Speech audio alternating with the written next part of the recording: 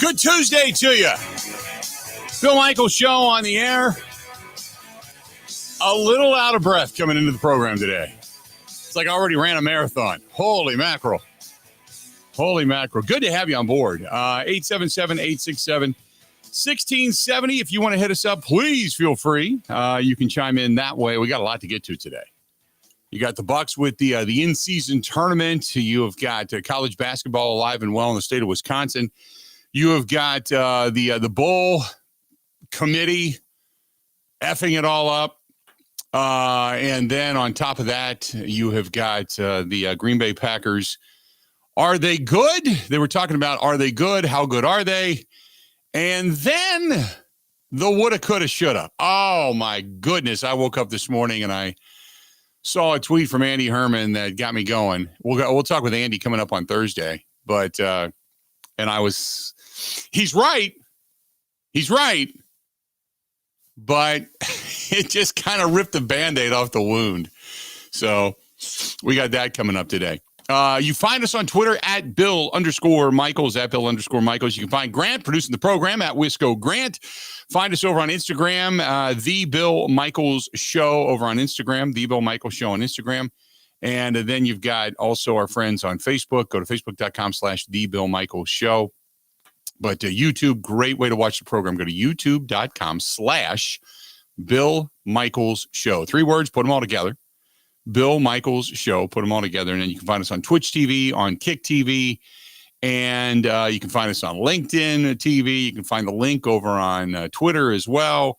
You can email the program, thebillmichaels@gmail.com, thebillmichaels@gmail.com. And then the app at WOZN, The Zone Madison. And you can also find us on after the fact on Apple, iTunes, Spotify, Google Podcasts, wherever your favorite podcasts are. Grant, how are you doing today? I heard you a little earlier, so you didn't sound out of breath running into the studio. No, I was running a little late, so maybe I ran up the stairs when I got here. But I'm doing good. Last night, Monday Night Football was interesting. Not really the game we thought we were getting. No. And then dabbled in... Yeah, it was maybe the most fascinating Monday night game, the most entertaining with the least stakes because both quarterbacks were hurt. And then a little in-season tournament last night because I knew we were going to have Jim O on today and the Bucks get ready for their elimination game tonight. So I was watching a little Pacers-Celtics. It's funny. I had some friends of mine that called me last night. They're talking about, because people are coming into town. It's the annual Christmas party here at the house on Saturday.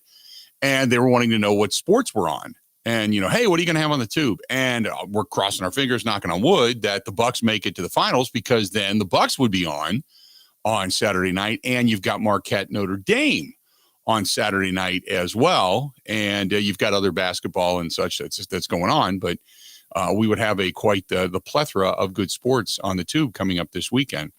So today, I've been making my shopping list.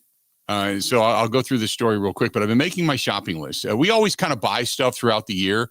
That way you never get hit with one bill at the end of the season and you don't feel it. You buy a bottle of booze here, you buy a couple of wines here, whatever.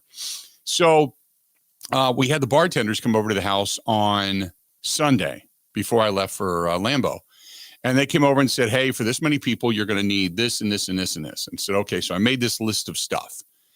And it was quite the list. I mean, it was a pretty extensive list. It's some extra cases of beer and some, a couple of extra bottles of Tito's. And so, okay, so I'm going to go run over and get this stuff. So I go over and I went in and started shopping. And it took a little longer in the alcohol side of things because I had to find a few things and they had to go look for stuff for me. So it took a little bit longer. Then I got over to the grocery side. Now I'm at Woodman's this morning over in Waukesha. And I run into a friend, which is great. I don't mind talking to people, but it was like today was the day that anybody that's retired shopped there. It wasn't overly crowded, but it was slow. Every aisle was blocked. Only 2 people, but they're in the middle of the aisle talking, or they're oblivious to the fact that you need to get through. So you go to the next aisle and there's 2 more people. And it was, usually I can get in there and I look at my list and I'm like, bang, I'm in and out in 25 minutes tops. I got there at 8:30. I just got home. I mean, I literally parked the car, opened the garage door, ran upstairs, typed in the headline for today, and boom, I was on the air. It was bananas over there today. It was like and there was a bus. I can only assume, like, I hate to say this, like maybe a retirement community type of bus that had unloaded there today. But oh my God, was Woodman's. It wasn't packed. It was slow. It was so slow. And then, here you go. Any store that's out there anymore, there's one lane that's open that actually has a cashier, and all the other lanes are self-checkout, and all the other lanes are full. And people have like grocery carts. There was one older woman. I say older because she was probably in her 70s to 80s, where she's got 2 carts that are teeming with stuff falling off the top, and she's pulling both. She's pushing one and pulling another. And there's the line to check out is just beyond enormous. So it was kind of crazy today. So I got home, ran inside, and there you go. So that was my day. So yeah, go ahead, Grant. Well, I was just going to ask, are you a self-checkout guy, or are you very against self-checkout? No, I'm a self-checkout guy because I can get through it. The only thing that pisses me off, and I don't know who invented this, but how many times do you have to hear in self-check? Now, I self-checkout if I've got like 15 items or less. I'll self-checkout in the little scan, put it in the thing, and go. But then they have the self-checkout lanes that actually has the belt. Do you know what I'm talking about? Where you can scan it yourself, you put it on the belt, just like a regular cashier used to be. I like those more because I got more room to work. Yes, but how many times have you thrown something on there and it keeps stopping going, please place item on the belt, please place item on the belt, and it won't go. Oh, my God. And then you scan it and it won't go. And oh, my God. So finally, I'm getting, because I was buying packs of McCormick's chili mix. It's just little envelopes. And finally, I grabbed all 4 packs and I slammed them down on the belt. And the lady said, can I help you? I said, you can't hear. She's right next to me. You can't hear this thing yelling at me to put it back on the belt, to put stuff on the belt. How do you not hear that? Oh, well, there's a sensitivity to it. And this, I'm like, I don't have time for your craptastic explanation. Just shut up and get out of my way. You got to leave me alone at this point. You're not helping anything. And asking me after the fact. That's like pulling up to somebody who's just getting ready to pull away when their flat tire got changed. They changed their own flat tire. Their knuckles are bleeding. They've thrown it in the trunk. They let the jack down. And just as they're throwing the jack in the back of the trunk, you come over and you go, do you need some help with that? Shut up. I'll beat you with a tire iron. Get out of my damn way. And then off you go. So I have got emotional at a self-checkout machine, but like I've wanted to fight a self-checkout machine before. I've yelled at a self-checkout machine. It's a robot talking to me, and I get angry at it every other time I go shopping. Yep. David says you should never use self-checkout. It eliminates jobs. David, I could stand in line all day. There's nobody there. I don't know what else to do. Should I stand in the line with 47 geriatrics trying to, wait to get out? The line was like through the back of the store, and it's not like they're going to run out and hire anybody or call people in. So, it's just, it is what it is. But I'll say this, at least at Woodman's, they've got 10,000 checkout lines. Whereas I go to Metro Market, which I love Metro Market, but I can't go there. Their customer service is absolutely positively the worst. It's terrible. There's a beautiful Metro Market here in Brookfield. I can't ever get in and out of there in less than an hour. And I don't care if I'm buying a bottle of aspirin. The lines are through the aisles, the self-checkout. There's only, out of the 6 that are there's maybe 2 that are working, and there's nobody in the checkout lines. And that's where people go to shop. I'm talking big cartfuls of stuff. And every time I go there, the lines are out into the aisles and up the aisleways and into the floral department. And I can't go there unless I go there really early in the morning when they first open, or if I go there like right after work. I'm there at like 2:30. Then I can get in and out relatively easy. But you go there between the hours of 4 and 9, forget it. No way. I'd rather you go out and smash an appendage in a car door than go to Metro Market.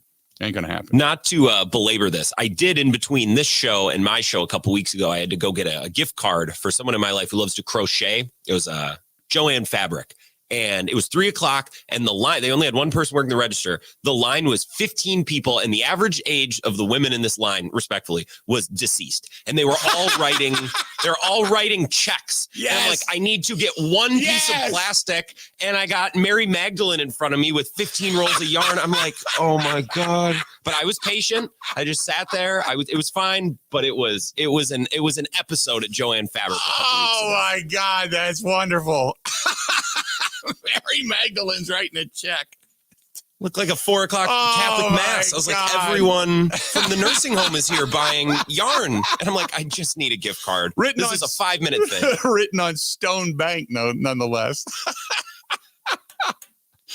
And the person working the checkout, they've never seen a check before. This person at the counter is younger than me. And she's like, I don't know what to do with this. That's a beautiful thing. Oh my God. That's awesome. That's awesome. There you go. 877-867-1670, 877-867-1670. If you want to give us a shout, please feel free to go ahead and do so. 877-867-1670. That's awesome. Oh man, oh man, oh man. So anyway, you know what, Ron? Ron's on the live stream. Ron, you know what? We'll just add you to the block list. You're done. 877-867-1670. If you want to give us a shout, please feel free to go ahead and do so. So the question of the day that came up was, how good are the Green Bay Packers? And I was watching this morning, and they're discussing over on Good Morning Football how this Packers team has progressed and how good they've been over the last 4 weeks and what they're doing and such. And then I woke up and kind of scrolling through my phone, and I see a tweet, and I get highlighted tweets that come to my phone. And one of them was from Andy Herman. Andy Herman then, and I don't have the exact verbiage in front of me because I'm not looking at it, but it was basically saying, if you look at this year's version of Jordan Love versus last year's version of Aaron Rodgers, Jordan Love is better. And which, I think we can all agree. That's taking into account that, Rodgers had the busted up thumb and it wasn't a great season and okay, yada, yada, yada. Okay. Which I completely agree with. However, he said, we're probably not ready for this yet, but let's just get it over with because it's true. 2023 Jordan Love has been unequivocally better than 2022 Aaron Rodgers so far. Now you can say that Rodgers had the thumb and the rib injury and the talent on the team, blah, blah, blah. And now there's the maturity of some of the second-year guys, not to mention they've added to the first-year guys. Okay. However, take it a step further. This is where the scab gets ripped off. Take it a step further. Do you think the Packers would have made it to the postseason had, when Rodgers busted up the thumb in London against the Giants, they let Jordan Love start a couple of games? Think about that now. Because all he had to do was win 1 or 2 games. That was it. If they'd have let Aaron Rodgers sit and rest the thumb, say, for 3 weeks, do you think the Packers could have won a game or 2 and found themselves in the postseason as one? And remember, they got beat by the Lions, which we all understand that hurt. But if you look at this team and, again, you just get into the postseason, anything can happen. Had they been able to get into the postseason, do you think this team could have won a couple of games and found themselves in the postseason and maybe, just maybe, done a little damage? Because remember, he broke the thumb against New York. After that, they played the Jets. They got beat 27-10. They played Washington 23-21. They played Buffalo 27-17. They played Detroit 15-9. Any one of those 3-4 weeks where if Rodgers would have just been allowed to heal, could Jordan Love have won 1 or 2 of those games before Rodgers came back fully healthy? Fully healthy, remember. Because they lost to Tennessee 27-17. They lost to Philadelphia. And then they went on the 4-game win streak, and all they needed to do was win against the Lions and lost 2016. So Rodgers could have come back after, say, the Jets game, the Washington Commanders game, the Buffalo game, and the Detroit game, come back to face Dallas fully healthy. And the results could have either been the same, 4 straight losses, or they could have won 1 or 2 of those games and then come back and not nearly have to do the same sprint that they did last year. So, which takes you to the next level of thought, which then becomes, how much did Rodgers wanting to play, and nobody in the organization saying, no, we're going to keep you down for a couple of weeks with that thumb, how much did Rodgers wanting to play, which you give him credit because he's playing with a busted up thumb, but how much did Rodgers wanting to play hurt this team? How much did Rodgers wanting to play hurt this team last year? 877-867-1670, 877-867-1670. It's just tearing the scab off the wound from last season. That's all it is. That's all it is, you know? Let's do this. We'll step away. We'll take a quick break. We'll come back. I want to get into that thought a little bit. Our friends at Cruise Planners reminding you, the cold weather's eventually going to get here. If you are looking for a genuinely warm escape, throwing down the snow shovel come February, March, if you want to do that, they can help you out. That's our friends Kirk and the gang at Cruise Planners. Land and cruise vacations. You can call today for the best land and cruise packages that are available. 262-344-0697. You want to do an all-inclusive, say going to Mexico, you can do that. You want to take a international cruise, you can do that. You want to just to take a Western Caribbean cruise, you want to go to the Bahamas, they can do all of that. No problem. Land and cruise vacations, that is Cruise Planners. 262-344-0697. More of the Bill Michaels Show next. This is the Bill Michaels Show on the Wisconsin Sports Zone Radio Network. Ho, ho, ho, I need a window. Baby, it's cold outside. So where do I go? Ho, ho. Come on, Santa. Go to Pella Windows and Doors of Wisconsin. Now is the time to replace your leaky windows and doors. You and Mrs. Claus can get your new windows while putting no money down, no payments, and no interest for up to 18 months. Unwrap this gift now, but pay for it later. More jingle that stays in my pocket. That's right, Santa. Plus, our elves install year-round and in as little as 1 day. Pella offers lines in luxurious wood to fiberglass and vinyl. Why not make a New Year's resolution today? That's the spirit, Santa. Hella no, pay later. Absolutely. Put no money down, no payments, and no interest for up to 18 months. But you have to hurry. Offer ends December 31st. Schedule your free consultation today at PellaWI.com. Certain restrictions apply. See showroom for details. Offer ends 12/31/2023.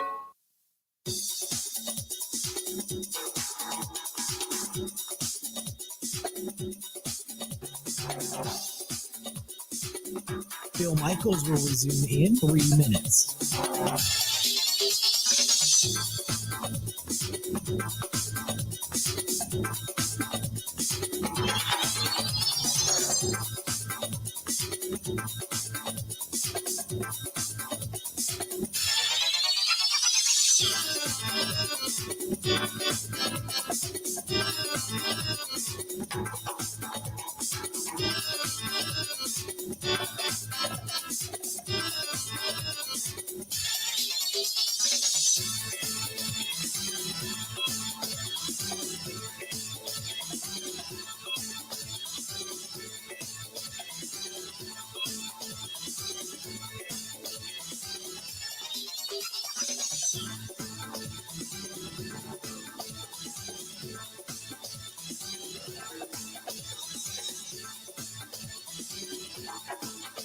Bill Michaels will resume in 2 minutes.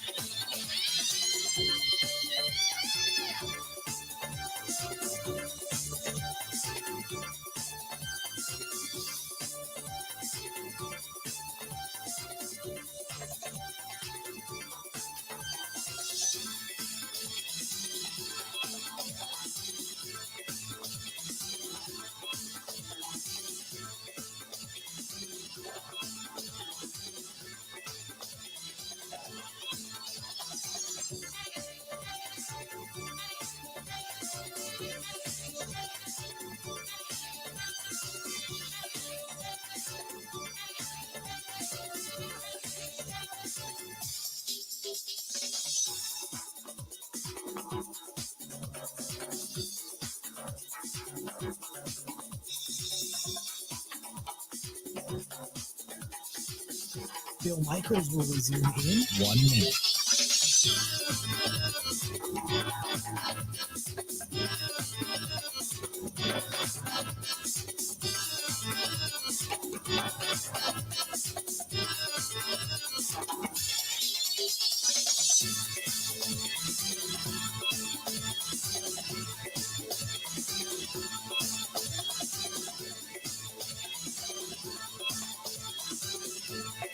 Bill Michaels will resume in 30 seconds.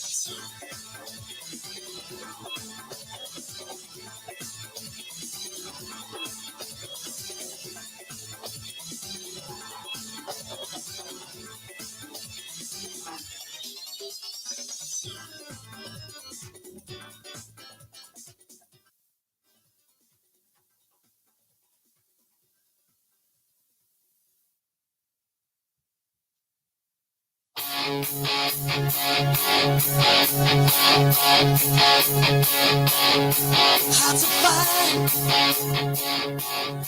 streets of stone, modern warriors, satellite horses of chrome, taste wild. Welcome back. Good to have you.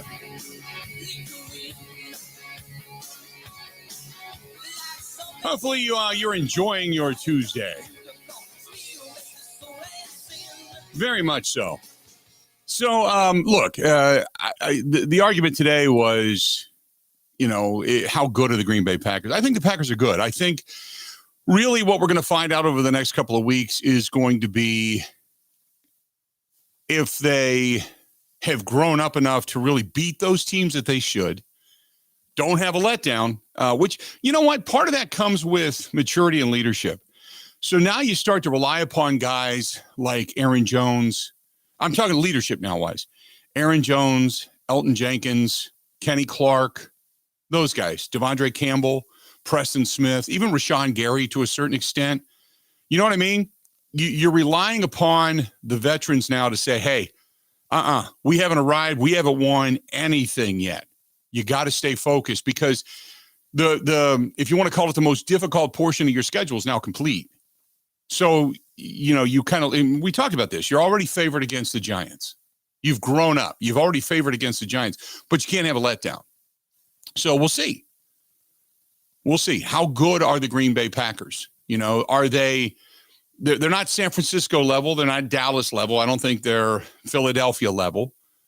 We considered Kansas City really to be, one of the creme de la creme. So they beat them. They beat the Lions, and both of those teams are probably going to be divisional winners. So where are they? How good are they? I don't think they are Baltimore level. There's probably 4 or 5 teams that are better than them in the National Football League. Wouldn't you say that? It's one thing if they beat Detroit, but then they beat the Chiefs the next week. Grant, how many teams would you say that if the Packers are going to play those teams, how many teams in the National Football League would they not be favored against right now? Well, in the NFC, I think the teams that you mentioned, right, the Eagles, the Niners, and the Cowboys, I think with this season, 23-24, it just depends on the week. Like the answer would have been different 2 weeks ago. I think the answer will be different 2 weeks from now. It just depends when you see the Eagles, when you see the Niners, because every team has had so many ups and downs this year. It feels like this year, the when is just as important as the who, more so than any years in recent memory, at least. If the when happens from here on out, it's because they would have lost a game to a team they shouldn't have lost to. But let's say they drill New York. Let's say they put up 30 against New York, beat New York 30-13 or something like that. I can't imagine a game in which they would not be favored unless they stumble. As it stands right now, I can't imagine a game in which they would not be favored unless they stumble.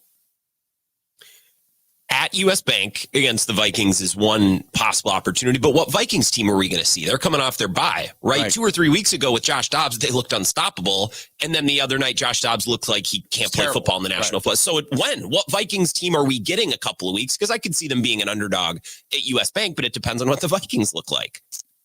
Yeah, it's that's a great question. I think the Vikings game might be the one, depending on how they look coming out of their bye, like you said, that might be a pick 'em, maybe. Maybe they're favored, or maybe they're not favored by 1.5 points, but in essence, technically they're favored, but they're giving the home field advantage to the Vikings or something. And that was kind of what we thought.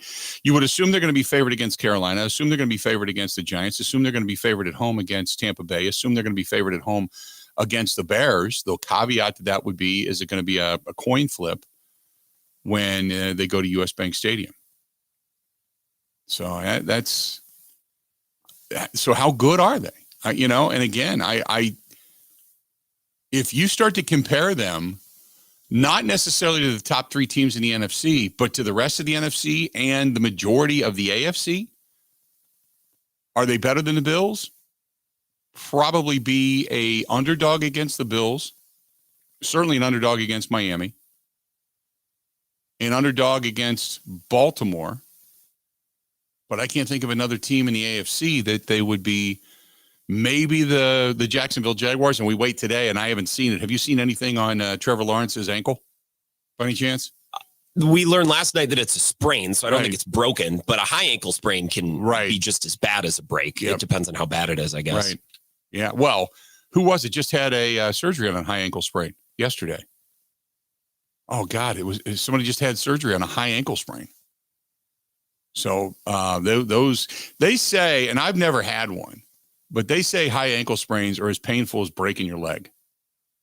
They're just that painful. So wonder what they're going to say about Trevor Lawrence today. 877-867-1670 if you want to chime in. But how good, in your mind, are the Packers?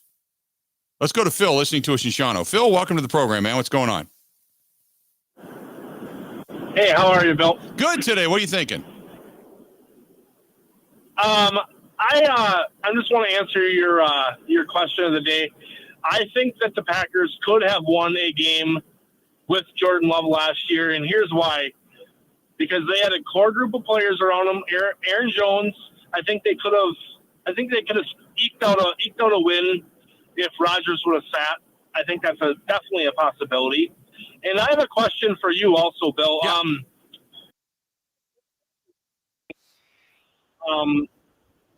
Let's throw Jordan Love out of the equation. What needs to stay in the upper echelon to keep the Packers peaking the remainder of the season? And not even discussing Jordan Love. What else needs to happen for the Packers to keep this peak going? I'll hang up and listen. Great show, Bill. Okay, thank you. That's a great question. First of all, you'd like to see them get healthy. You've got guys that are on the cusp of coming back. Now, you got to wonder what Christian Watson's injury is going to be. You wonder when you're going to get Aaron Jones back, Jair Alexander back. So if you can get those 3 guys back and healthy, you're going to be good to go. And so that's first and foremost. What do they have to do? I think, one, what we saw the other night offensively. I thought that was Matt LaFleur's best coaching job this season, best coaching job. I thought the play calling set other things up. You could see it. You could see how, things developed. I thought that was short of the, down the stretch of the first half when they kind of wasted an opportunity. I think, first of all, you can't waste opportunities. But secondly, I thought you keep that level of play calling and movement and motion. And I think all of that is tremendously good. The other thing, it's bottom line is defense.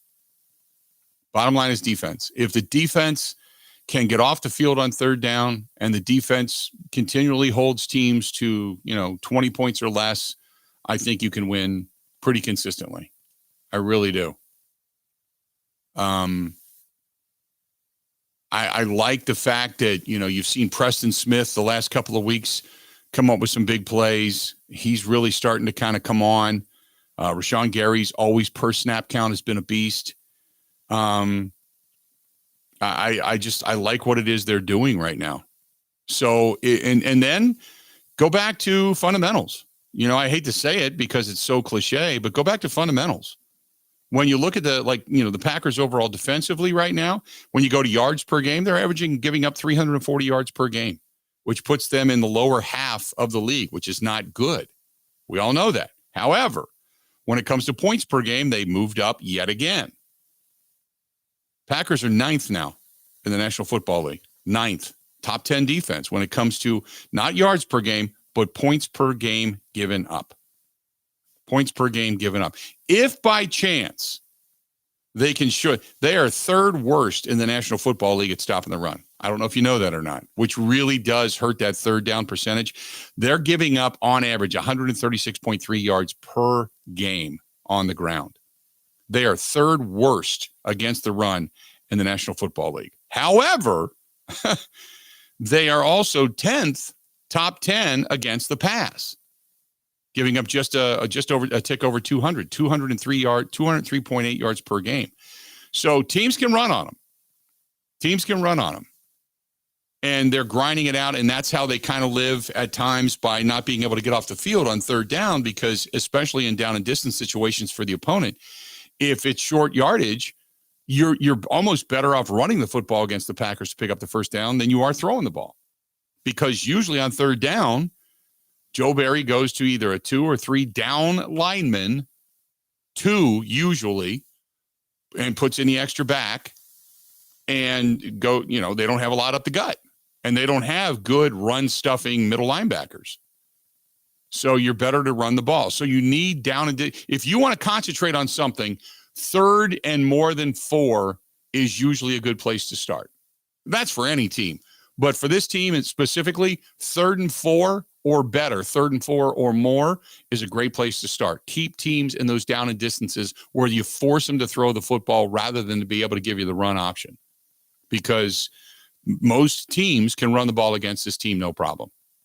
If they can clear that up a little bit, they can go from being a really, really poor run team to maybe in, the top 20, top 25, maybe grow a little bit, but stay with that points, giving up points wise within the top 9. Maybe if you can climb to 7, that'd be awesome. But that's it. That's it. And then, we can talk about special teams, but special teams really haven't been a major problem. And Keyshawn Nixon's even, getting a few bigger returns now. And Anders Carlson, it's been somewhat hit or miss, but, especially last weekend, we saw in the cold and a little bit of flurries and stuff flying around. They were pretty solid. So maybe, knock on wood, maybe things are going to be okay in that realm. But that's it. I mean, other than that, just be on point, just be on point. More of the Bill Michaels Show coming up right after this. Covering Wisconsin sports like a blanket. This is the Bill Michaels Show on the Wisconsin Sports Zone Radio Network.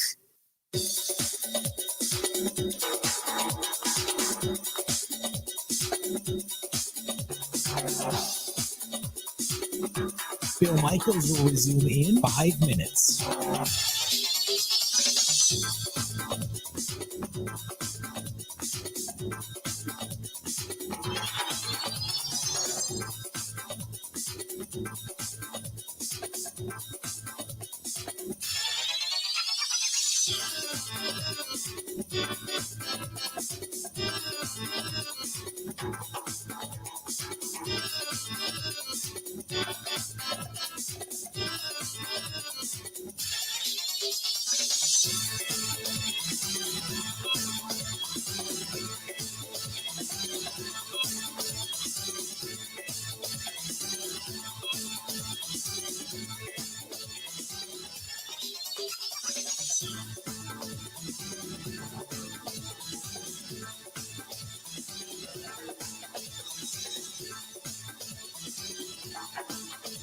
Bill Michaels will resume in 4 minutes.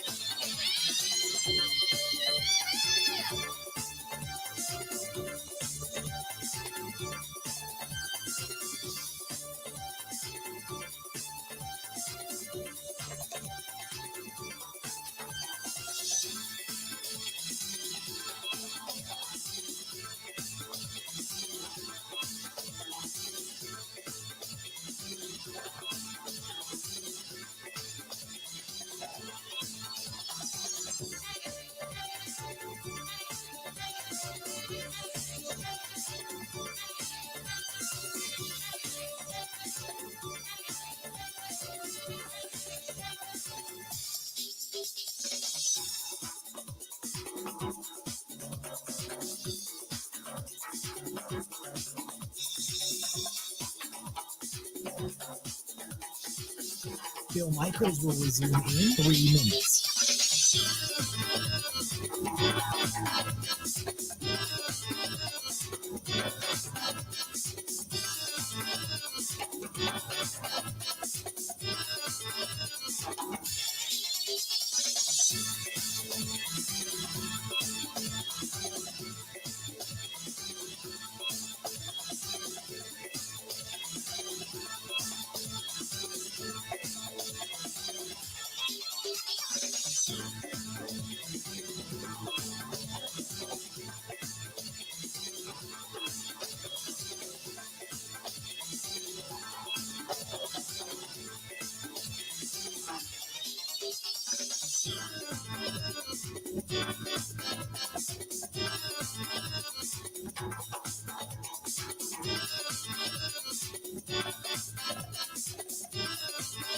Bill Michaels will resume in 2 minutes.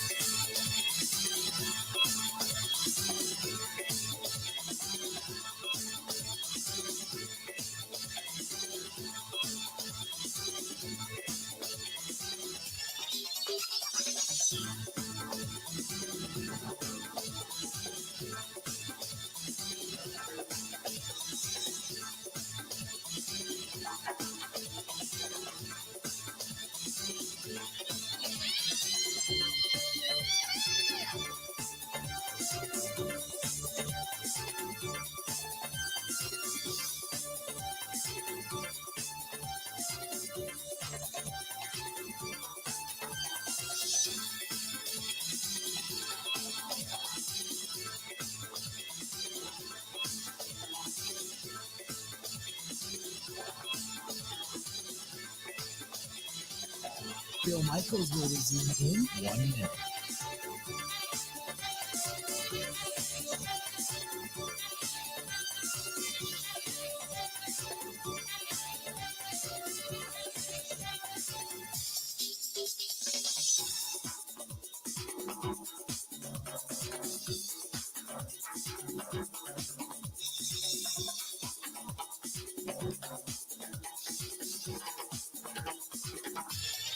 Bill Michaels will resume in 30 seconds.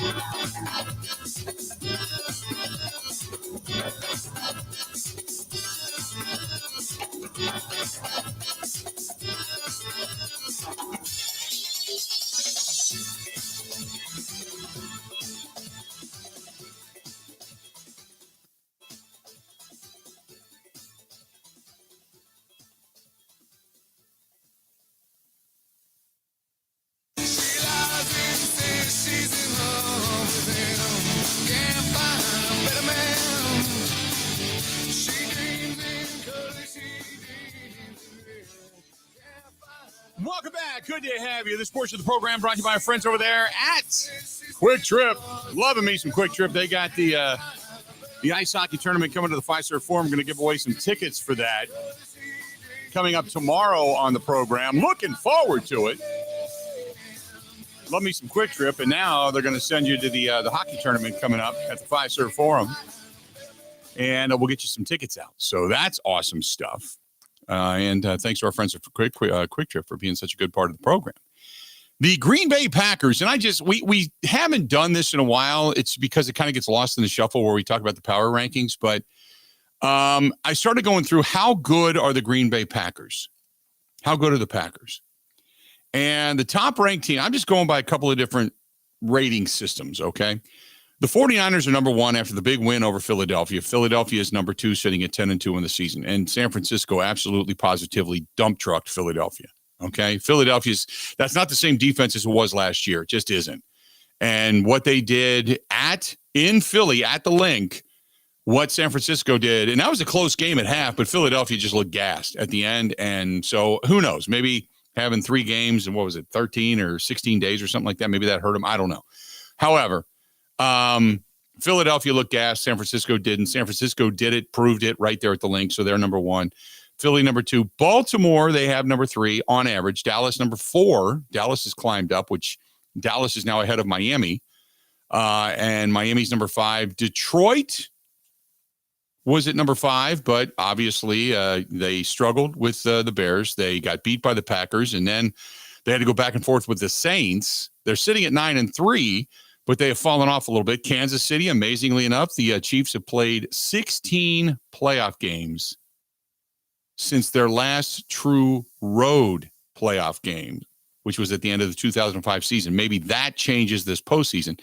Kansas City shot at the number 1 seed, took a big hit with a loss to the Packers. And the Chiefs have the worst record among the AFC division leaders with 5 games to go. They're sitting at 8-4 now. So think about that.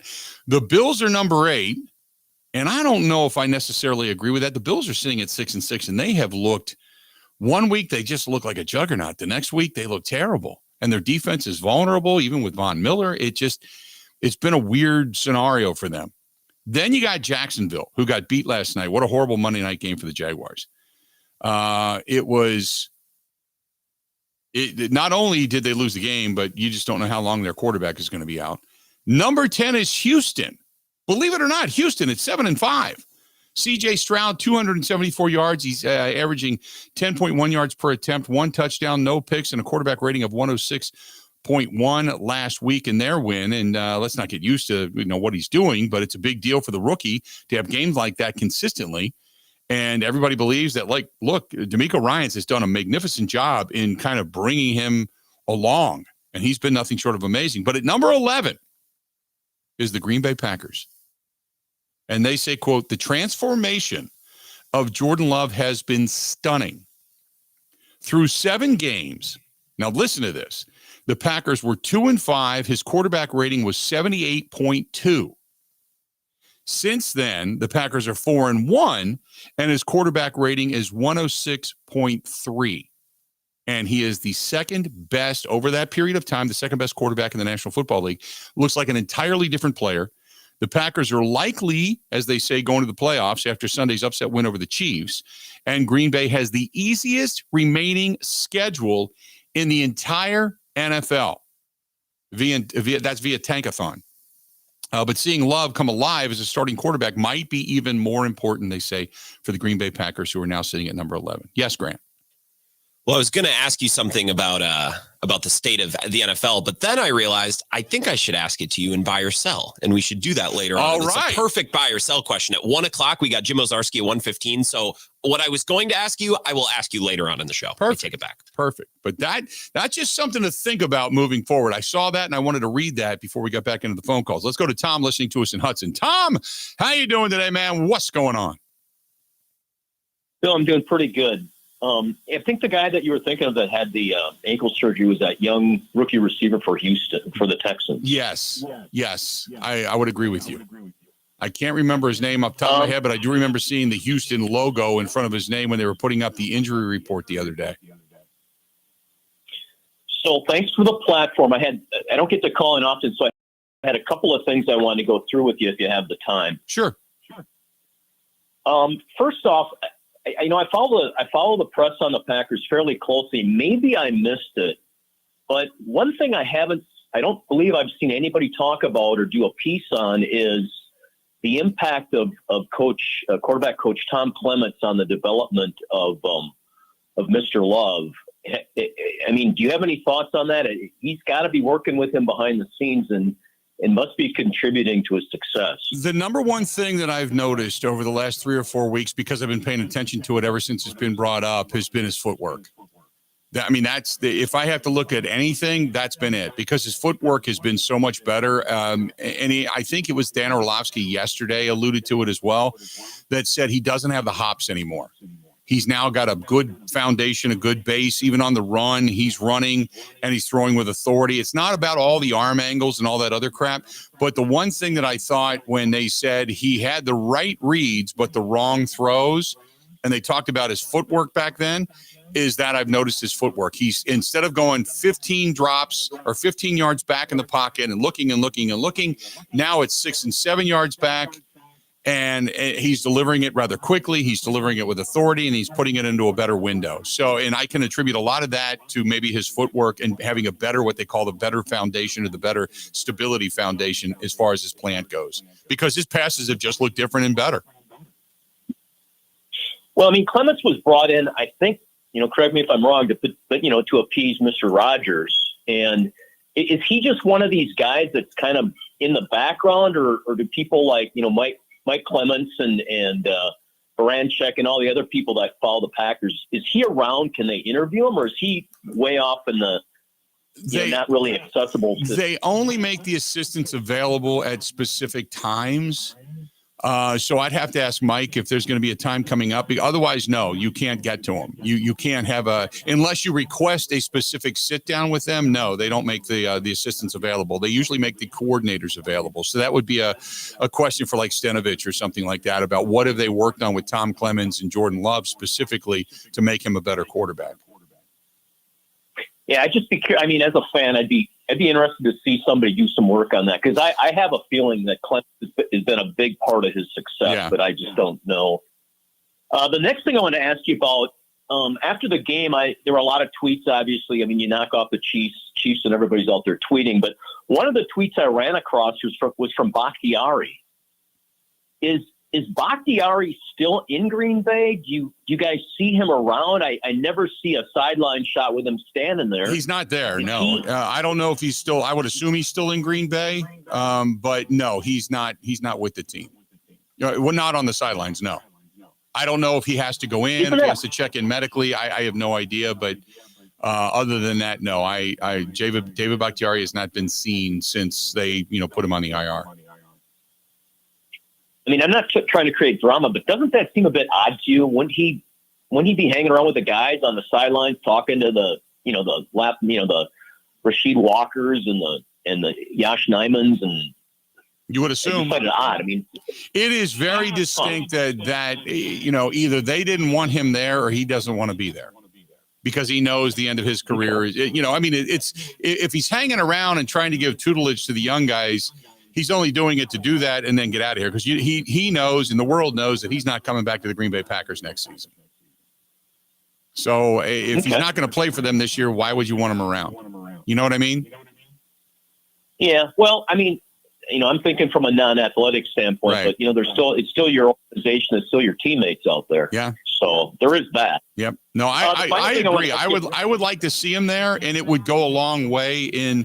Most people seem to think that when Rodgers left, he was going to pack it in anyway, and that's not true. But most people think that he's Rodgers' buddy, so he really wasn't going to go all in on the organization. And you see the tweets and you see the negativity about Bakhtiari, and I would love to see that change by him being on the sideline, really trying to tutor guys. But also, on the other hand, the organization knows he's not coming back. He knows he's not coming back. He may not even play football again. Who knows? I mean, maybe he gets cleared to play next year, but we'll wait and see because the knee has been so problematic for him. But I would love to see him there. But I guess the organization just said, hey, if you don't want to be here, you don't want to be here, and you can't be here. Maybe standing on the sidelines in the cold for that long a period of time is not good for the knee. But if that's the case and it's that tender, then he's not playing next year anyway, Yeah. Okay. The last thing I want to ask you about was, I don't know if you saw Colin Cowherd's piece yesterday about, the emergence of Love as a quarterback, but one of the things he attributed it to was, and he drew a parallel again to Rodgers, sitting on the bench for years as an understudy, the same thing with Mahomes in Kansas City.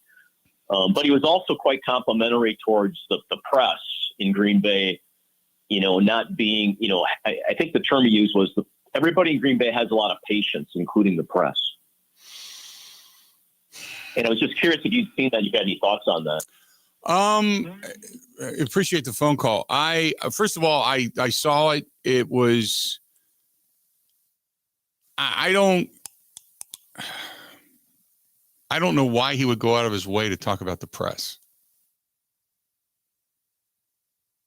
I feel like that's a national talking point where it's like, well, the Green Bay media is much softer than the New York. Well, are the Green Bay media supposed to bully him because he's not playing good? I guess I've never really understood that. I think it's because you either knew. Look,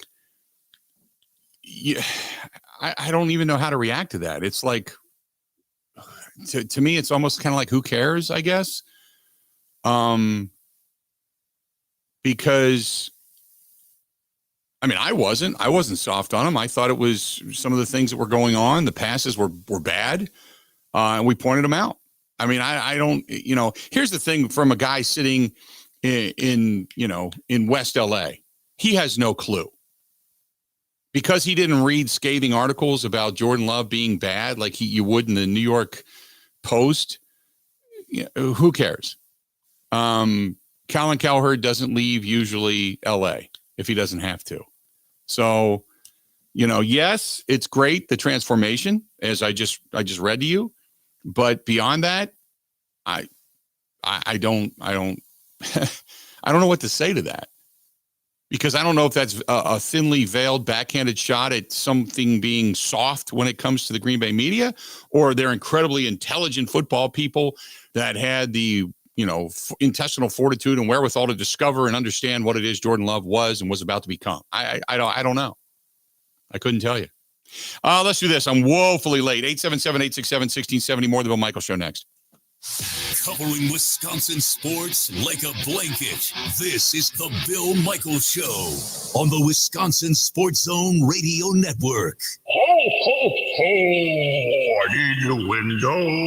Baby, it's cold outside. So where do I go? Ho, ho. Come on, Santa. Go to Pella Windows and Doors of Wisconsin. Now is the time to replace your leaky windows and doors. You and Mrs. Claus can get your new windows while putting no money down, no payments, and no interest for up to 18 months. Unwrap this gift now, but pay for it later. More jingle that stays in my pocket. That's right, Santa. Plus, our elves install year-round and in as little as 1 day. Pella offers lines in luxurious wood to fiberglass and vinyl. Why not make a New Year's resolution today?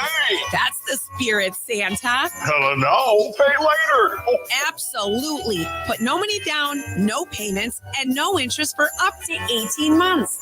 But you have to hurry. Offer ends December 31st. Schedule your free consultation today at PellaWI.com. Certain restrictions apply. See showroom for details. Offer ends 12/31/2023.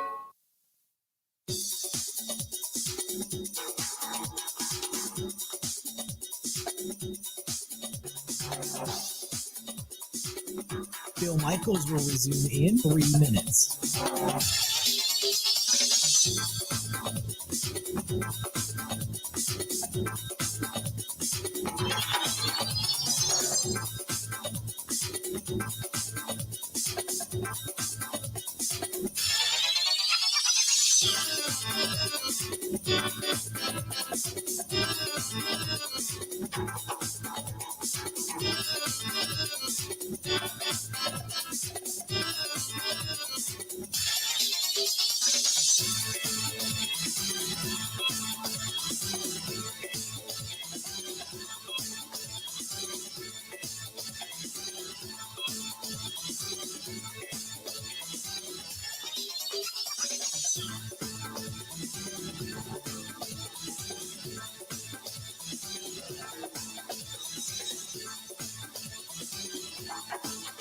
Bill Michaels will resume in 2 minutes.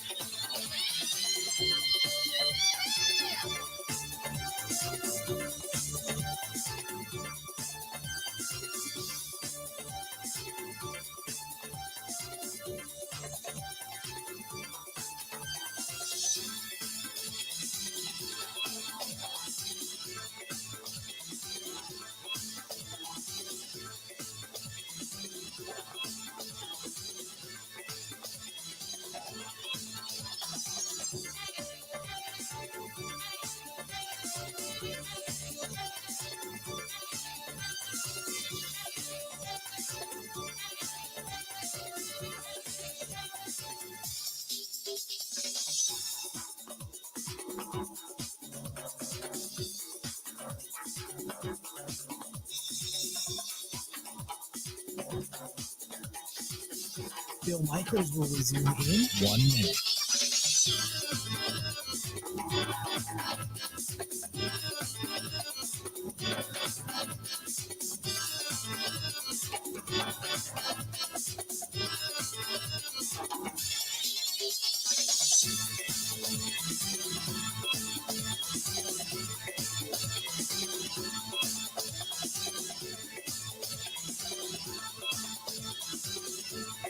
Bill Michaels will resume in 30 seconds.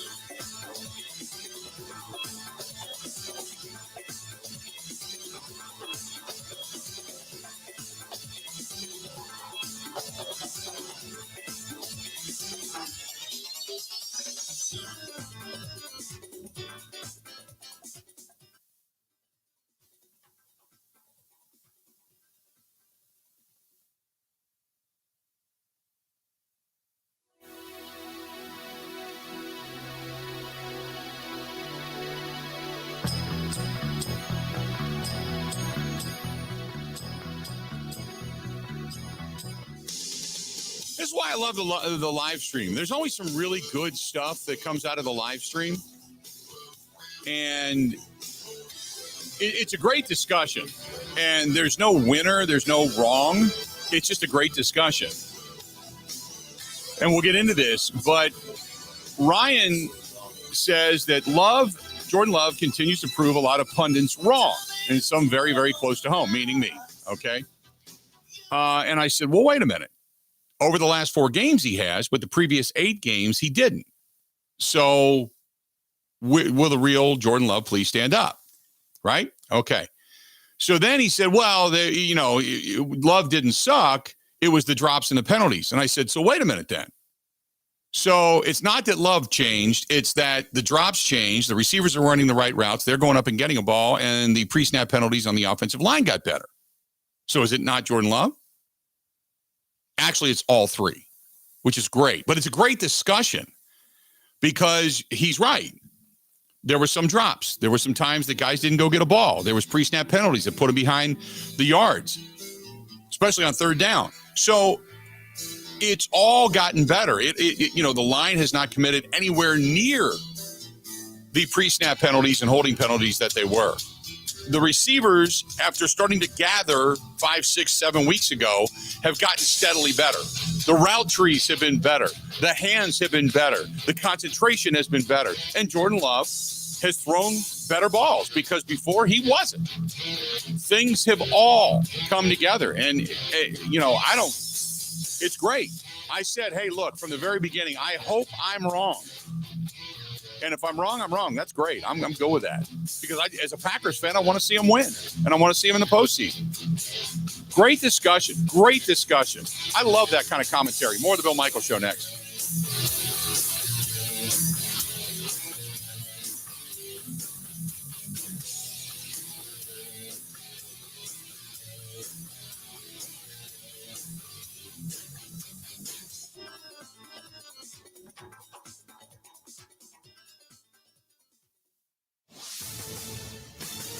This is a Wisconsin Sports Zone update. Well, the Packers are in wait-and-see mode when it comes to Christian Watson's injured hamstring. That was the word yesterday from Coach Matt LaFleur. He said they're hopeful to know more today. Now, Watson went down late in the 4th quarter on Sunday night's win over Kansas City. He did have a hamstring earlier this year that caused him to miss time. His recent play has mirrored the Packers this last month, going from 2-5 to 6-6 and in the playoff hunt. LaFleur said, though, there's still much out there for them to get. I would like to believe that we're far from a finished product, and this league has a way of humbling you in a hurry. So you got to take the good from it, you got to take the bad from it, and you got to learn from it and move on and keep it moving and go back to really sticking to the process. And that's by putting in the work and showing up with a great attitude each and every day. Turning to Wisconsin, the transfer portal opened up yesterday. Wide receivers senior Jimmy DK and redshirt sophomore Skylar Bell jumped in expressing their intentions to play elsewhere. Meanwhile, the team will take on LSU in the ReliaQuest Bowl in Tampa on New Year's Day. 2023 has been a great year for the members of LiUNA Wisconsin, their contractors, and other construction industry partners. LiUNA Wisconsin would like to wish you a safe, happy, and healthy holiday season. And it is not too early to start thinking about the new year. If you would like to learn more about a career as a member of LiUNA Wisconsin, where you will earn great union wages, healthcare, and a pension, please learn why you are worth so much more by visiting liunawisconsin.org.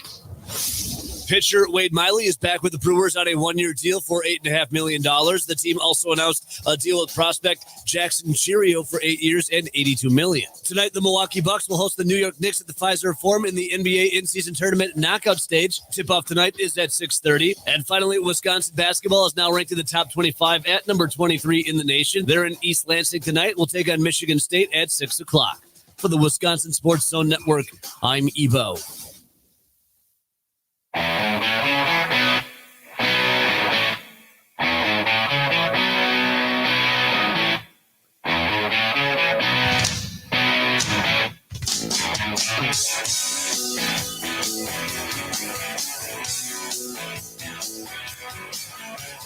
Welcome in. Hour number 2. Great hour number 1. Hour number 2, the Bill Michaels Show. So good to have you on board. 877-867-1670. 877-867-1670. Great discussion. Great discussion over on the live stream. You know, the live stream at times, more often than not, I shouldn't say at times, more often than not, really gives you something to think about. And I love that. Sometimes it's just bitching, whining, and moaning. But, you know, what isn't nowadays? But give you a really, really good thought. Good thought. And that was good stuff coming into this hour. I do want to expound upon things, and I want to get more phone calls in. So, and we're going to hear from Matt LaFleur too, because I want to hear his stuff from yesterday. If you haven't heard it already, talking about obviously the injury to Christian Watson, obviously what they're doing as far as moving ahead and the mentality he wants to set. So I think all of that is very pertinent. Let's go back to the phones. Talk to Ron, listening to us in Bayfield. Ron, how you doing, man? What's going on? Hey, Bill, thanks for having me. It's Rob. Oh, okay, Rob. So some really good stuff today, and it's such a great position to be in as Packer fans right now. But on the one, just 2 quick points on both sides of these topics regarding the playing Love last year. I think obviously I think it would have been best for them to play Love at that point and get him some time on the field and some experience. And I don't think he could have done too much worse than Rodgers with his thumb, but obviously Rodgers' ego wasn't going to let that happen. And, you know, I know LaFleur and Goody said that he's better with a broken thumb Rodgers than Love, but in my opinion, Rodgers has impeded team chemistry for a number of years, and I think you're seeing that play out in New York right now as well, and it was inevitable he'd get hurt. He's old and slow, and Love is gonna play at some point anyway. But it's good to see Love now, and as you guys were just talking about, it's really everything that's really come around. They went through some terrible growing pains, but it's really remarkable how quickly things have turned and how well things have turned. But Love's footwork still can even improve, but it's improved greatly. And I'll take issue that he didn't play well those first 8 games. He played well in Chicago, and he practically put the team on his back against New Orleans and brought him back and won that game. So he had glimpses of playing well, but he also had issues with accuracy, issues with things. But at the same time, the O-line, the penalties, the receivers, the completely no running game, and LaFleur putting handcuffs on the offense, thinking because of all those issues they couldn't handle anymore. Now everything has changed. The O-line's playing well. The coaches have done, I can't imagine the job they've done turning this around. And now Love's able to play on schedule reasonably well. He's really good off schedule. His demeanor in the pocket has always been stellar. It's just amazing. Right. But when he gets time and when he's able to, and his footwork will come around even more. But I mean, it's an emotional game. Like people were calling for LaFleur's head earlier. You know, he was emotional. It's an emotional game. Dan Campbell looked like he was going to cry on the sidelines at Thanksgiving. How about Bill Belichick, one of the toughest guys in the NFL? How are they doing? It's an emotional game. They're going to go through stuff. It's really great to see them having turned around. And to me, the ceiling is still a ways out, which is actually pretty remarkable. I think they'll still have some growing pains yet this year, but I think they're a playoff team. I think they could really surprise some people and make some noise in the playoffs. I think they'll have a hiccup here and there yet throughout the rest of the year, but I think it's going to mostly be upside. Yeah, I appreciate the phone call. I like the fact that you have a realistic approach of they could still have a growing pain or two. I like that because that is understanding the situation. And again, you know, the whole thing, by the way, I said earlier and a gentleman had said it was the wide receiver for the Houston Texans that had the surgery. And I was thinking Tank Dell, and it's not. It was Kenny Pickett, the quarterback for the Steelers, who had a high ankle sprain, but needed surgery to repair that. So we were talking about that. I wanted to make sure I got that correct because it was Kenny Pickett, actually not Tank Dell. So anyway, getting back, because I digress. It's not necessarily the overwhelming, because people want to talk about the youth, which just drives me nuts. First of all, you're 12 games into an NFL season. Secondly, you've only got 2 guys on this team that are starting that are rookies. Everybody else has experience. Everybody. Your running backs do. Your defense does. Everybody else has experience. There's two guys, Jaden Reed, Tucker Kraft. Luke Musgrave out. And if you kind of mix in some of the other young guys, yeah, you've got some second-year players, but there's only two guys. This whole thing about, well, they're young. Well, age-wise, they're young, but not experienced. So stop. But the fact that they do have the ability to have a hiccup as they grow with a new quarterback, not in a different system and not in a different defense, but via new quarterback and some of the inexperience, if you will, at some of the specialty positions, you understand that's a really good understanding, especially with no David Bakhtiari over at left tackle, but the offensive line has really kind of settled in over the last few weeks. They've gotten remarkably better. And that goes with the elimination of the pre-snap penalties and the holding penalties and such that we saw that were so abundant early on in the season. So it's a really good recognition that they may have a stumble or two, but this team, when he talks about a ceiling, is now starting to expand that ceiling. How high can they possibly go? And when you do add in a couple of free agents that can then help you, how much higher does that expansion go? And I think that's a great question, and it's a great observation. 877-867-1670. Now, I wanted to make sure you heard this because it's coming out of the game, going into this week, getting ready for the Monday night game, coming off of the injury from Christian Watson, and the mentality as people now, much like myself, begin, and I said this a couple of weeks ago, if they could split between Detroit and then win 4 of the next 5, this team's got a shot at going to the playoffs. Now you're playing with house money because you just won back-to-back games of which you weren't supposed to win, or at least not picked to win.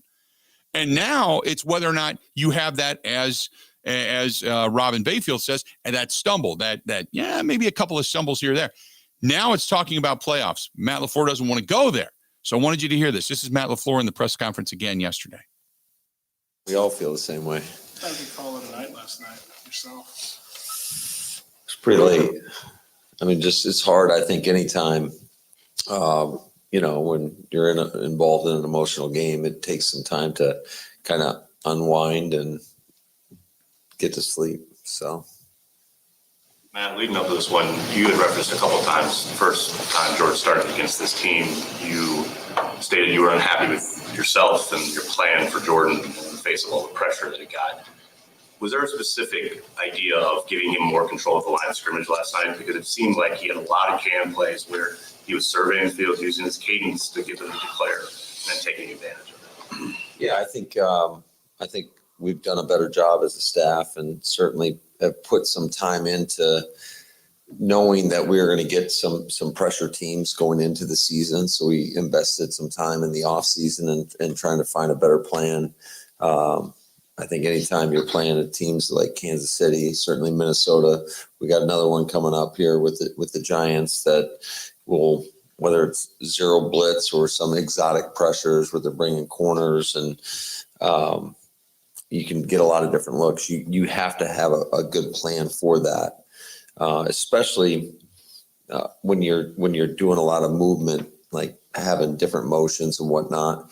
It's different than if you're just sitting there static 2x2 or 3x1 where you could have the same answers all the time. Well, that's really not how we've been built. So just having some plays, whether it's cannon to different protections or different looks, whatever it may be. And then he's done it. He's got more experience going against it. And so even when there was a play in the game where they brought all out on us and we didn't even have a can on for the protection. And he got us into a max pro. So I just think that shows just how he's matured as a quarterback and the growth that he's shown. This growth that he's had, particularly starting like with Pittsburgh, where you just see him set. He's just got that extra second. And I watched him last night. I thought this has got to be because he's more confident where the pressure is going to come from. I mean, is picking up where the blitz is coming from been on the rise with him and with the offensive line?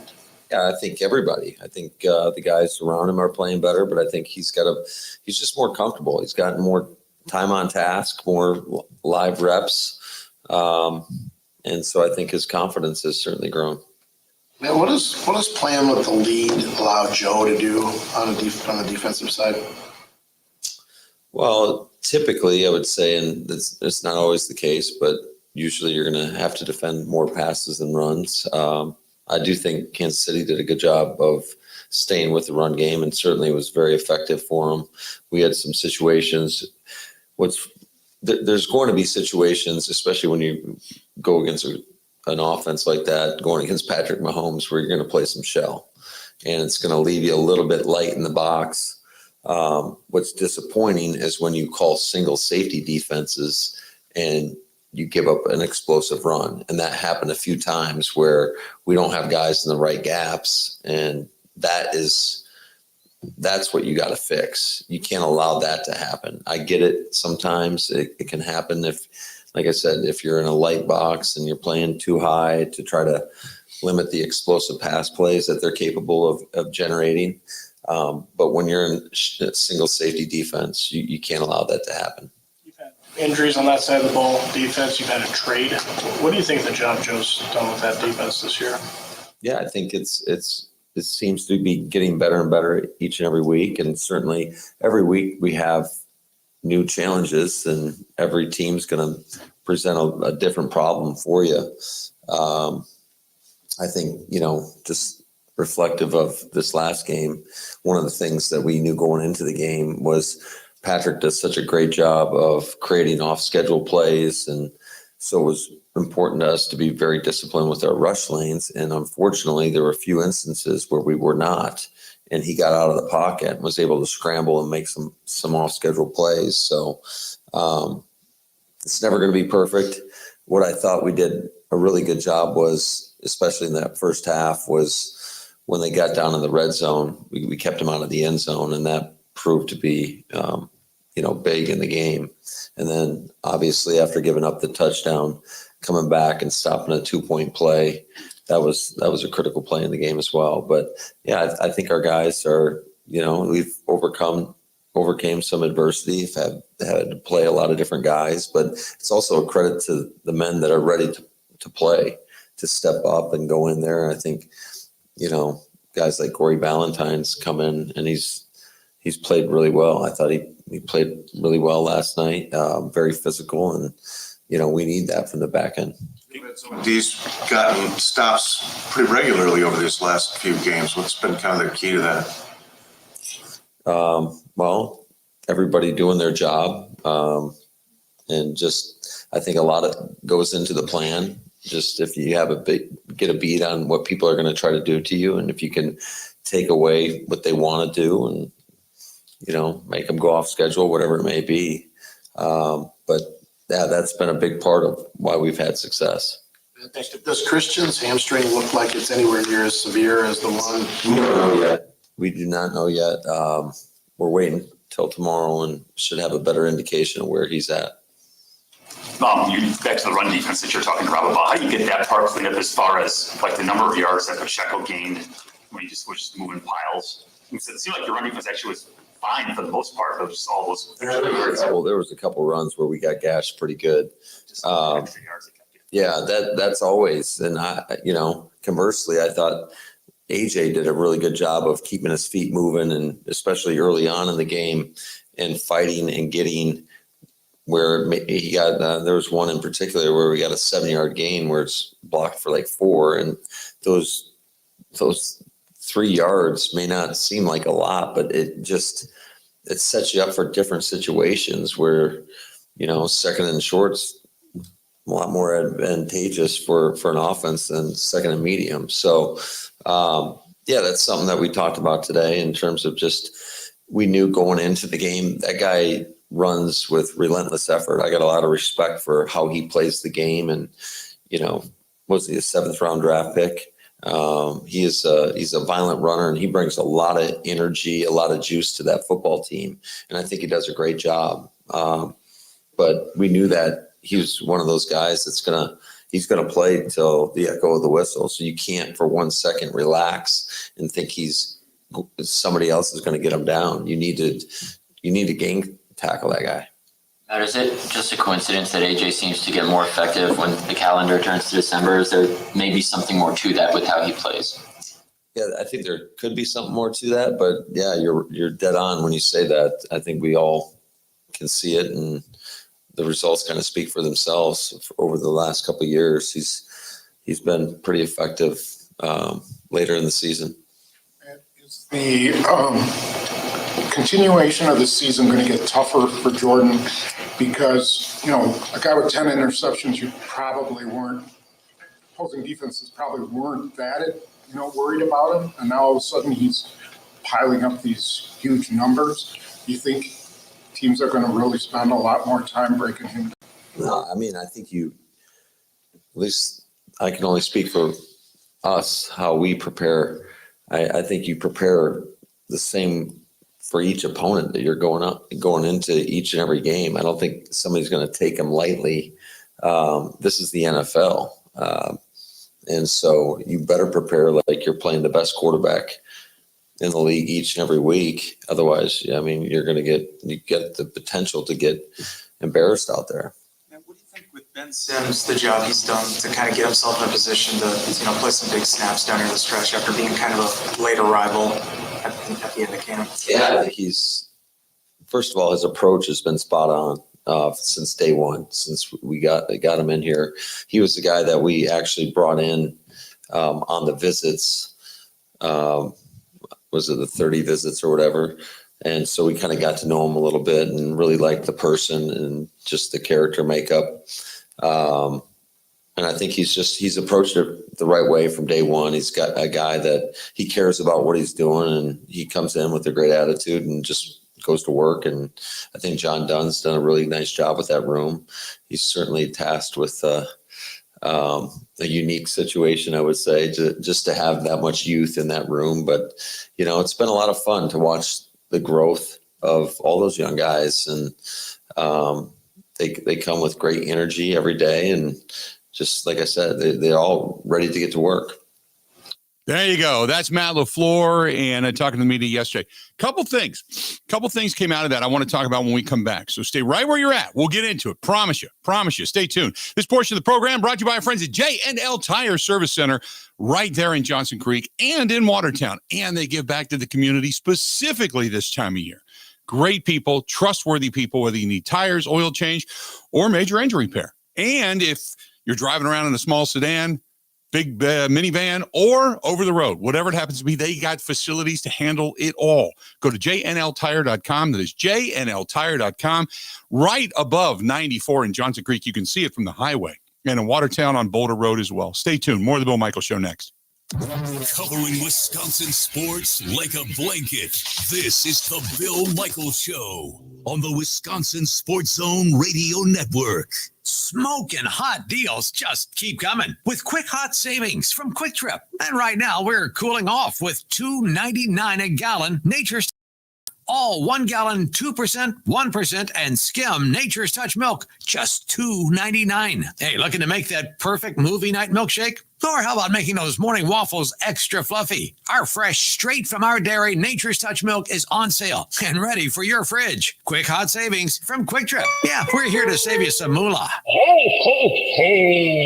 I need new windows. Baby, it's cold outside. So where do I go? Ho, ho. Come on, Santa. Go to Pella Windows and Doors of Wisconsin. Now is the time to replace your leaky windows and doors. You and Mrs. Claus can get your new windows while putting no money down, no payments, and no interest for up to 18 months. Unwrap this gift now, but pay for it later. More jingle that stays in my pocket. That's right, Santa. Plus, our elves install year-round and in as little as 1 day. Pella offers lines in luxurious wood to fiberglass and vinyl. Why not make a New Year's resolution today? That's the spirit, Santa. Hella no, pay later. Absolutely. Put no money down, no payments, and no interest for up to 18 months. But you have to hurry. Offer ends December 31st. Schedule your free consultation today at PellaWI.com. Certain restrictions apply. See showroom for details. Offer ends 12/31/2023.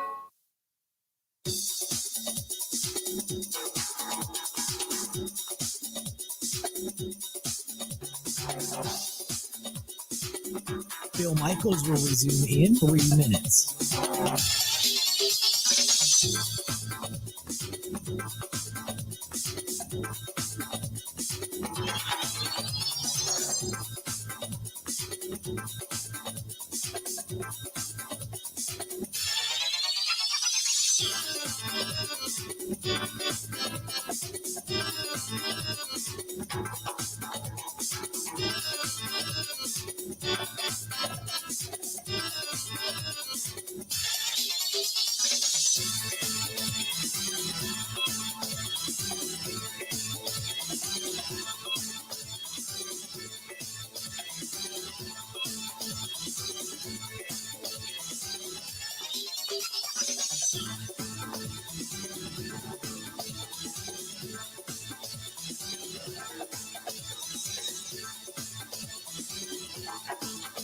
Bill Michaels will resume in 2 minutes.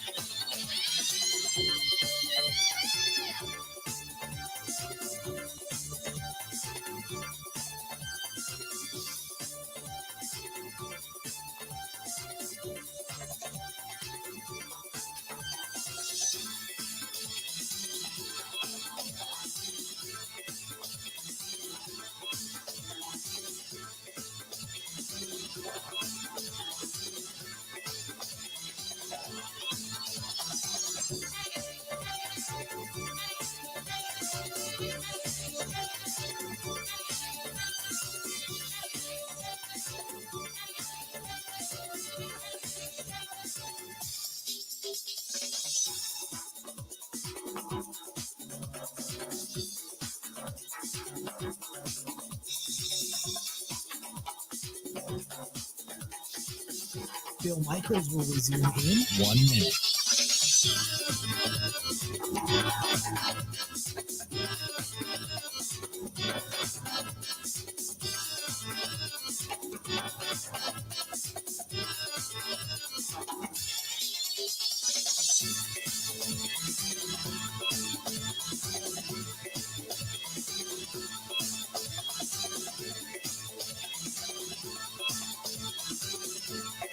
Bill Michaels will resume in 30 seconds.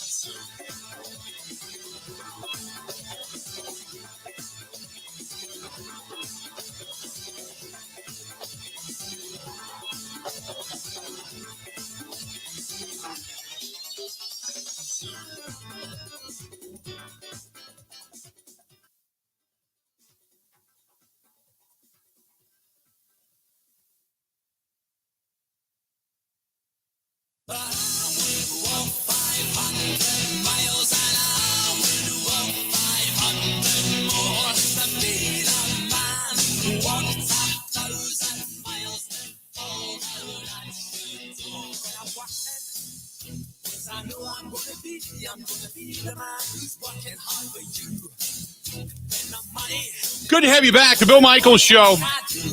We continue on, and I wanted to get back into what Matt LaFleur said. And we got Peter Bukowski, a Locked On Packers podcast coming up here in just a little bit. So stay tuned for that. But one of the things Matt LaFleur said, and I thought it was rather interesting, he said he was asked about Joe Barry's defense. Okay, first of all, he said it's playing better and getting better each and every week. He said it's reflective of the team's concentration, on and on. Then he went to say, he said, we have gotten more discipline. He talks about the rush discipline, keeping, and where they had a couple of mistakes, keeping Patrick Mahomes in the pocket.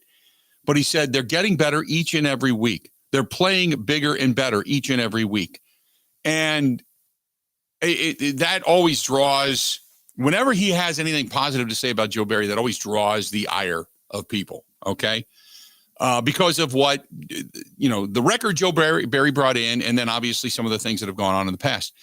And I looked at it as the one thing that they did not question him on too heavily was third down, two rushers, that was it.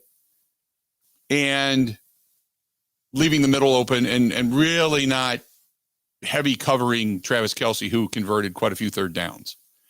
He didn't go there, didn't get into that. He did talk about breaking contain and allowing some undisciplined plays, because when you get outside of, as they say, the off-script plays for Patrick Mahomes is where he's at his strongest. They allowed too many of those. So he talked a little bit about that. But there was nothing there that, when people start to latch onto and go, oh, God, he's keeping Joe Barry. It's like, just hold your water, wait till the end of the season, see what happens. But if the defense gets better, you can't argue with that, And I understand it. I get it. But you can't rip a guy just to rip a guy, because things have been better. Now, the rush offense or rush defense, awful. 30th in the league. Terrible. Their pass defense, top 10.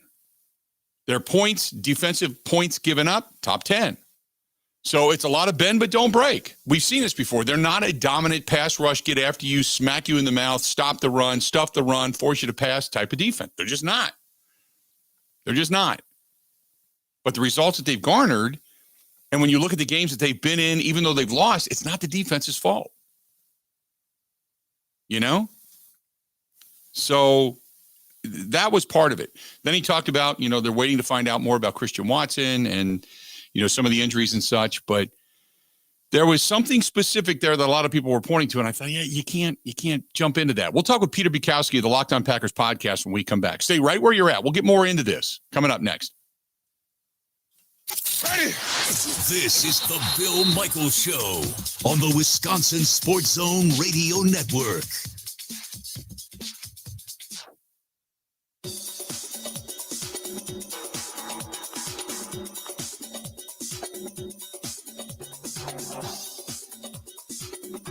Bill Michaels will resume in 5 minutes.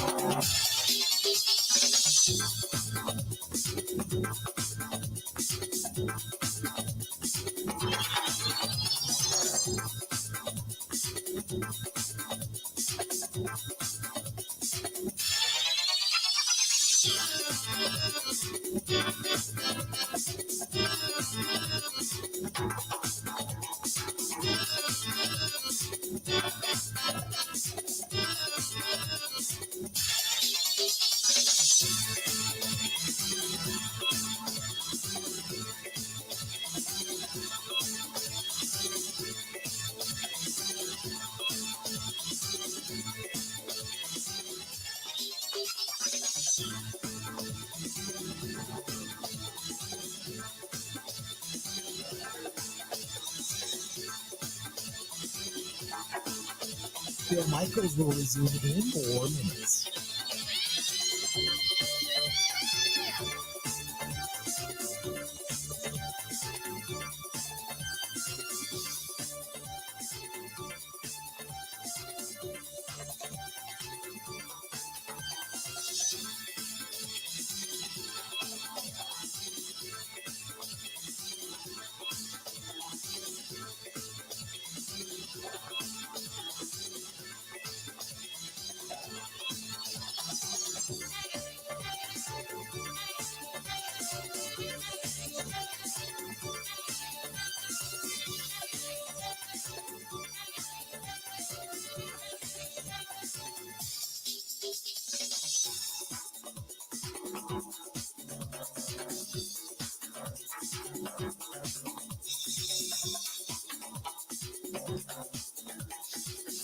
Bill Michaels will resume in 3 minutes.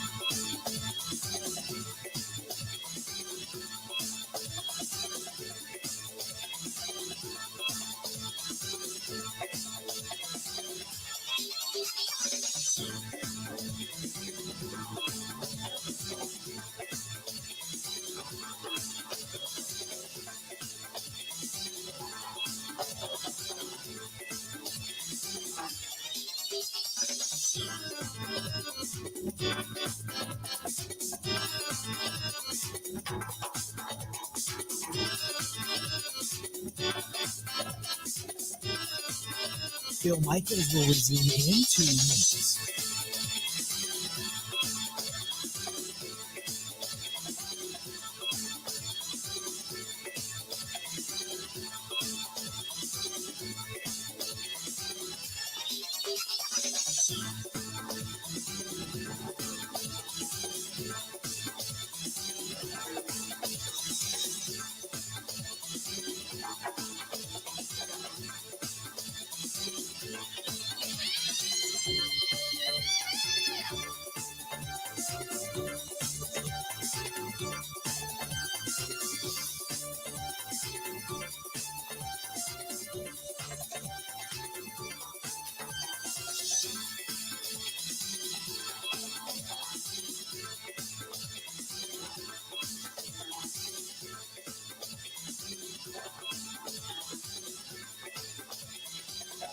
Bill Michaels will resume in 1 minute.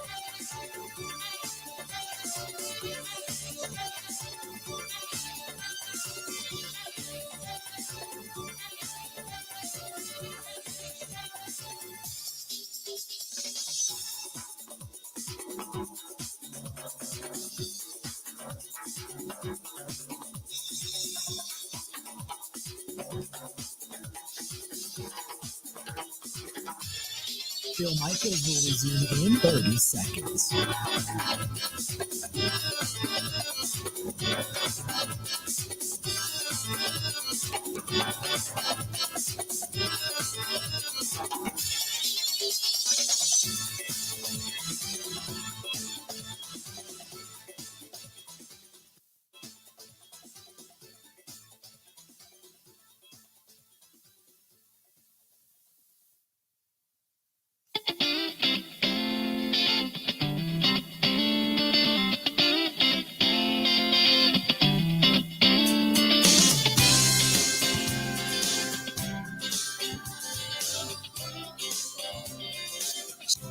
Sunset Grill, Pewaukee Lake, they got their customer appreciation party coming up. Be a part of it.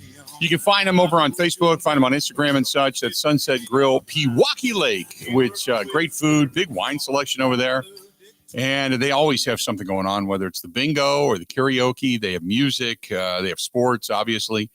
And they have their customer appreciation party, Christmas party coming up. So, again, check it out. Prospect Avenue, Pewaukee Lake. That is Sunset Grill. Tell Sarah, who runs the place, howdy. Go in and ask for her. She'd be happy to get you accommodated. But that's Sunset Grill, Pewaukee Lake.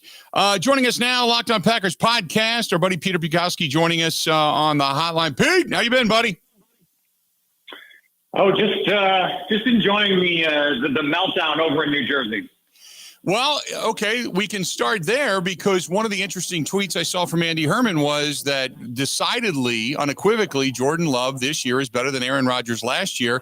Did the Packers make a mistake by not playing Jordan Love at least in a few games? Maybe if they win one, they find themselves as one of the hotter teams in the postseason last year. You know, this is I think, a fascinating question. I also wrote about this over at the Leap Today, a newsletter I would love for you to subscribe to, that you know, there are a lot of people, Bill, that thought there's no way the Packers can get from Jordan Love even the worst version of Aaron Rodgers, which we unequivocally saw last year. And that's just not been true. And so it does make you wonder, okay, how does this change if Jordan Love plays last year? But I will point to the comments that Brian Gutekunst made last year that I wanted to like stand up and cheer when he said them. It's exactly what you want to hear a general manager say in a moment like this. Because what happened, if you recall, is Aaron Rodgers said, look, I want to play until we don't have a shot at the playoffs, and then we'll see. It was his way of saying, I want to play this out, but then if it means me risking injury for games that don't matter, maybe I don't want to play, which is the opposite of the tone he took in 2018 when he wanted to play for Joe Philbin and post Mike McCarthy and all of that. But what Brian Gutekunst said was, no way. We care about culture here in Green Bay. We care about trying to win every game. And there are 52 other guys on the roster, plus the practice squad, plus the coaches, plus the front office, who are all busting their tails to try and win every week. You're not just going to sit out because you don't want to. Now, that's not exactly what he said, but he said winning matters to us. And I think that's right. I think that culture matters. And I think if you look at the progress that was made, Romeo Doubs and Christian Watson and some of these young players, Zach Tom in year 2, how does it change if they're playing in stakes-free games at the end of that season? And I also think that just saying, no, we're going to keep playing no matter what, on some level impacted the psychology of this team last year, who, you know, all of a sudden they won 4 straight games. They had a chance to win a 5th and get into the postseason. You can't tell me that it didn't positively impact their psyche in some way, saying, you know what, it doesn't matter who you are, it doesn't matter what kind of legacy you have within this organization. You are a part of what we do here, and you are going to try to win every game because that's what everyone does every week. I 100% agree. I just wonder, had they said, look, Aaron, you broke your thumb, take a few weeks off. If he goes 2-3 weeks without playing, maybe they win that Detroit game. Maybe they win one of those other games to where that last game of the season didn't matter. You know what I mean?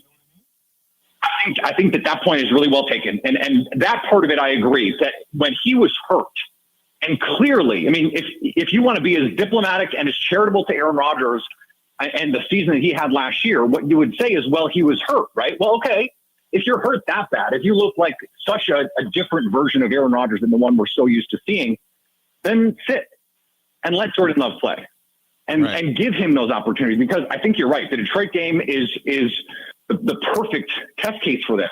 You can't tell me that they don't win that game with Jordan Love, because Aaron Rodgers, 3 interceptions and 3 of the worst interceptions he's ever thrown.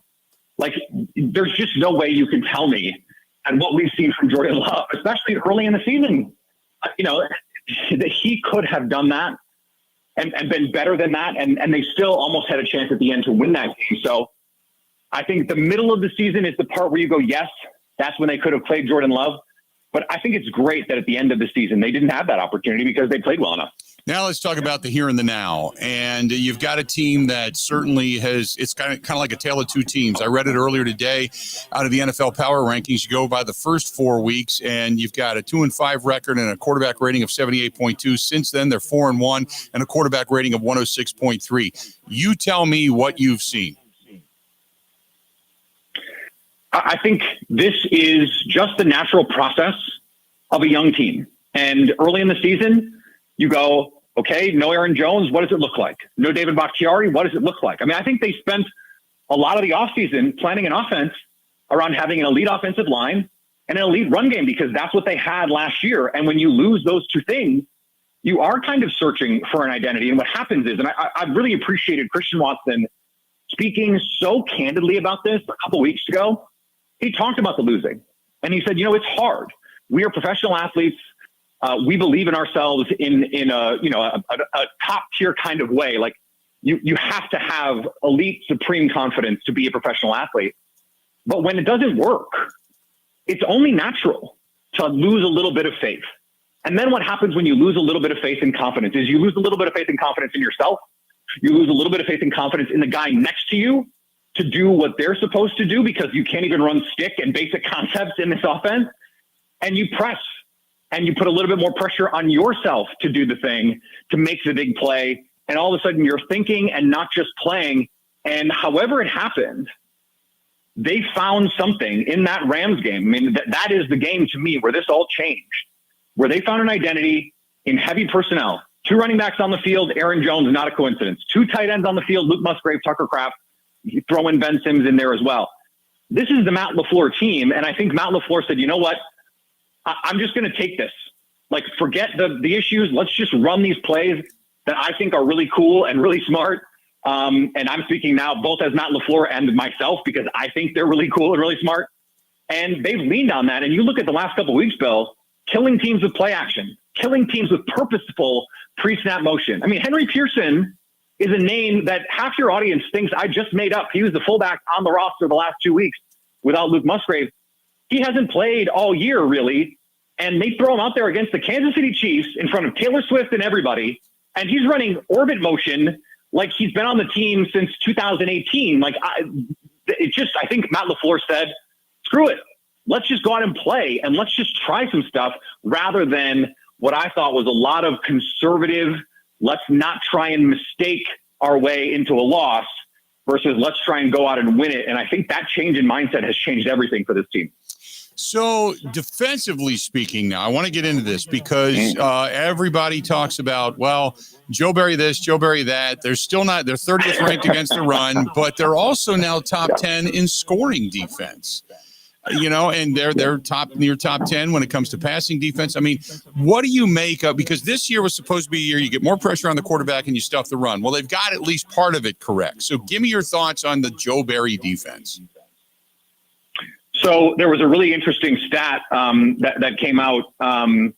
This is something that I've been following over the last couple of years, but this is something that the NFL, their own data, next gen kind of stats, and it's win probability added via luck. So it's things that you don't control, kind of like shooting luck in basketball or ground ball luck in baseball. And no team has more luck this season than the Packers. And 2 of the big drivers, field goal luck and dropped pass luck. Just think of the Chargers. Keenan Allen drops a touchdown. That's a 4-point swing. Quentin Johnston drops probably a walk-in touchdown, and the Packers might lose that game. We think of the 17-point fourth quarter that Jordan Love had against the Saints and forget that they missed a kick. I think it was a 43-yard kick, not even a long kick, that would have cost the Packers that game. And so part of this is they're just getting pretty lucky defensively. And the Chiefs game, another example where you look play to play, down to down, the Chiefs moved the ball pretty well. They buttoned up in the red zone. And then on the last drive, some fortuitous calls, not fortuitous calls on both sides, sure. I think that's been there. There has been some luck there. The Lions game, same thing. I mean, over 6 yards per play for the Lions in that game, but the Packers got 3 fumbles. Well, good defenses don't give up that many yards. So I think there has been some luck here. And if you look situationally, all those games that they lost in that stretch in October when they're losing, Jordan Love had the lead either going into the fourth quarter or at some point in the fourth quarter, and the defense couldn't hold it. Situationally in those games, it was still the defense where you had a chance to win and the defense could not hold a lead. I am unmoved, frankly, by the defensive performance, even without Jair Alexander, because I still think there's too many times where you go, I'm sorry, they were in what personnel grouping, in what situation? Or you have veteran guys, Devondre Campbell, blowing his own coverage, or, guys out of position in the wrong gaps on defense. It's too many of the same mistakes over and over. And I think they are getting pretty lucky in some of these games, plus a really easy schedule.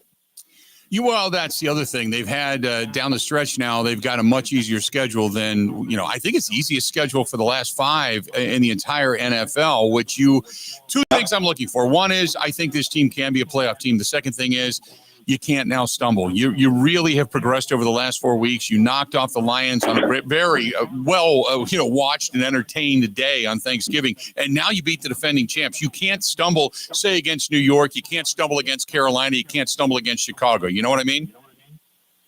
You should be a playoff team. Like, that's just what the expectations. You have to reset them now. You should be in the postseason because these are 5 teams that you're probably going to be favored against.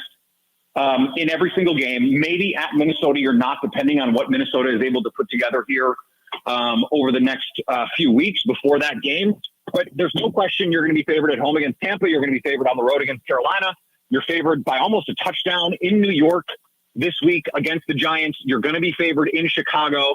And so you should, I don't like using that word, but you will be favored to win all of those games. Now, I think they're a young team, expecting them to close out 5-0 and win what would it be, 8 in a row to finish the season. The Lions did it last year, right? But they were not the youngest team in the NFL, and so that would be where I would go. Okay, if you have some concerns about what this could look like, is you have this really young team. Are they going to be able to handle the success?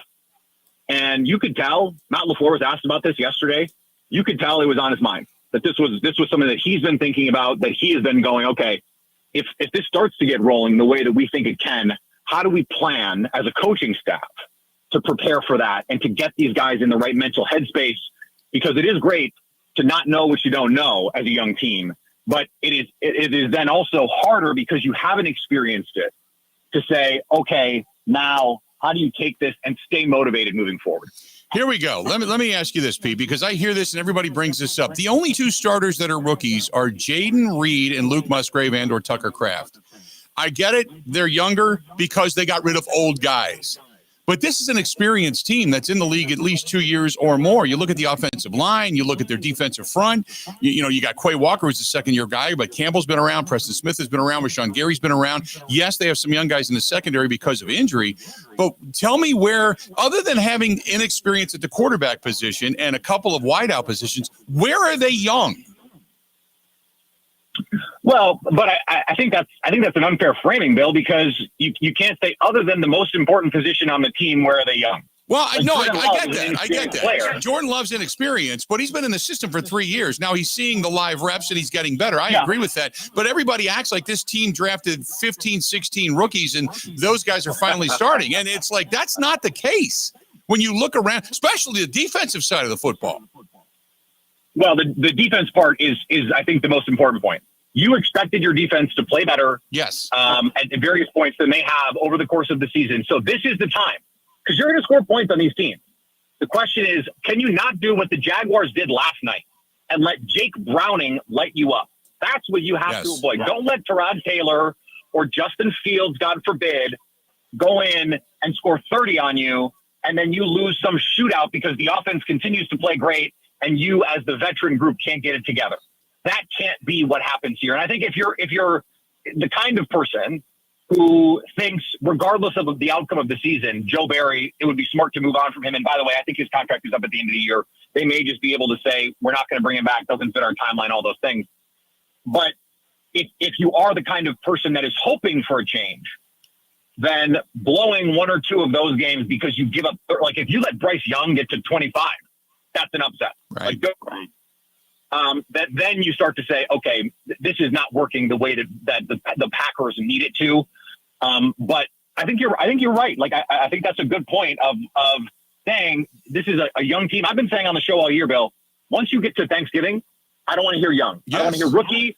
I don't hear any of that because you've played enough football now to know where you're supposed to be and what you're supposed to do. You know what it feels like. And so now let's go beat these dog water teams that you should beat.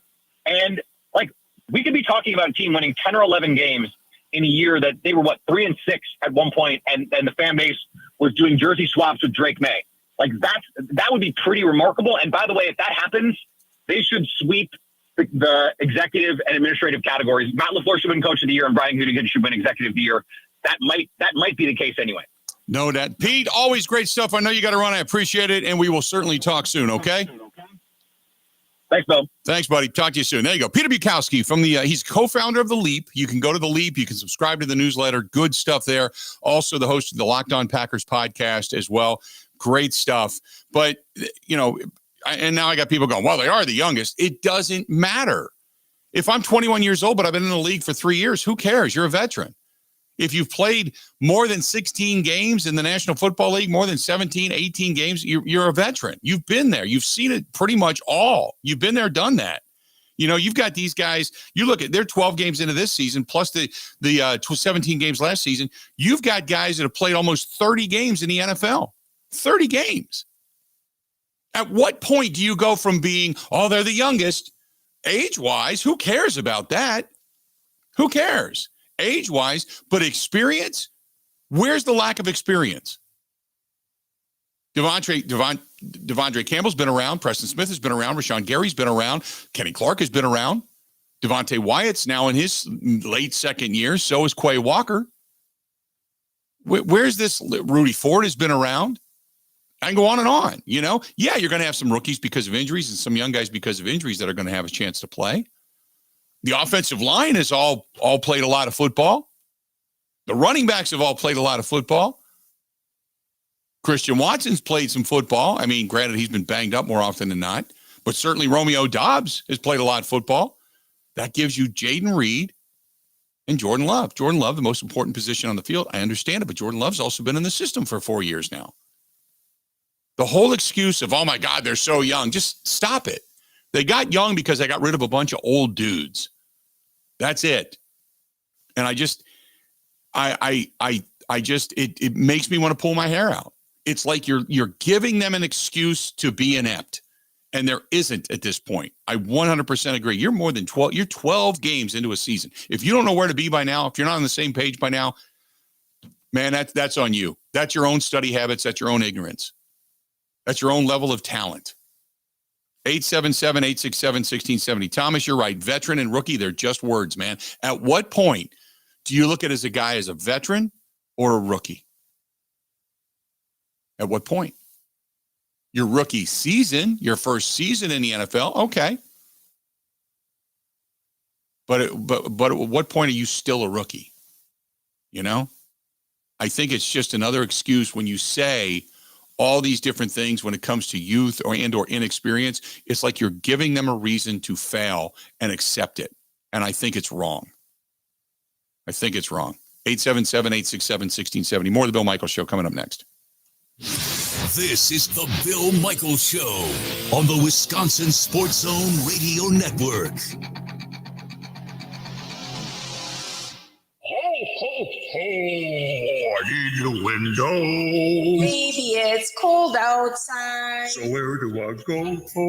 Come on, Santa. Go to Pella Windows and Doors of Wisconsin. Now is the time to replace your leaky windows and doors. You and Mrs. Claus can get your new windows while putting no money down, no payments, and no interest for up to 18 months. Unwrap this gift now, but pay for it later. More jingle that stays in my pocket. That's right, Santa. Plus, our elves install year-round and in as little as 1 day. Pella offers lines in luxurious wood to fiberglass and vinyl. Why not make a New Year's resolution today? That's the spirit, Santa. Hella no, pay later. Absolutely. But no money down, no payments, and no interest for up to 18 months. But you have to hurry. Offer ends December 31st. Schedule your free consultation today at PellaWI.com. Certain restrictions apply. See showroom for details. Offer ends 12/31/2023. Hear that? It's the sound of a wedding December at Potawatomi. Play with your club card December 7th, 14th, and 21st. The more you play, the bigger your share of $400,000 in reindeer rewards. And like a classic Midwest winter, the wins can really pile up. Dash to Potawatomi Casino Hotel Milwaukee for your reindeer rewards. $400 grand worth. Learn more at paysbig.com. Must be 21 years old and a club member to play.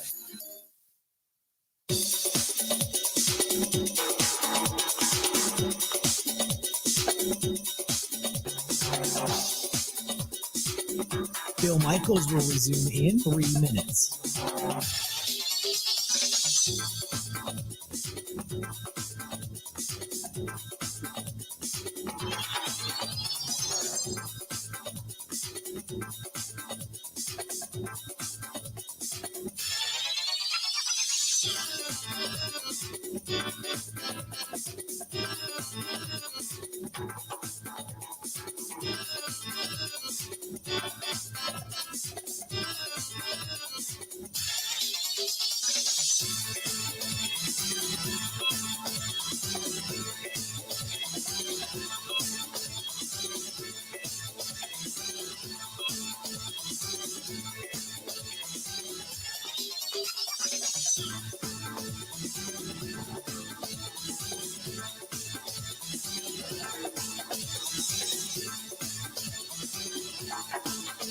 Bill Michaels will resume in 2 minutes.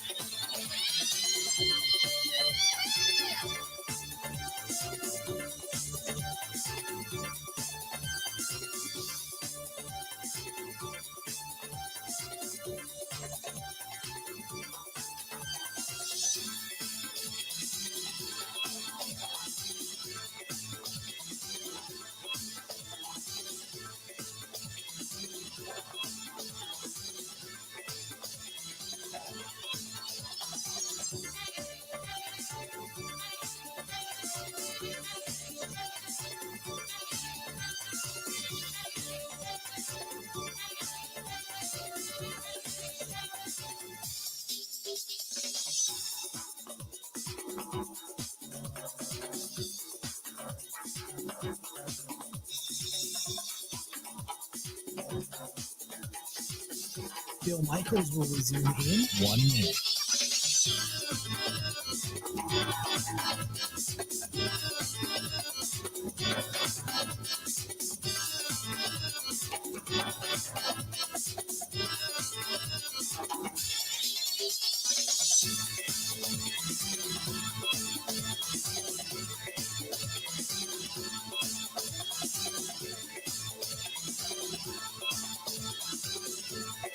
Bill Michaels will resume in 30 seconds.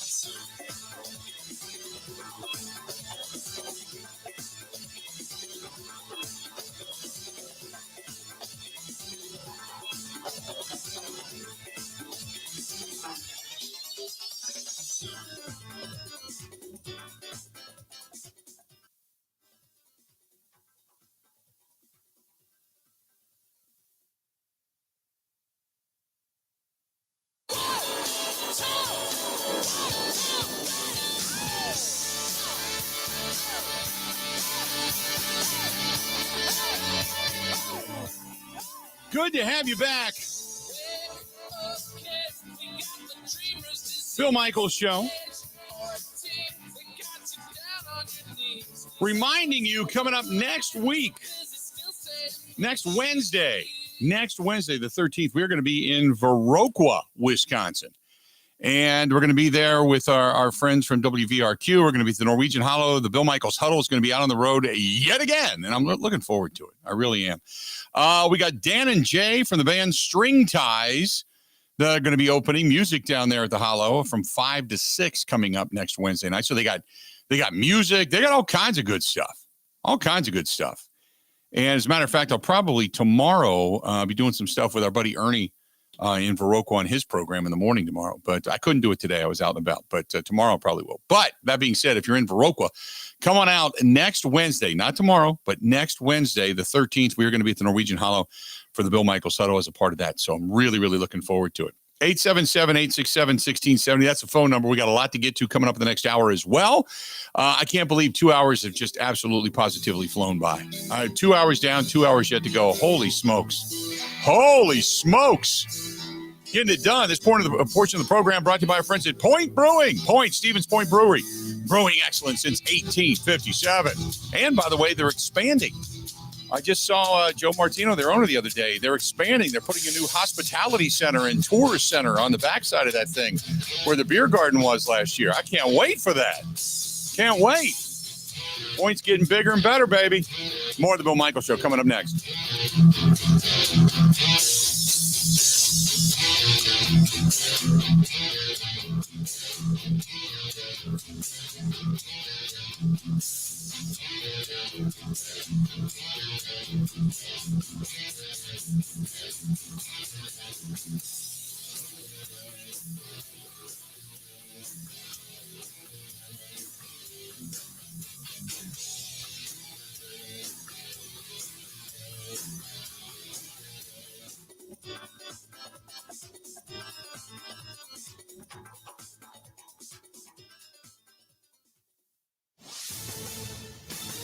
This is a Wisconsin Sports Zone update. Well, the Packers are getting an extra day to prepare this week as they don't play until Monday against the Giants in New York. Last month or so has seen the team go from 2-5 to 6-6 and right in the thick of the playoff race for a wild card spot. It's a huge turnaround, one many didn't think was possible. So it was worth asking quarterback Jordan Love how they're able to keep things together. I think it's everybody in the locker room, from the top down. Everybody's just trusted it, stayed together. No one's wavered. Obviously, it wasn't easy at the beginning of the year. It wasn't exactly how we planned or wanted it to go, but everybody just stuck together, kept our head down, kept working every week, showing up with the mindset that we just got to take it 1 week at a time and know that we're not a bad team. We're a good team. We just haven't been able to finish these games. Again, the Packers will be at New York on Monday. The Giants announced today that Tommy DeVito would once again start at quarterback. He's 2-1 so far.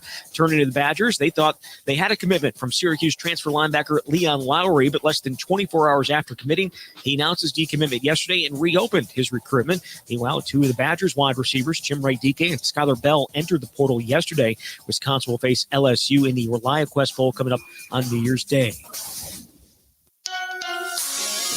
Mutual Insurance, keeping Wisconsin strong. Get insurance from a company who knows Wisconsin and cares about your community. You may know Rural Mutual Insurance as the #1 farm insurer, but did you know they also offer competitive home and auto rates? Visit ruralmutual.com to learn more about products and discounts. Rural Mutual Insurance, keeping Wisconsin strong. Well, the Bucks will face the Knicks tonight. The quarterfinals, the NBA's new in-season tournament. Winner will face Indiana in the semifinals after they beat the Celtics last night. Tip was at 6:30. And Wisconsin also back in action tonight. The 23rd-ranked Badgers going to face Michigan State in East Lansing. Tip is at 6. With this Wisconsin Sports Zone Network update, I'm Zach Heil.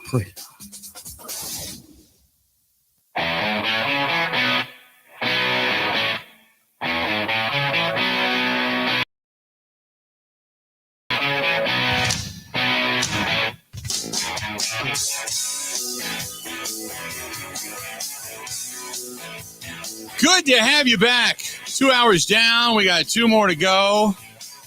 Got a lot coming up. Sam Monson going to be joining us coming up here at the bottom of the hour. Jim Ozarski in the next hour talking about the in-season tournament for the Milwaukee Bucks.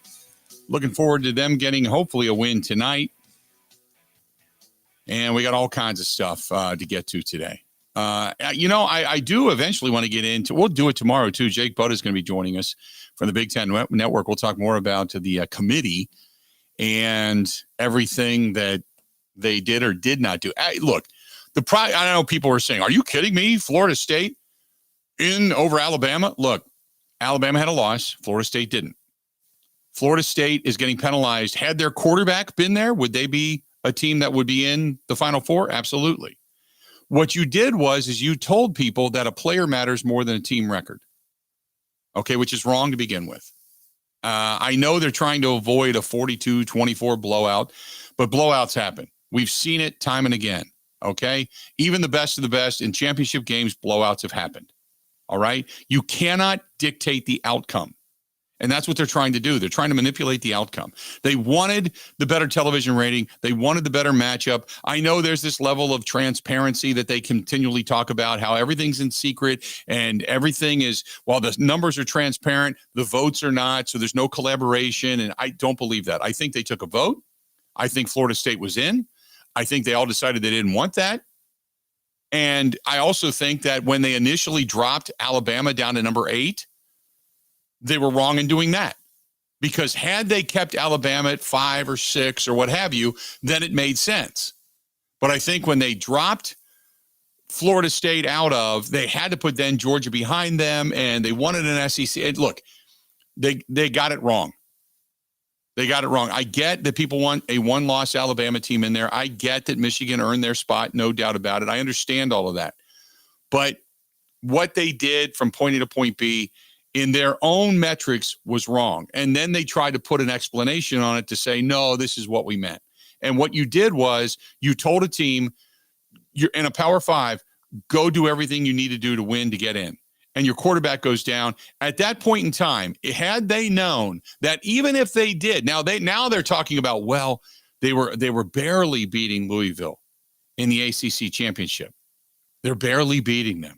So therefore, Alabama had better points and point differential at that point in time than what Florida State had. Okay, here's the one thing you don't take into account. Suppose you get a couple of turnovers. Suppose Florida State punches the ball out a couple of times. Suddenly it makes it a closer game and a much more well-rounded, matched game, because we all know turnovers can really dictate the outcome of a game. That's something you cannot predict. That's something that it takes one player in the secondary to make a play, one player coming off the edge to make a play, one miss blocked on the part of an Alabama or a Georgia player to make a play. What they did was wrong. You kept out an undefeated top 5 Power 5 conference team for a one-loss team. By your own metrics, it was wrong. Do I agree that Alabama might be a better team? Yeah, I do. I get it. I understand all of that.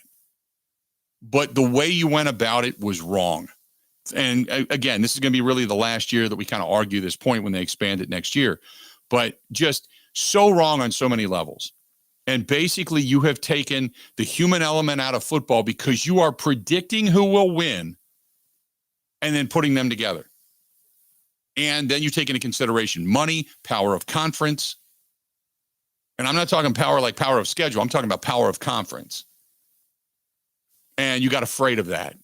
And that's what they did, in my opinion. And we'll never know, because even though there's a terrific article on ESPN today about what exactly went down in that room, so to speak, but you don't know. We weren't in there. Nobody else was in there. You got to, kind of take them at their word. I don't believe the committee as far as I can throw them. I haven't for a long, long time. Now, the one good thing is things have worked out for them. But look, let's take Michigan, for example. Michigan, if you want to get into the power of this of the conference finals and who had what, now Michigan won. They were an undefeated Big Ten team. They deserve to be there, right? Of course they do.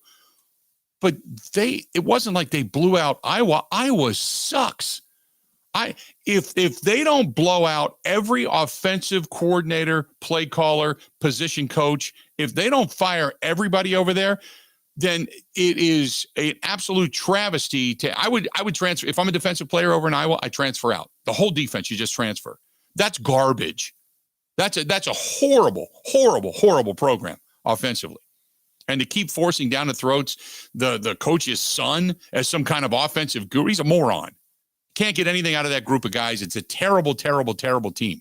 They're a good defense team, but if I'm a defensive player in Iowa, I'm transferring into the portal. I'm like, coach, see you later. You don't do anything to help us. You're not bringing in additional talent. And you're certainly not bringing in a brain trust to better than that guy. So I'll talk to you later. Cornhusker my ass. I'm out. Talk to you later. Nebraska, going? No, out. Whatever. Hawkeye, see ya. Same thing. All over that West. Whew, it's terrible, man. Terrible. And yet, Michigan was barely beating them. They pulled away at the end. So did Florida State. And they're undefeated. So next year, at least, we get away from this discussion. We'll probably talk about somebody that was left out, whatever. But for the most part, at least we get away from this discussion. 877-867-1670. 877-867-1670.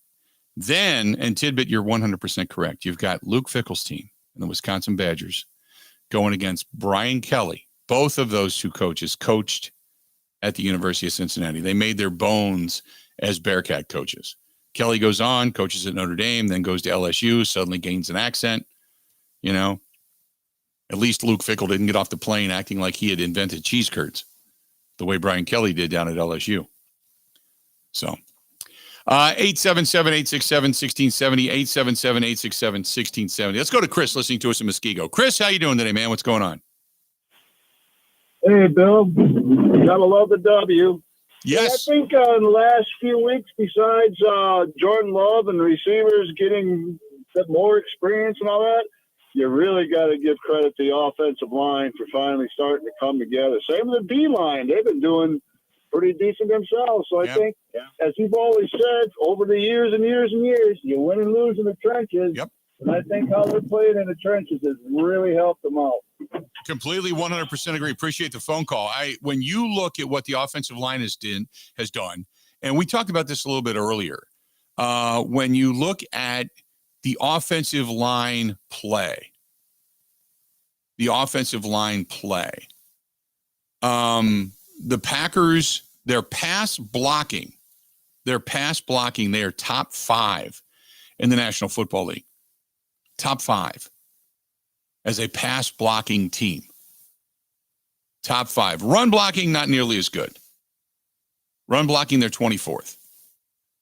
But top 5 when it comes to pass blocking. So they're giving, and they were number 8 for a while. So they've gotten even better over the last 4 weeks, as he alluded to.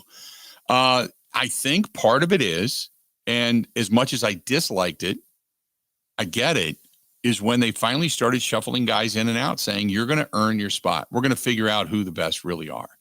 And if you're a young guy looking for that second contract, or an older guy trying to hang on to a contract or a veteran spot not getting cut, it really created some decent competition. And it gave guys versatility. And in addition to that, it gave guys rest. I remember when Dom Capers used to run big bodies in and out of the defensive front all the time. It was Cullen Jenkins. It was C.J. Wilson. It was Howard Green. It was B.J. Raji. It was Ryan Pickett. And he just kept rotating those guys and giving big bodies time to breathe. And they were stellar. They got really good up front. Same thing. When you're running guys in and out, you're moving guys around, you're letting them play different positions, you're keeping muscle memory, and you're giving them a period of rest. It's worked out pretty well. But when it comes to pass blocking, their offensive line right now sitting at number 5. You know who they're behind? The Vikings have been the best, by the way. Philadelphia, Detroit, Baltimore, and then Green Bay. That's the way it goes. You know what's funny, Bill? And I mentioned this on my show last night. So I don't mean to keep bringing up Aaron Rodgers, but it's a point of comparison. The Jets O-line is so bad. Rodgers lasted, 4 plays? And now Zach Wilson doesn't even want to come back and play behind that line. The Packers, now it took them a little bit with some of the youth and a lot of moving pieces in a rebuilding year. But by whatever it is, week 13, week 14, they got to a point where they could play the defending world champs and rotate their left tackle and rotate their right guard and be fine. Yeah. That's bananas to me. They're just trying guys out in the middle of the game against the Chiefs, and they're fine. They're fine on the O-line. It's interesting. Elton Jenkins is your top pass blocker. Zach Tom, Rasheed Walker. As far as your down linemen go, then Josh Myers. Then at number 10 would be Yosh Nijman. John Runyon is probably one of your lowest ones, followed by Royce Newman. And then it goes on from there. Sean Ryan, not great or astute at pass blocking. He's one of the lower ranked ones on the team. Out of everybody that's actually had to pass block, that's including the wide receivers. That's when it comes to your pass blocking. Now, your run blocking, your best are Zach Tom, then Yosh Nijman, then Sean Ryan, then Josh Myers, and it goes on from there. When it comes to run blocking, Elton Jenkins, not nearly as astute at run blocking as he is at pass blocking. Rasheed Walker is down the way. But as your offensive lineman rank, so you can see why they've been shuffling linemen in and out of the lineup, because they're trying to figure this out, because somebody may be really good at pass blocking, but not at run blocking. And when different personnel packages come on, you kind of know what it is they may be wanting to do, but you're trying to move guys in and out to say, hey, look, you're pretty good here, but we need you to be good in both. So we're going to create some competition. I like it. I like it. Let's go to Leroy listening to us in Hartford. Leroy, how you doing today, man? What's going on? Yeah, I'm doing just fine. Thanks for taking my call. You bet. I'm a first-time caller, long-time listener. Couple of things here. Going back to, I believe, the 2020 draft with Love and Dillon, obviously they were crucified for that draft, but they look a lot wiser now. You're right. I mean, over the last 4 games, it certainly has proven to be brilliant. Now, they haven't won anything, but if they get to the postseason this year, boy, it'll certainly change a lot of opinions, including mine. I think they're a lot wiser than we think they are at times, because they draft a quarterback before they need him.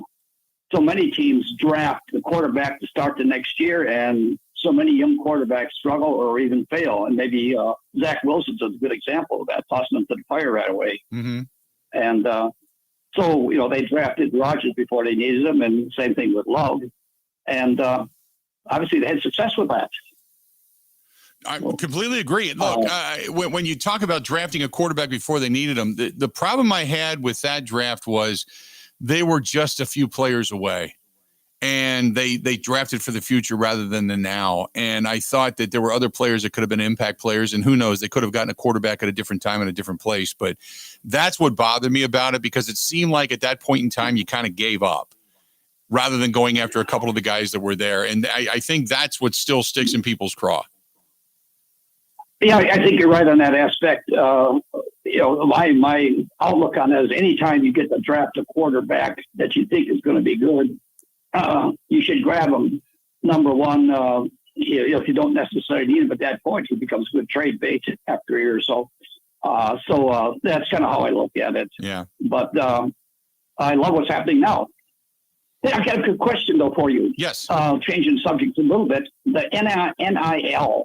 I don't understand that. Do all players get that, or just selected players, or how does that work? No, they all get it. I mean, what this, the NIL, and I appreciate the phone call. Let me explain this before I go to break here.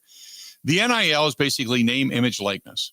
Okay. If you are a popular enough player, a good enough player, somebody that's in demand, that has the ability to make money off of your name, image, and likeness, you can do it. Okay.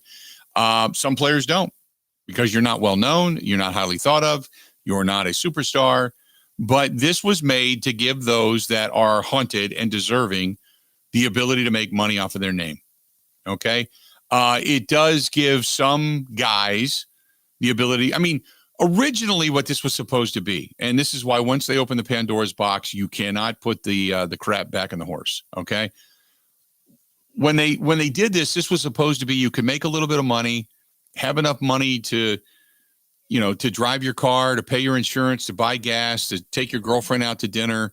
You didn't have to scrimp by, because athletes were under different restrictions than other students, because students could go anywhere, get a job, work, and blah, blah, blah. But when you're football, basketball, baseball, whatever, that's your life. You're up at 4 a.m. and you're heading over to the weight room at 5, and then you're going to classes, and you're getting out of classes, and you're going to practice, and you're going into meetings, and you're doing travel. You don't have time to have a job.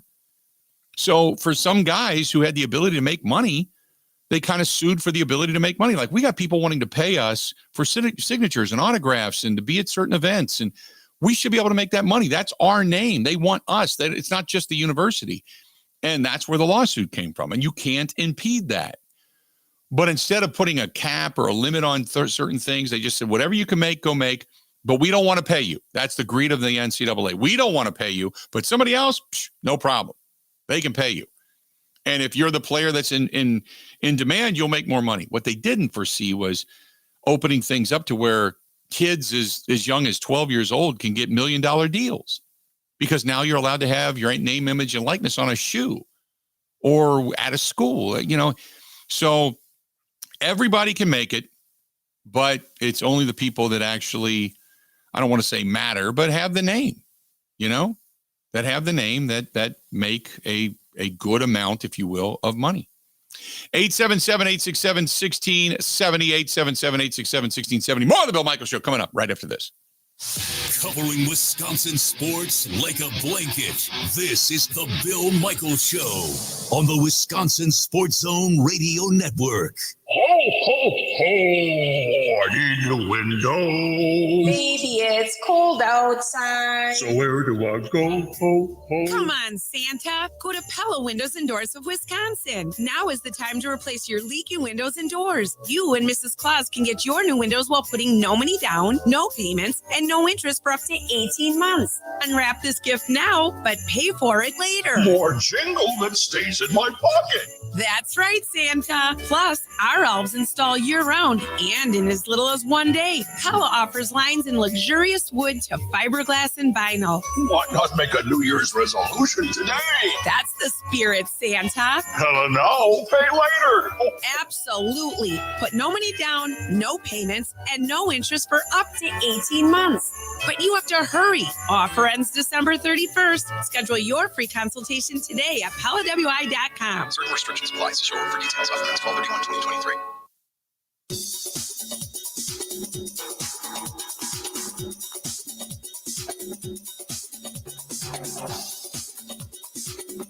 Bill Michaels will resume in 3 minutes.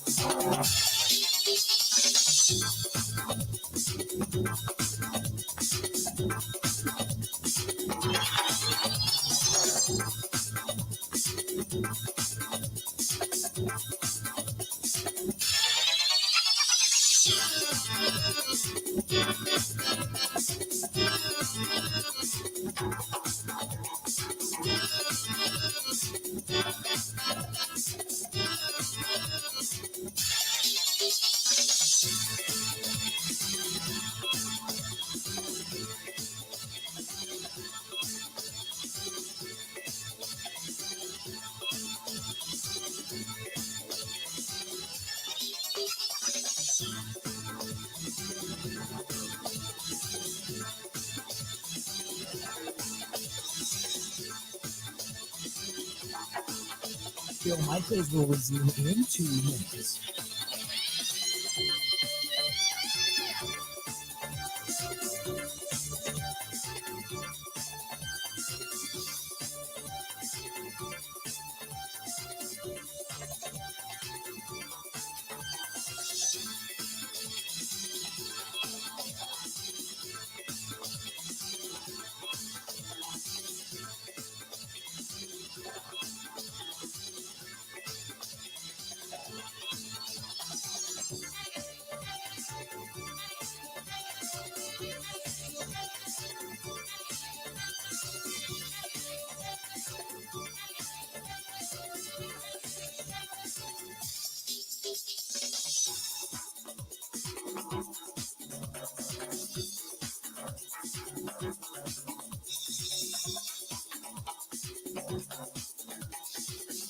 Bill Michaels will resume in 1 minute.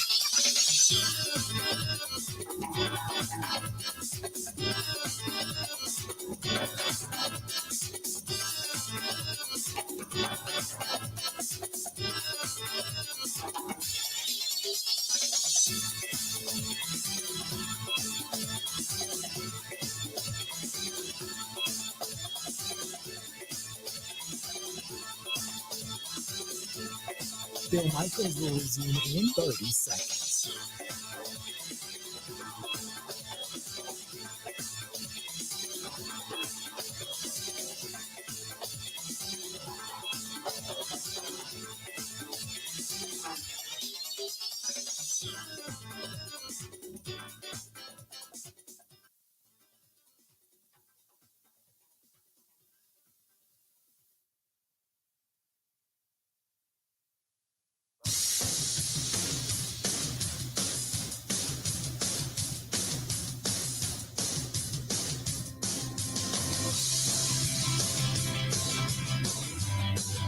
coming up, bottom of the hour, Sam Monson, Pro Football Focus, going to be joining us. We'll talk with him about the analytics of this football team. About the analytics of this football team. Exciting stuff. Good to have you back. Hey, I told you the story the other day, last week, about our friends over at the ICHC, the Irish Cultural Heritage Center. And two parts to this. One is they're a great sponsor, great partner to work with. They have a lot of concerts, holiday music coming up. So if you're looking for just a great night out, just a really nice, relaxing time, put you in the holiday spirit, go to the Irish Cultural Heritage Center, ICHC.net, to see all the different shows that are upcoming, and get your tickets now for the night before St. Patrick's Day. The night before St. Patrick's Day, as Cynthian is coming to town. We're going to all be there. I think we've got like 20 tickets for that we bought, and I can't wait. This is a one hell of a party. It really is. Cynthian's coming to town, and they're going to be there the night before Thanksgiving coming up in March. So get your tickets now to the ICHC.net. However, the other thing is go to ICHC.net and see their donation button. And I told the story the other day, and some of you have donated $5, $10, $100, but it's been great. And I saw Corey this morning, oddly enough, and Corey and his wife, they were at Woodman's shopping and for some stuff at the ICHC. And they were saying how generous people have been regarding donations. They were robbed. Their account was hacked. Their bank account was hacked. And on Thanksgiving Day, and the thieves took every dime of this nonprofit, every dime, and their operating budget and everything gone. Now, will they get their money back? Yes, but it's going to take about 90 days at least to get it all back and get it sorted out, because it was tens of thousands of dollars. And they need that money to pay the bands. They needed that money to keep the heat on. They needed that money to buy groceries. Today, he was paying out of his pocket for some of this stuff. So if you can help out, and I know we have a very wide and vast audience. It is a wonderful nonprofit in Milwaukee. It's called the Irish Cultural Heritage Center. Go to ICHC.net. And at the top of the page, you'll see the word donate. You can click on it, make a donation. It is tax deductible. And they just appreciate it. They really, really do. They're great people. I can't say enough about them. But what kind of an SOB does that at any time to a nonprofit, but then on Thanksgiving Day, just to come back in the next day, that following Monday, and realize you've been robbed? It was just gut wrenching for those people. So thanks to all of you who have donated and put some money there. But if you can continue to do it, that's great. 877-867-1670. Give us a shout. We'd love to hear from you. Mike says the NIL is going to make the top powerhouse college football factories even stronger. The colleges that can't afford it will hoard the top players. My son is 39. He is still paying off his student loans. You're right. You're right. Do I agree with it? No. I'm not a fan of the NIL. I think there should have been a stipend, but you know what the problem was? Here's what the problem was between you, me, and the fence post. The problem is the institutions and the NCAA didn't want to give up money. Pay them? What do you mean pay them? I'm not paying them. And because it gets around paying lesser students money, lesser student athletes, and lesser sports. Because if you come in as the NCAA and you say, okay, we're going to pay all the football players and the high-profile basketball players, then you got to pay everybody. You got to pay the hockey teams, all the women's teams. Title IX becomes involved. They didn't want to do that. So what they did was they opened the Pandora's box and said, here you go. Here you go. Go ahead. If you can make money on the open market with your name, your image, your likeness, go for it. And they did. And now it wasn't like it trickled in like, hey, we'll give you a couple $100 a week, or hey, we're going to pay you gas money. Like suddenly Quick Trip sponsoring a couple of NIL players, giving them, gas cards. I mean, suddenly it's like companies are coming in and, Nike and Under Armour and Adidas and all these, now granted you have to wear what your team is already employed to wear, but you can sponsor things outside, autograph signings. They can pay you tens of thousands of dollars. And then some of these kids are getting contracts from shoe companies early on for millions, right? It is what it is. It is what it is. This is from Jake, who says, hey, Bill, love the program today. Great topics. I was wondering about Joe Barry myself. With all the people that are saying Joe Barry's defense is playing much better, do you think Joe Barry gets canned at the end of the year? Then I hear Peter Bukowski talk about this is the last year of his contract. Maybe they just don't renew it. He's already got a half a foot out the door. With the other one, then please follow. Jake, what happens if over the next 5 weeks, this defense, losing Rasul Douglas, playing without its top playmaker and Jair Alexander for a long period of time, Rashawn Gary coming off of injury, Devondre Campbell and Quay Walker at times banged up this year. Wonder if this defense ends up in the top 5 scoring and suddenly he just unleashes hell and fury. And over these next 5 games and even into the postseason, they're not the problem. Let's just say win or lose. Okay. Let's just take the offense in a win or loss out of this thing. Let's just say they, over the next 5 weeks, they average maybe 18 points a game given up. And in the postseason, now they would end up facing most likely San Francisco, Philadelphia, Detroit, most likely. One of those 3. Whoever really isn't the top seed is probably who they're going to face. Okay. So it's either going to be San Francisco or Philadelphia. Let's just say they face San Francisco. And that defense, much like last time, is not the problem. Remember, the last time these two teams faced off and went against one another in the postseason, it was a snow globe game up at Lambeau. Rodgers and the offense were terrible. The special teams sucked. And the defense held their own. They lost the game, 13-10 or something like that? Some stupid number. Let's just say they give up 17 to San Fran. And they still lose the game 17-14. Right? Then what?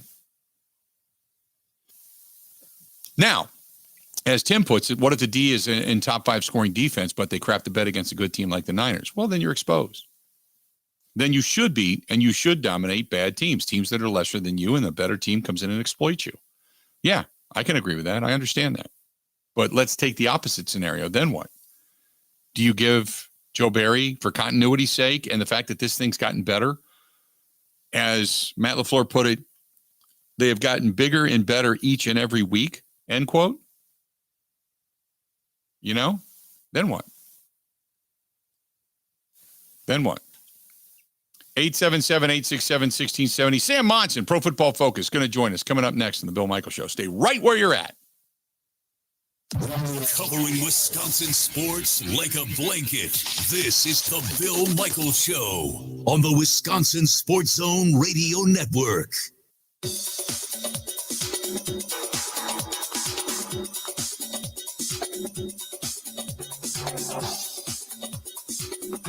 Bill Michaels will resume in 5 minutes.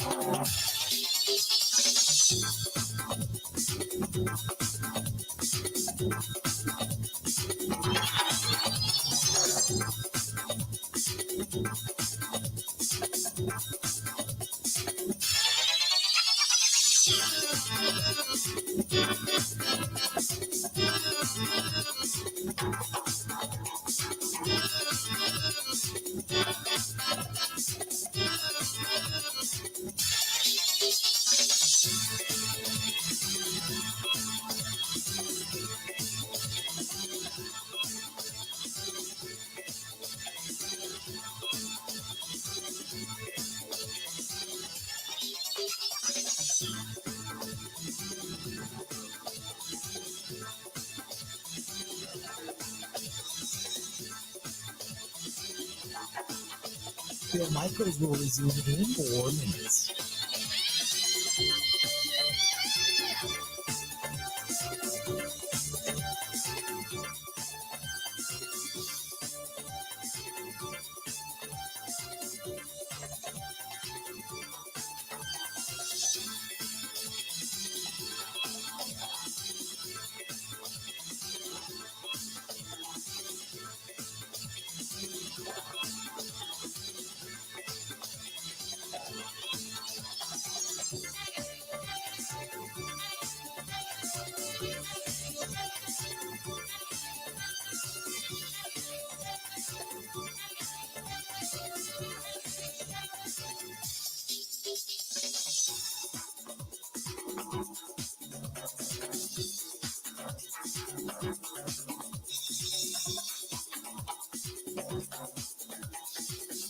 Bill Michaels will resume in 3 minutes.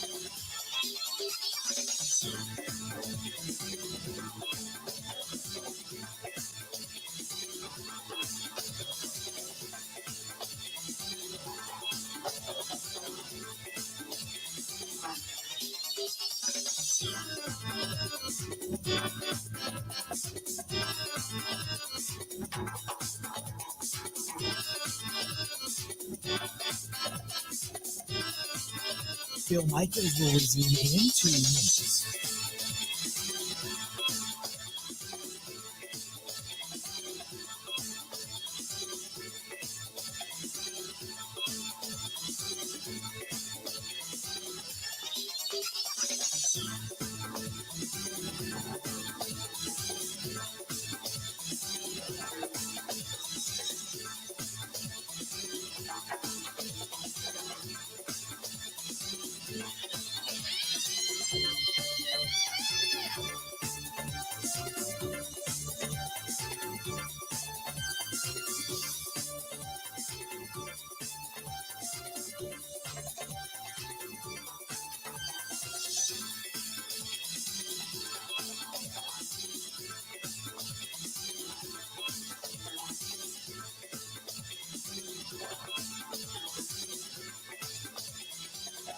Bill Michaels will resume in 1 minute.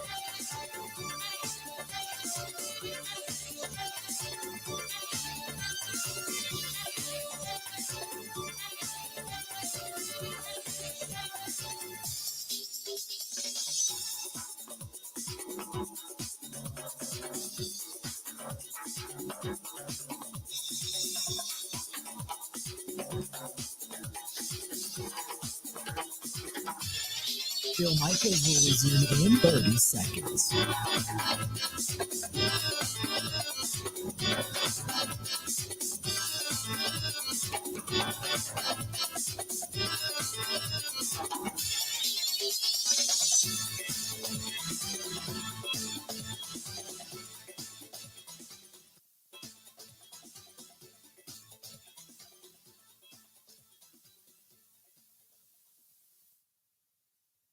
You got to hit it, bang it, rock it, put it in the pocket. Hit it, bang it, rock it, put it in the pocket. Good to have you back. Today is absolutely positively flying by. Usually means you're having fun. Today's been a good day in a lot of different ways. A lot of good topics today. Sam Monson, Pro Football Focus at PFF_Sam, joining us now on the hotline. Sam, how you doing? I'm doing well. Thanks for having me back. How's it going? We're doing great. Obviously, here in Packerland, people are ecstatic that over the last 4 games, Jordan Love has looked like, better than Aaron Rodgers did at all last year. So you tell me what you see and why things have gotten so dramatically better. Yeah, I think the biggest change in him is accuracy. Just simple ball location, putting the ball where he wants it when he wants to. That was really his biggest weakness for the first sort of half of the season. He was one of the least accurate quarterbacks in the NFL. And, completion rate tells a story. Adjusted completion rate tells a story when you start stripping out drops and throwaways and all those kinds of things. But PFF charts actual ball location as well. So did you put the ball exactly where it's supposed to be, or was it off? Even when it was a completed pass, was the ball off where you wanted to put it, and did that kind of cause problems, whether it's limit yards after the catch, whether it's bringing defenders back into the picture, all these kinds of things. And Love's ball location was bad for the first half of the season. And in the last few weeks, it hasn't been just better. It hasn't just been good. It's been one of the best in the NFL. It's been genuinely outstanding. And it just makes such a huge difference because There's so many passes. Think the Christian Watson touchdown, in the most recent game, high away from the defender, perfectly thrown where only Watson can go get it. I mean, the difference between that and a ball that's off by half a yard is the difference between a touchdown and an incomplete pass. And that's really the story of his game over the last sort of few weeks. If you just magnify, that one individual play by, 10, 15 passes over the course of the game. I like the fact, like you said, the ball placement has been so much better. It's one of those things that I thought, many were starting to say, like, look at his mechanics. He had a lot of the quote hops. He was shuffling his feet too much. There was a lot of improv that was going on. Arm angles were different. It seems like all of a sudden he's got his feet under him, his base is under him. He's got a good structure. He's been more sound. He's been more forthcoming in delivering the football, kind of like the Matt LaFleur said, letting it rip. Do you go back and you look at Tom Clements and say, Tom noticed something that a lot of us were noticing and said, okay, look, we're going to go back to the fundamentals and fix this. This is the reason his accuracy has been so much better? I'm sure there's a part of that, these quarterbacks like that are being worked on sort of as they go will get better as a matter of course, but it was such a switch that got flipped. I don't think it's a mechanical thing. Some of the most accurate passes he's thrown in the last few weeks have been, without his feet under him. They've been from that kind of ad-libbed base that quarterbacks are going to have to do at some point in the NFL. He's just been better. And I can't think of a time where a quarterback has demonstrated such a clear difference as if something just changed, one day to the next in their game. But that's what seems to have happened to Love. Play calling wise, 9 out of the opening 10 plays on the other night against Kansas City, they had movement and motion. Has Matt LaFleur just completely opened up the play calling and given him more options and more to look at, more to read, more to figure out, but he's been successful at doing it? Yeah, I mean, I think that they are tapping in now to more of that element of the game, which is one of the trends in the NFL at the moment. A lot of the most successful offenses in the league, not all of them, but a lot of them are utilizing all those kinds of things, motion and moving the pocket and trying to do those types of things. And you don't necessarily need the most athletic quarterback in the world to make those work, but they're more potent potentially when you have those guys.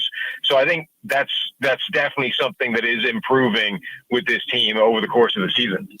I want to look at the rest of the NFC. Now, we started to talk about this today, about this Packers team, for the most part, should be favored in many of the games going down the stretch, at least 4 of the next 5, maybe not at US Bank Stadium, depending on how the Vikings come out of their bye week. But this team going into the postseason probably going to garner a wild card position at maybe number 7, which would probably put them up against either the Eagles or the 49ers. I don't see them necessarily heavily going toe-to-toe with either.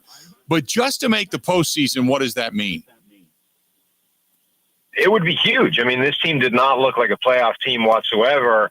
Earlier in the season, it looked like not only were they not going to make the playoffs, but everything was going to have to get blown up in terms of maybe Jordan Love isn't the guy. We don't have a quarterback. Everybody's young and making mistakes, and maybe we just don't have the talent level. And this is a full rebuild project.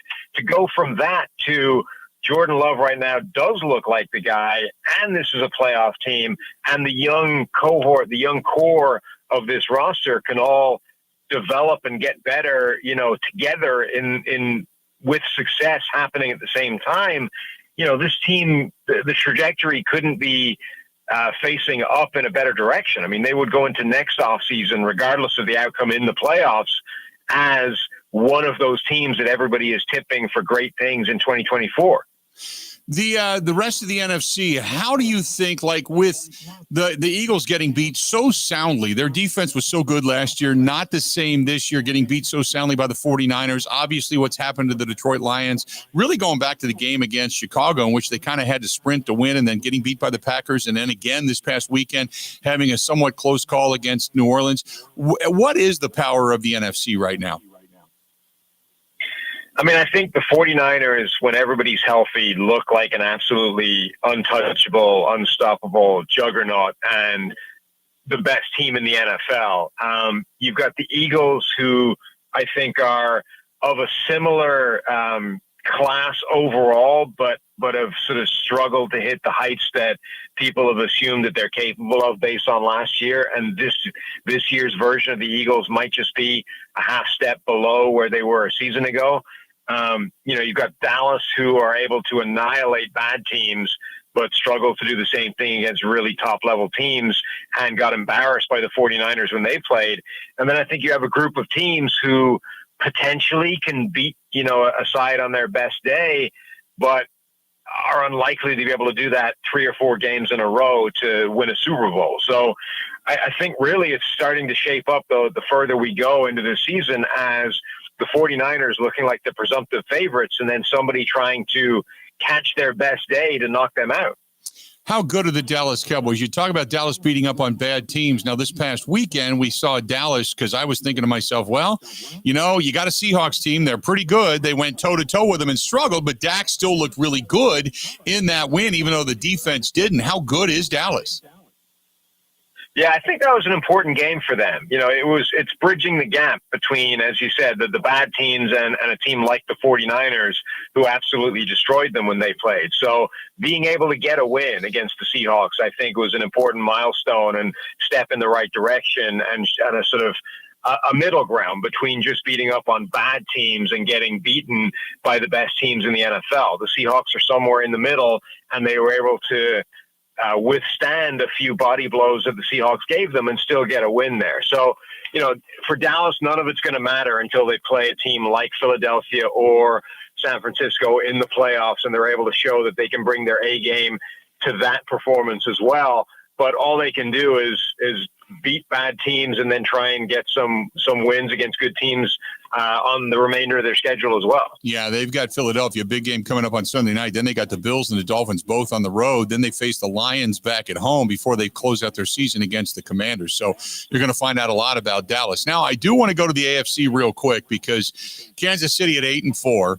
Out of all the division leaders over in the AFC, they would be the lowest rung on the totem pole after Jacksonville ended up getting knocked off last night. So you tell me where the power is right now in the AFC. Yeah, it's a good question. I don't think anybody really knows. It might be even more wide open than the NFC. I think there's a lot of good teams in the AFC, but there might not be a great one, which is not what people expected going into the season, given how many teams looked extremely strong in the offseason. Miami look fantastic when they're at their best, but they've had wobbles as well. I don't know that there is a genuinely super team in the AFC, and it might be a case of who catches fire at the right time at the end of the season and going into the playoffs. Talking with Sam Monson of Pro Football Focus. I want to go back to the Packers. Now, a lot's been talked about when it comes to their offensive line. One of the best pass-blocking offensive lines in all of football. Run blocking, not nearly as good. But how much is the run blocking predicated upon also who the running back is? Because A.J. Dillon's more of a plotter. He's a north-south guy, and they have not had a fully healthy Aaron Jones for quite some time. So does Aaron Jones coming back make that offensive line automatically better, you would assume? I don't know if it makes it better, but it might make the production better, even if the offensive line doesn't, change, even if the quality of the blocking is the same, because of the speed he has and the ability to, burst through a gap and get through a tighter window and then make more happen at the second level. I think the results will be better.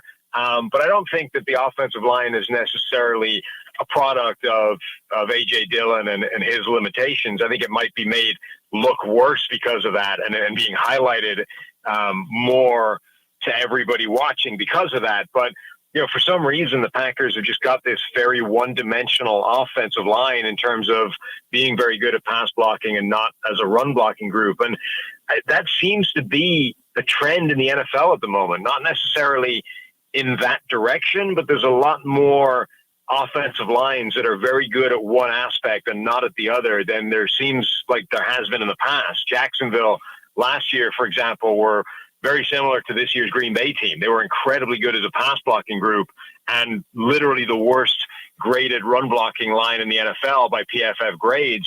And that seems to be more of a thing these days than it used to be. Always great to talk to you, Sam. I really appreciate the insight, and we will talk to you again real soon down the stretch, okay? Anytime. Take it easy. Thanks, pal. Talk to you later. There you go. Sam Monson, Pro Football Focus. Always great to get him on the air with us. Always love just kind of picking the brain when it comes to the analytical side of football and what we're actually seeing, which is cool. I like that. Like to think. I saw that over on, as a matter of fact, Grant Bills made me aware of it, guys, over on the live stream. But Tim Boyle, who Aaron Rodgers thought would be a terrific third string quarterback for the New York Jets, has now since been released. Things not going well in New York. Now, granted, Aaron Rodgers going down had a lot to do with it. But do you think this year, Grant, that the NFL begins to take a good hard look at the rules changes regarding hitting quarterbacks? Well, what more can they do? Right? But the hip drop tackle, or whatever they want to call that I feel like more impacts wide receivers and running backs, because quarterbacks, for the most part, when they're taking hits and they're unprotected, mostly they're in the pocket. So that tackle really doesn't have. I don't know what more they can do. I think it's a lot of bad luck. I do. Didn't Trevor Lawrence? He got stepped on by his own left tackle last night, didn't he? Yep. And there was a point that Troy Aikman and Joe Buck made last night. They just put it up. They didn't really expound upon it, but they said it's a stark worry, I think, or something to that effect. But they were talking about Kirk Cousins, Aaron Rodgers. You go through the list of starting quarterbacks that are not playing because of injury this year. And now Trevor Lawrence has gone down. Joe Burrow has gone down. And it's all been really weird freak things. Joe Burrow, he, banged his thumb and injured the throwing tendon in his thumb. Trevor Lawrence got stepped on by his own guy. Aaron Rodgers was basically, while it was contact, it wasn't like anybody rolled him up. He just put pressure on his foot and his Achilles snapped. And he didn't get crushed. Right. It's not like a 350-pound defensive lineman fell on him. He just spun around and his toe got caught. Kirk Cousins, it was a non-contact injury. He just went down. So it's just, but all these starting quarterbacks are now down in the National Football League. It's not like one thing. I mean, they're protecting the head, no headshots anymore. You can't go to the knees or lower anymore. It's you can't put your weight on them anymore. You can't sling them around anymore. I mean, they're doing everything they can to protect these guys, but it's just a bad year when it comes to injuries for quarterbacks, but it's something that they're talking about consistently. 877-867-1670, 877-867-1670. If you want to give us a shout, go ahead and do it. Would love to hear from you. Hey, our friends at the Four Seasons Island Resort, they got a lot going on up there. They've got parties. They've got dinners, wine dinners coming up. They have got the trails that will open up as soon as the snow flies for the snowmobiles. They still have the UTV and the ATV trails that are open up there. Also over at the ski hill, it's going to get colder this weekend, more so on Sunday, Monday, and Tuesday going into next week. But when it does, they'll be making a ton of snow. The snowpack will be pretty good. They're going to start to open the ski hills as we get closer towards Christmas time. So don't forget, both places, the Four Seasons Island Resort or Pine Mountain Ski and Golf Resort, both up in the northern area of Wisconsin and in the UP. Call our girl Barb, 715-938-5110, 715-938-5110. Tell them you heard it here, and you get 15% off of your stay. It's that simple. More of the Bill Michaels Show next. Covering Wisconsin sports like a blanket. This is the Bill Michaels Show on the Wisconsin Sports Zone Radio Network. Ho, ho, ho!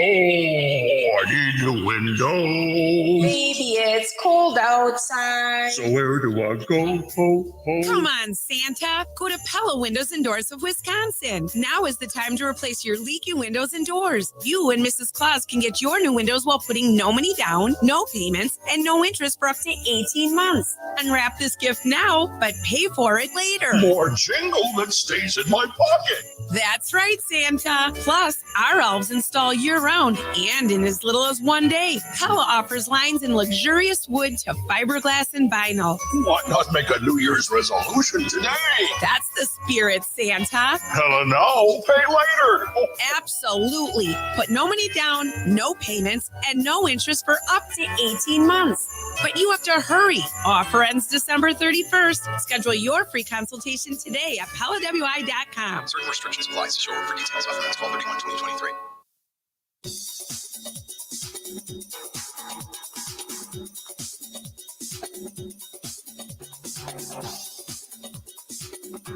Bill Michaels will resume in 3 minutes.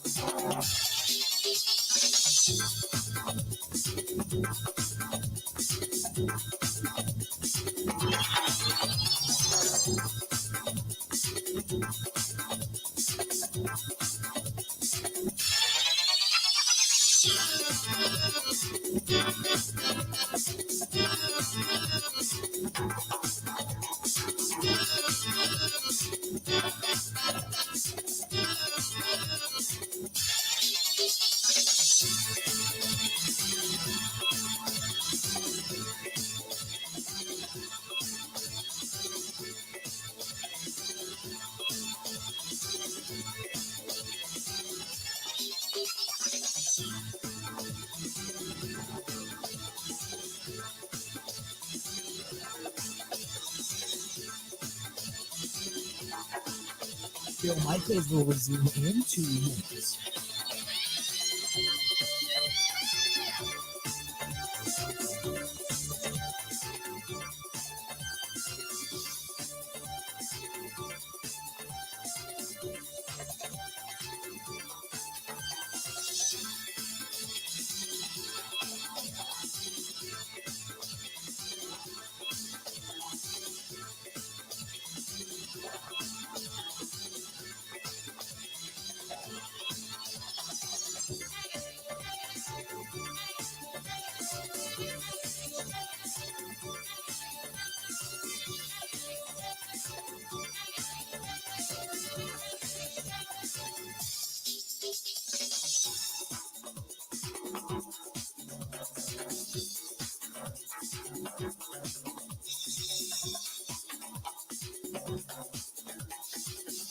Bill Michaels will resume in 1 minute.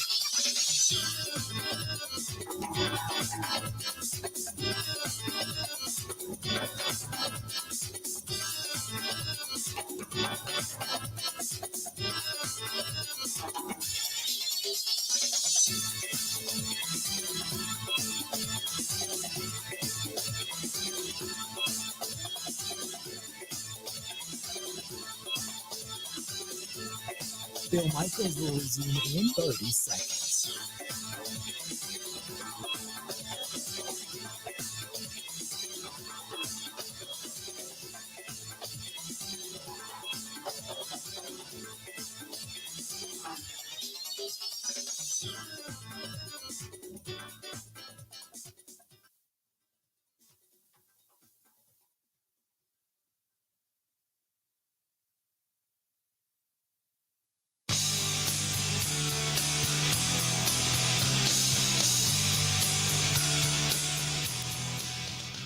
Gotta say thanks to our buddy Chris Klug and the gang at ABC Audio Video. And they do so much great work. It's affordable, which is the best. It's not like some of these bigger services that come in and charge you tens of thousands of dollars just to put in a surround system at your house. You know, I mean, Chris does a great job and very simple, but they can handle the extravagant. Don't get me wrong. I've seen some of the work that he does. I mean, he's done everything from hospitals to, you know, mansions. So yeah, he can do it. But when you talk about just the basics, you know, you just want a good sound system in your home. You want a good television. You want a good remote control. You know, you want to hide all your components. I mean, whatever it is that your wants and needs are, they've got something for everybody. Custom audio and video solutions. They know their project is unique. Your project is unique, and they've got incredible flexibility. Go to abcaudiovideo.com, abcaudiovideo.com, and they can tell you right there all about all the different services they give you. But ABC Audio Video, home entertainment, simply done right. Call them 262-483-6656, 262-483-6656, and he works all over the state. That's the best part about it, all over the state of Wisconsin. Coming up in the next hour, we are going to start to take a look at this in-season NBA tournament. Okay, tonight you've got the Bucks. They're at home taking on the Knicks down at the Fiserv, which is going to make things a little bit crazy downtown tonight because going downtown for dinner this evening, 6:30 is the tip time. But I got some dinner reservations at 6, so I would imagine it's going to be kind of nuts. But that being said, it is this in-season NBA in-season tournament quarterfinals. You also have tonight the Lakers and the Suns taking one another on. So I don't necessarily get how all of this works, but I know coming up on Saturday, which would be 7:30 Central Time, they're going to have the NBA in-season tournament championship coming up. So I don't get it all, but if the Bucks win tonight, apparently, correct me if I'm wrong. If the Bucks win tonight, they will then face the winner of the Suns-Lakers game out in Vegas. Does that sound about right, Grant, or am I wrong on that? I will double check it over the break. To get to Vegas, I believe they have to beat the Pacers later this week, who beat the Celtics last night. So yeah. I think there's one more round, and I don't think that round Thursday. I think it's Thursday night, right?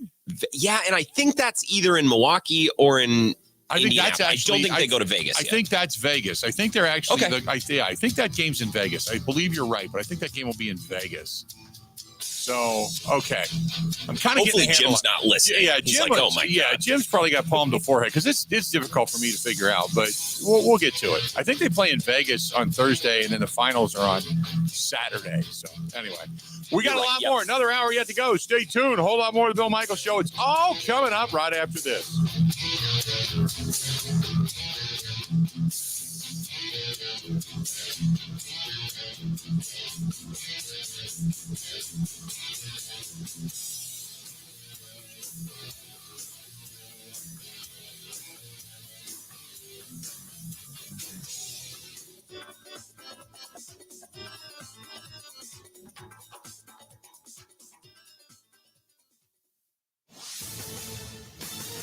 This is a Wisconsin Sports Zone update. Well, the Packers are getting an extra day to prepare this week as they don't play until Monday against the Giants in New York. Last month or so has seen the team go from 2-5 to 6-6 and right in the thick of the playoff race for a wild card spot. It's a huge turnaround, one many didn't think was possible. So it was worth asking quarterback Jordan Love how they're able to keep things together. I think it's everybody in the locker room, from the top down. Everybody's just trusted it, stayed together. No one's wavered. Obviously, it wasn't easy at the beginning of the year. It wasn't exactly how we planned or wanted it to go, but everybody just stuck together, kept our head down, kept working every week, showing up with the mindset that we just got to take it one week at a time and know that we're not a bad team. We're a good team. We just haven't been able to finish these games. Again, the Packers will be at New York on Monday. The Giants announced today that Tommy DeVito would once again start at quarterback. He's 2-1 so far. Turning to the Badgers, they thought they had a commitment from Syracuse transfer linebacker Leon Lowry, but less than 24 hours after committing, he announced his decommitment yesterday and reopened his recruitment. Meanwhile, two of the Badgers wide receivers, Jim Ray-Dike and Skylar Bell, entered the portal yesterday. Wisconsin will face LSU in the ReliaQuest Bowl coming up on New Year's Day. Rural Mutual Insurance, keeping Wisconsin strong.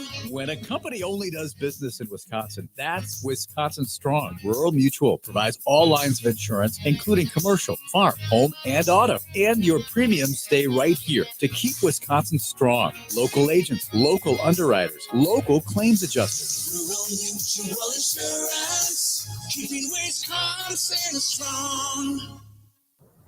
Well, the Bucks will face the Knicks tonight. The quarterfinals, the NBA's new in-season tournament. Winner will face Indiana in the semifinals after they beat the Celtics last night. Tip is at 6:30.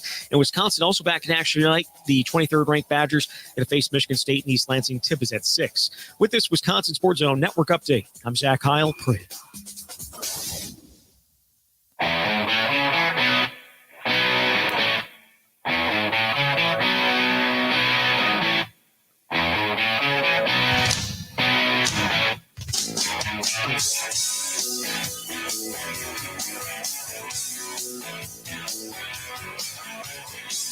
Good to have you. Welcome.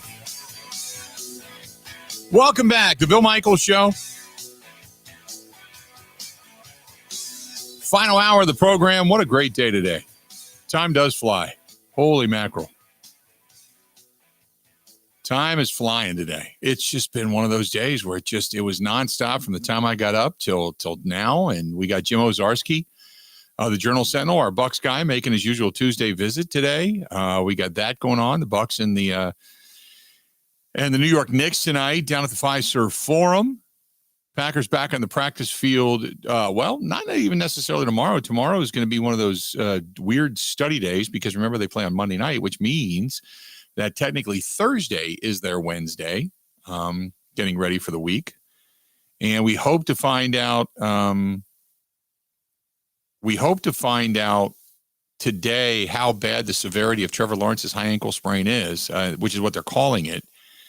Now, there is no timetable from what I'm reading regarding Doug Peterson saying that they don't have a specific as to when he will come back, but it was no broken bones, no torn ligaments. So on one hand, you breathe easy. You go, whew, thank God for that. However, Jacksonville trying to win their division, they should, although Indianapolis has played extremely well, better than most people would have thought. But you got to wonder how long he's going to be out, because the way that looked last night and watching him being helped up the tunnel to where he could barely even put pressure on it. I mean, we've all sprained our ankle, I think, at one point or another. I think we've all done it. But to that severity, boy, I don't know many people that have. That was ugly, ugly, ugly looking. And at first I thought, oh my God, the way the leg got bent back underneath him, man, he might have tore his knee. But, knock on wood, because I like Trevor Lawrence. I like Doug Peterson. I like the Jaguars. Knock on wood, he didn't. But they have got the Browns, the Ravens, the Buccaneers, the Panthers, and the Titans remaining on their schedule. They should get some wins even without him on that. But it is not going to be an easy road to go. But that's Trevor Lawrence and the Jacksonville Jaguars. So, but the NFL is such an enigma right now. I would have, and I can't remember. Grant, do you remember who I picked between San Francisco and Philadelphia coming into that game this past weekend? You picked Philly. I picked San Francisco. That was one that we were split on. Okay. I remember I kept thinking to myself, I don't know who's going to win that game, because I just thought that after San Francisco got beat 3 straight times, they go into the bye week and they came out extremely strong. Like they fixed a lot of their problems. And Philadelphia, albeit their defense has been giving up more points, their offense hasn't been a juggernaut, but they've been really, really good. So I kind of thought that Philadelphia, especially at the Link, would win that game, but I did not see, Philadelphia getting beat like that. I went back and we both took San Francisco. I'm sorry, I misremembered. San Francisco, okay. So you were correct. It was I think you could have made a case for either team. I just felt like Philly'd been winning all these close games, and it was they were kind of due. I didn't think they'd get blown out. Yeah, geez. I didn't think they'd get blown out like that. I never saw that coming. So it's been kind of an enigma. And then to see Kansas City, who everybody thought was going to, come into Lambeau Field and just kind of, even if it was ugly, kind of maul their way to a win. And then for them to get beat and to see what happened there, it's been so interesting. I mean, Buffalo was supposed to be the team to beat this year, and they certainly haven't played like it. We knew Miami was going to be good. The Ravens were going to be good, so we knew that. Did not see the Browns being there the way they have been. I just never saw that, even though they are in that competitive AFC North. But then again, if Cincinnati and Joe Burrow had been healthy going all the way back to the start of the season, maybe things are a little bit different. But, we did see Pittsburgh and Cleveland kind of battling it out for the bottom spot, but things just haven't matriculated that way. Injuries have had something to do with it. And then obviously I thought Minnesota would be the team to beat in the division. And then Kirk Cousins goes down. Their defense isn't anywhere near what it was supposed to be. And all the 1-score games that you thought they would expound upon this year certainly haven't happened. We knew Detroit was good, but the question was, will the real Detroit Lions please stand up? And they have. Detroit, I mean, they've done well. Give the Detroit Lions credit, even though they've kind of stubbed their toe a little bit and slowed down the stretch. And we'll see if Dan Campbell gets them out of the, quote, cruise control comment.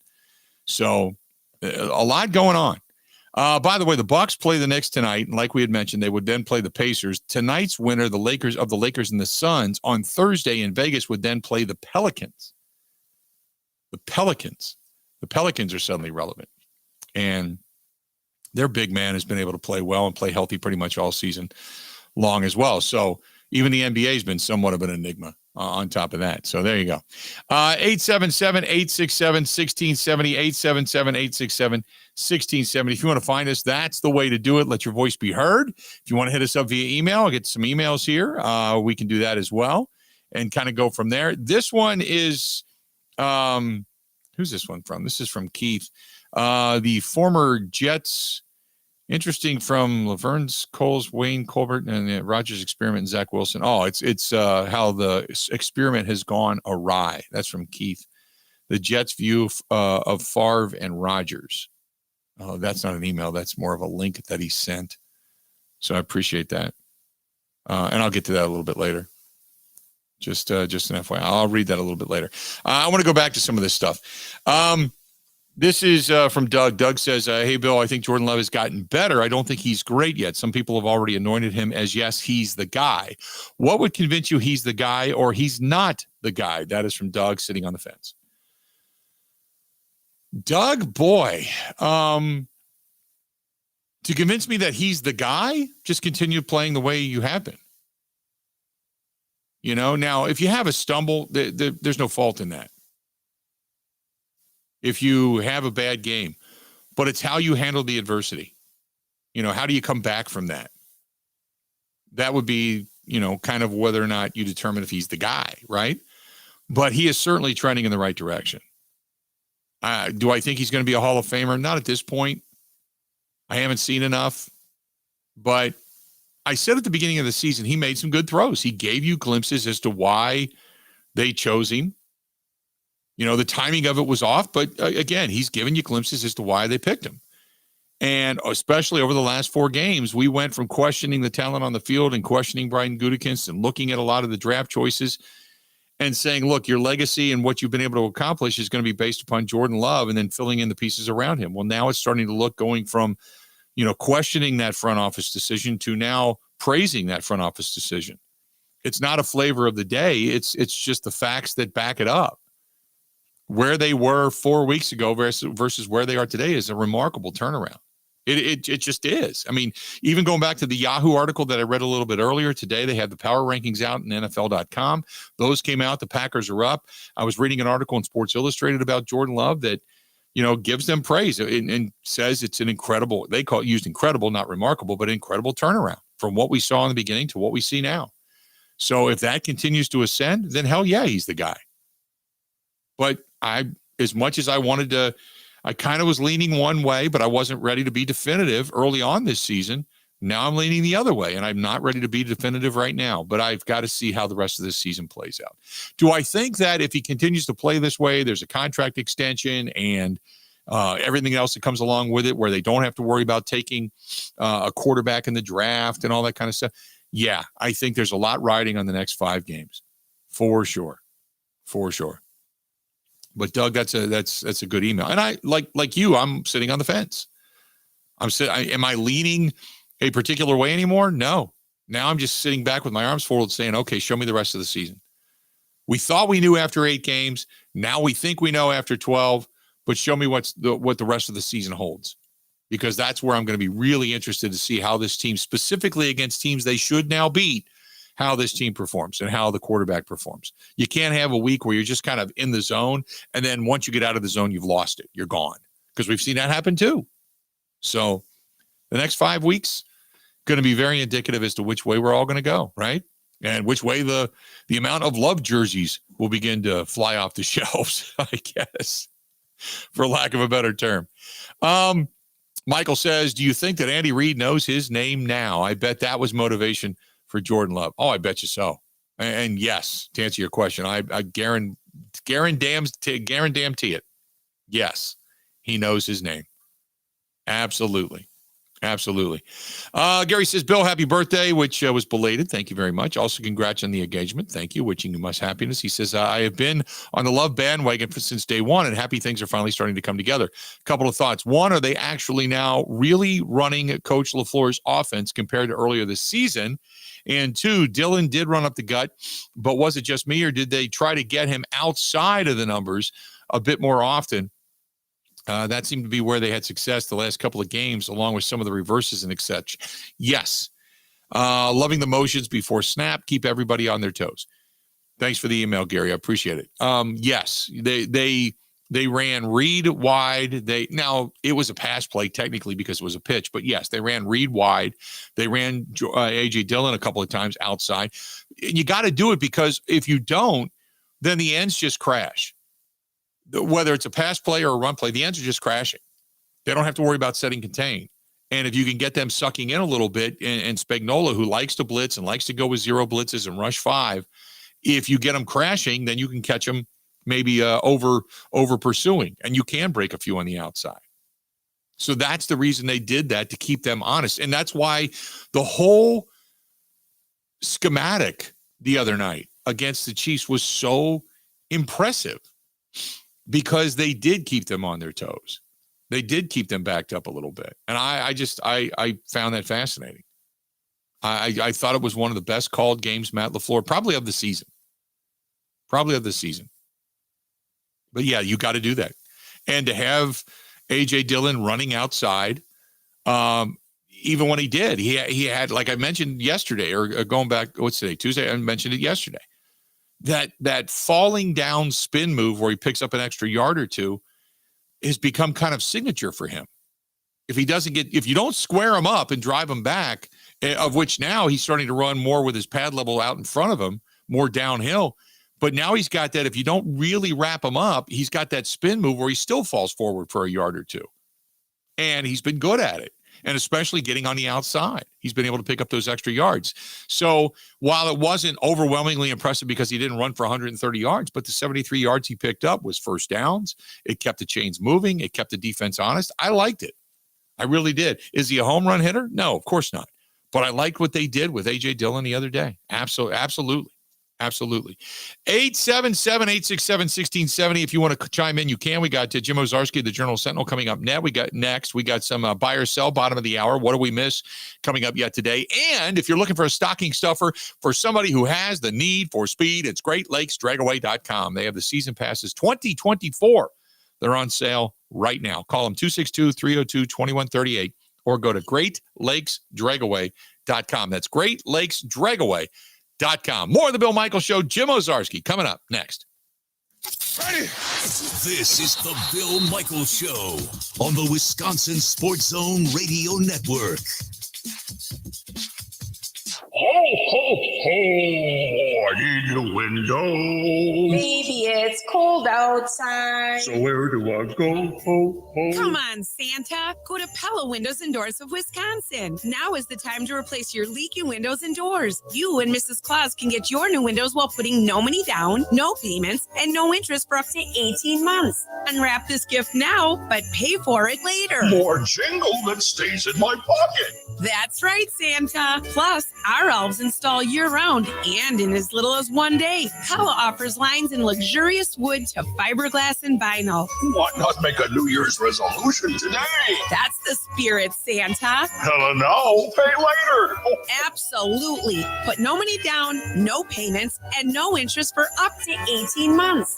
But you have to hurry. Offer ends December 31st. Schedule your free consultation today at PellaWI.com. Certain restrictions apply. See showroom for details. Offer ends 12/31/2023.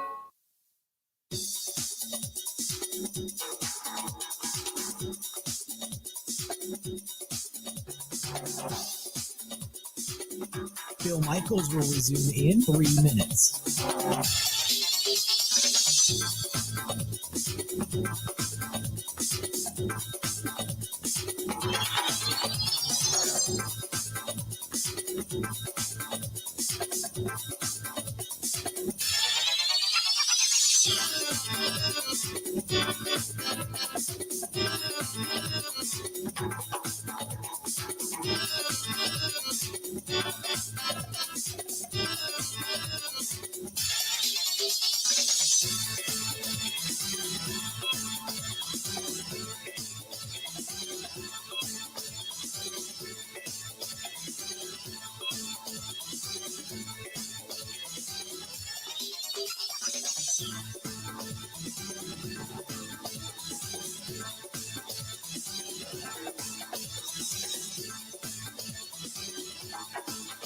Bill Michaels will resume in 2 minutes.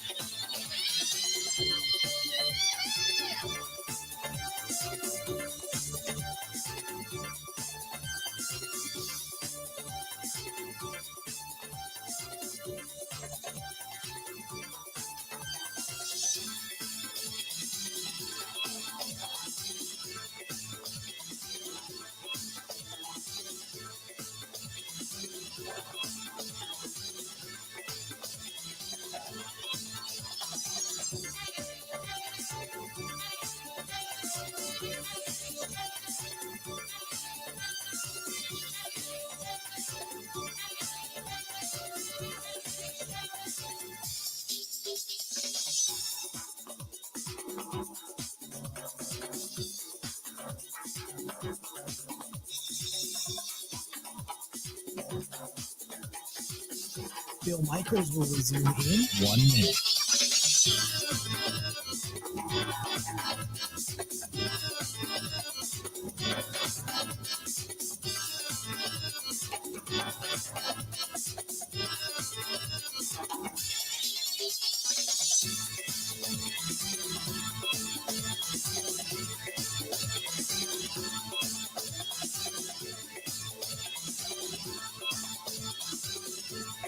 Bill Michaels will resume in 30 seconds.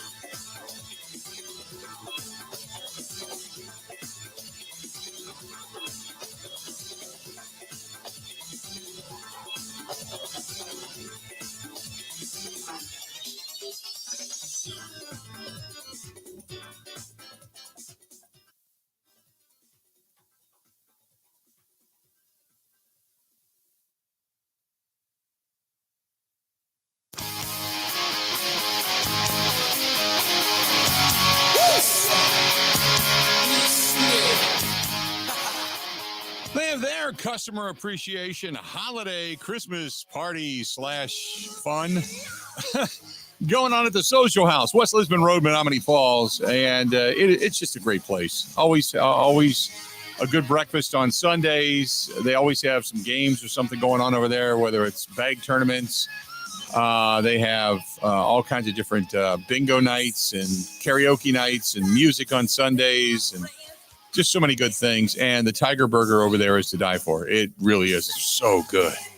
So if you like spice, a little bit of heat, love the Tiger Burger. Love it. That's the Social House, Haus, West Lisbon Road, Menominee Falls.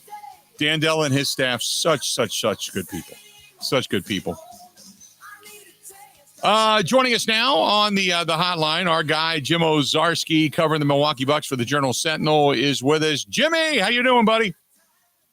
Hey, I'm good, Bill. How are you? I am good. So let's first of all start with the team. They get a win the other night. They looked ugly in Chicago, but they get a win the other night against Atlanta. They got a game tonight coming up against the Knicks. Tell me something. The Atlanta game. I want to go back to that. This team looked like crap for 3.5 quarters, and then all of a sudden the score ends up being really less indicative as to how close that game was. It was back and forth, and it just – is this the way it's going to be all season long, where they just don't have that ability at times to just close things out and blow teams up? Well, I mean, the Bucks don't want that to be all year long. But as of right now, you know, Damian Lillard and Giannis, I asked them both about this, and they said, well, first things first, they'll take the fourth quarter excellence, you know, where the offense is going to be there and they can defend at a high level in the fourth quarter. They did in Chicago too, up until, you know, Caruso hit the buzzer beater to send it to overtime. They all kind of know that that's probably not sustainable, that they're going to have to play a little better in quarters 1, 2, 3. But I mean, they feel the fact that they can do it in the fourth quarter in crunch time, Bill, means that it's in there. It's just a matter of when and how they get to that point. So, I mean, time will tell, but you're right. At the very least, they are definitely making things interesting. Tell me what Beasley brings to the table. I watched Beasley in that game specifically the other night, and he is slow. He's not a defender very, very much. Maybe it was just a night off for him, but I concentrated on Beasley up and down the floor. I'm like, well, is he bored? You know, it just didn't look like he was just into the game. Yeah, look, I think Malik Beasley has been put in a situation that he hasn't been in his career. I think he's 8-9 years in now. This is his, you know, 4th or 5th team. He's on a minimum deal, and I say that to sort of highlight the type of player he is, the market that he had or didn't have, right? He's sort of a journeyman at this point. And he comes to Milwaukee. There's the Drew Holiday trade, and Grayson Allen shipped out. And all of a sudden, Malik Beasley is not only your starter, but next to Damian Lillard, he kind of has to defend the best player on the floor. And that's not – look, Malik, I will say this, Bill, he is trying. That is pretty evident. It's just that – you know, for 35 to 38 minutes, he's not that kind of defender. There are possessions where it looks really good. Then there are possessions where it doesn't. And that's like a lot of players, but, they're asking a lot of him. And I will give him this, Bill. Like, he is trying. And then on the offensive end, I mean, look, he's a guy who can get hot from behind the 3-point line, even more so than Grayson Allen. I mean, Grayson had his moments, but Beasley, there's a different feel. Like when you see that first one go in, that second one go in, it's like, he might make 5 or 6. And he's done that a handful of times already this year, Bill. And that's important. When they're staggering, Lillard and Giannis, he needs to be there and making threes. And to his credit, he's made those, Bill. So, yeah, look, he is a starter. On the defensive end, it's just one of those where you got to kind of live with what he's bringing to you. Now you've got the tournament coming up, and, they play the game tonight. If they get the win, they are then on the road in Vegas on Thursday and on Saturday. Are guys looking at this as an inconvenience, or are guys, excited about this? No, I think the Bucks, first of all, they're saying all the right things, and I think that the league has pretty much put a hard memo down on these organizations. No one really talked bad about this. So you're not hearing any sort of, poor thoughts or anything of that nature. I think, Bill, look, what is it outside? 28, 30 degrees. I think the idea of 4 or 5 days in Vegas in December is an appeal to them. In terms of winning this thing, I don't know. I mean, Chris Middleton said, look, hey, they've never had one of these. It's the first one. It'd be kind of cool to win one. It'd be kind of cool to win the first one. Yeah. Bobby Portis said the same thing. So I think there are competitors in that locker room, Bill, where if you put that in front of them, they're going to try to win it. Of course, $500,000 would be nice, would mean a lot to some of the lower salaried guys on the roster. But I think tonight's hard. I don't know. I think tonight they know what's at stake, but I think it's going to feel like a game. I think once you get to Vegas, it's like, well, we're here. We might as well try to win this thing. And I think that can only be good, Bill, for a team that is, as we started this conversation, is still trying to find its way. So you look at where the standings are right now. Not that I worry too much about the standings at this point in time, but the logistics are that they're only a game behind Boston. So is Boston, because Boston, for many accounts, in watching the Boston Celtics, the addition of Drew Holiday, I hate to say this, but the addition of Drew Holiday, man, has made that team very formidable. They look so good at times. Is Boston the team to beat in the East, or do you think the Bucks are just feeling themselves out with Damian Lillard and what he's contributing now, and going with Giannis and get the Middleton's back? Do you think it's just a matter of time before the Bucks really assert themselves, or do you think Boston is the team to beat? I think Boston is that team. Look, 2 years ago they won head-to-head. Obviously, the rosters have been remade, right? Bucks, haven't done what they want to do in the playoffs. The Celtics have yet to win a championship with this core. The thing I know about Boston, Bill, is they can defend. When Porzingis is healthy, and that's a big if. I mean, he's already missed a handful of games. They say he might be available this weekend for them. If the Bucks lose, Bill, they go to Boston on Friday, by the way. And so, but I know the Celtics can defend. The Bucks, I don't know that. I've seen them sort of meander through quarters, and where when the shots aren't falling, they can't rely on stops like they used to in the past, and then all of a sudden they're down 15. And so, I'm going to go with Boston as still the number one team in the East right now. The Bucks aren't that far behind, because I think their offensive talent, Bill, is just so special. Who else, is buying in defensively on the Bucks? I'm talking about players on that team, because we hear them talk about it. We got to defend better, got to defend beyond the arc. But, man, I'll tell you what, watching Trey the other night light him up from damn near anywhere on the court, that was tough to watch. Yeah, look, I think there's a desire to play good defense. I mean, the championship core, and there's still 5 of them left. And it begins with Brook Lopez and Giannis Antetokounmpo, and those guys like good defense, right? Particularly Lopez. It's just a matter, Bill, I think of they're doing enough different things with enough different people. Again, your starting backcourt's different. When Campaign comes in, okay, your backup point guard, he's a different guy. And at some point, Bill, we got to get beyond, okay, new language, new terminology, new system, new players. But I don't know in basketball if there's a hard set on that. Like if we can sit here and say, well, at 40 games, they should have it figured out. Or at 55 games, they should have it figured out. I don't know that. Is particularly, look, Pat Connaughton's been out. Right. We don't know when he'll be back. Jay Crowder, who's a big part of what they want to do defensively, has been out. Now the main guys have been healthy in terms of your starters, but those are two. That's your seventh and eighth men, or sixth and seventh men, depending on the night. So I think they want to, Bill. I think the fourth quarters show that certain combinations of them can defend well. It's just, can they do it for 35 to 40 minutes? Because, Bill, there's always going to be a run. Another team they're paid too. But I don't know. I don't know when to think it's going to click. It's just hard to say. I know that Pat Connaughton being out with that ankle, he's kind of a role player. He's coming in, he's giving you some big buckets. He's pretty good when it comes to the energy level he puts out on defense. When do they expect to get him back? Do you know? Will he be back by, say, the finals of the tournament, or do you wait for maybe next week on that ankle? No, this looks like a pretty severe sprain. Adrian Griffin said Connaughton will not be available this week at all to play.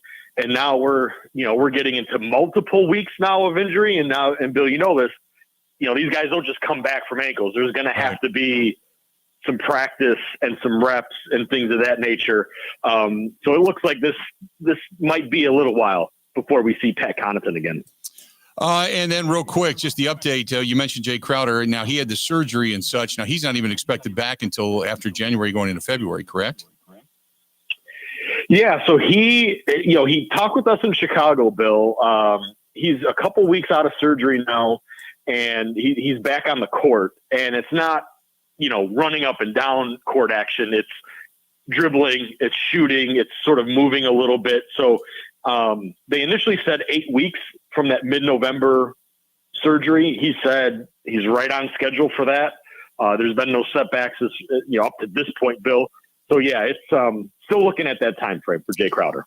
Always good, Jimmy. Appreciate it. And who knows? Maybe you get a shot. You head out to Vegas. You win a little bit. You come back. You pay my salary next time we talk. All right, bud? Sounds good, Phil. All right, pal. Talk to you soon. There you go. That is our guy, Jim Ozarski. Jim Ozarski, the Journal Sentinel, covering the Milwaukee Bucks, at Jim Ozarski, OWCZARSKI, at Jim Ozarski. Over on X, Twitter. So good stuff for him as well. Believe it or not, there are now Super Bowl odds that contain the Green Bay Packers. Something we had not been seeing much of. But the odds to win the Super Bowl have just come out. That just was emailed to me. BetOnline.ag. I'll tell you where the Packers are. Plus, I'll give you a little buy or sell with our buddy Grant Bills when we come back. Stay tuned. We got a whole lot more of the Bill Michaels Show. It's coming up next. This is the Bill Michaels Show on the Wisconsin Sports Zone Radio Network.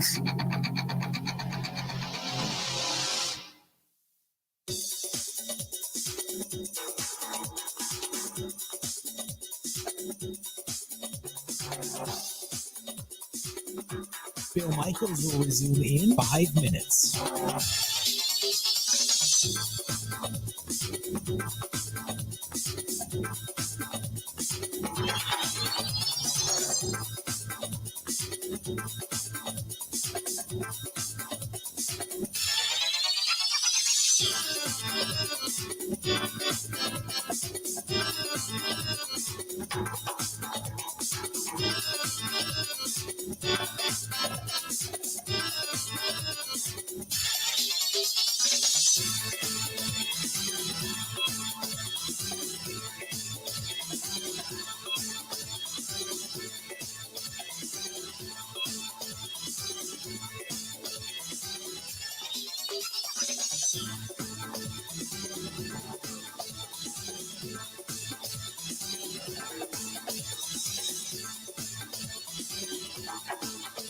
Bill Michaels will resume in 4 minutes.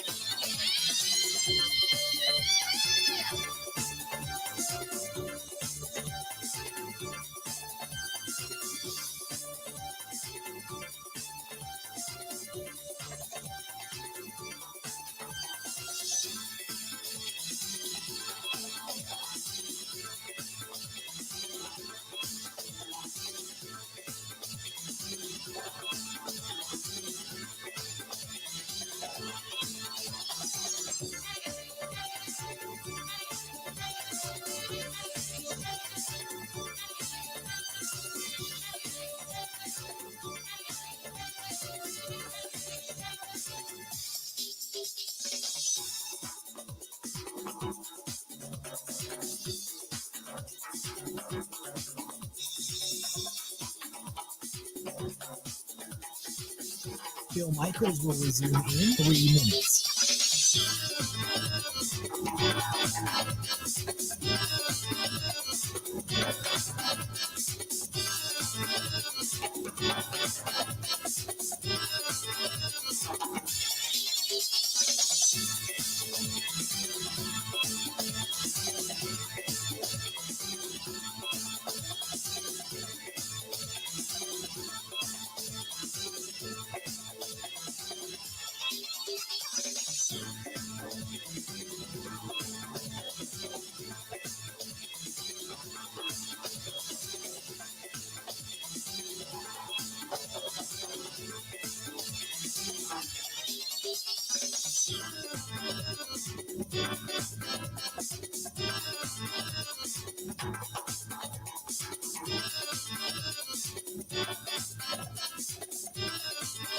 Bill Michaels will resume in 2 minutes.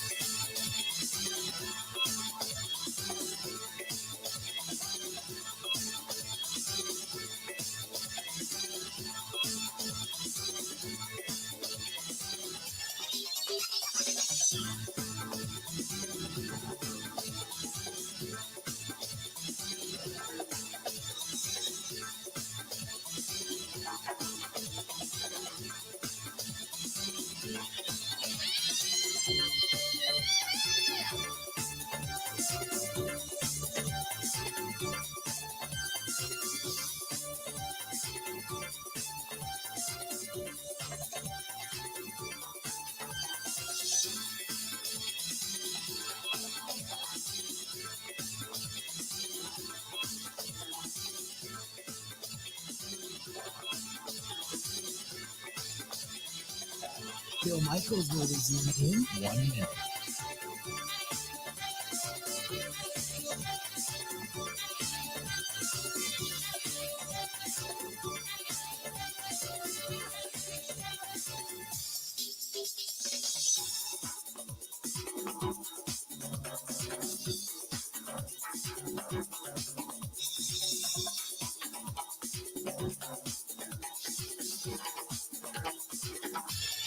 Bill Michaels will resume in 30 seconds.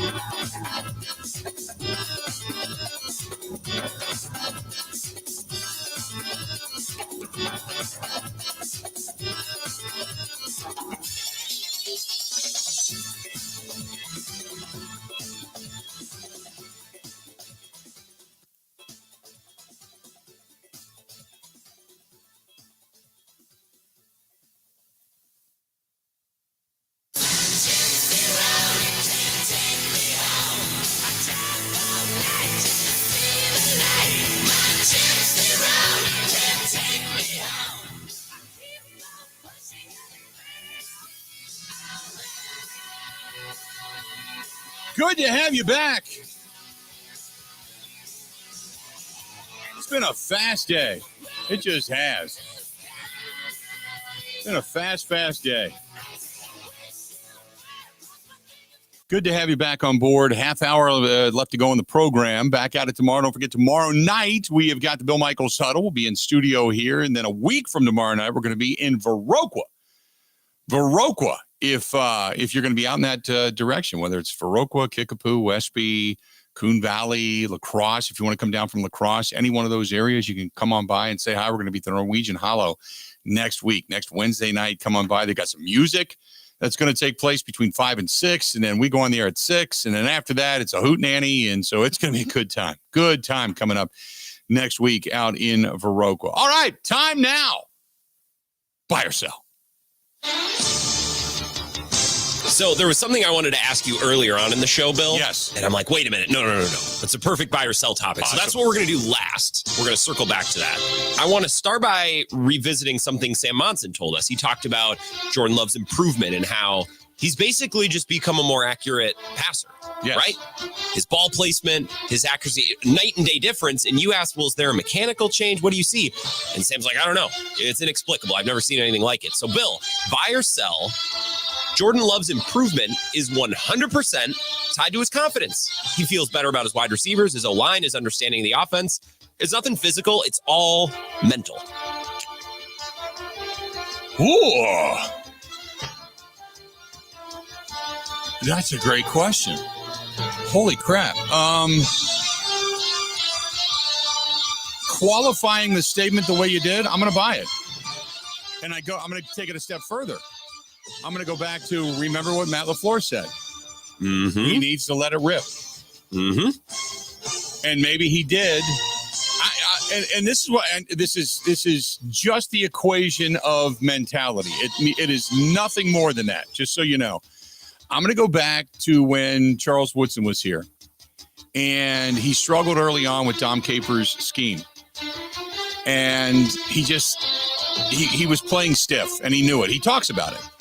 And at the end of it, he said Dom Capers came down to him, and there was a couple other guys that said this just isn't working. And Dom Capers said, just go play.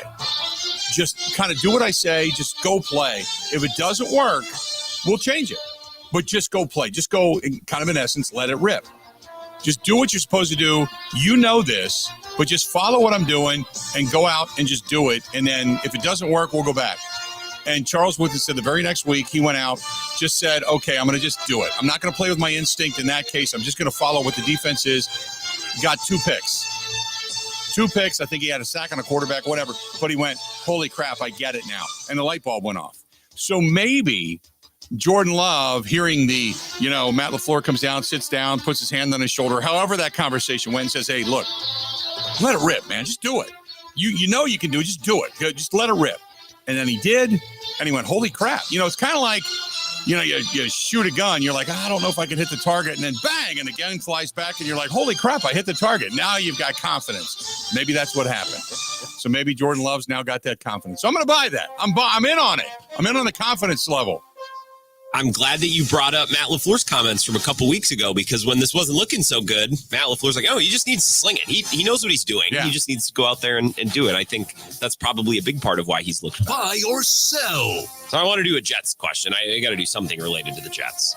Yesterday, Diana Rossini, who's at The Athletic now, was at ESPN for a long time, reported that the Jets want to make a change at quarterback. Now, today they released Tim Boyle, but Aaron Rodgers is still out with, a bad Achilles. Right. Even if he's able to come back in a month, let's forget about that. They picked up Brett Rippon. I don't know who they're going to start, but yesterday Diana Rossini reported that they want Zach Wilson to play, but he is reluctant to step back in. So, Bill, I'll ask you, buy or sell? This Jets season has been a disaster, but you don't put that much blame on Zach Wilson. Not that much of this is his fault.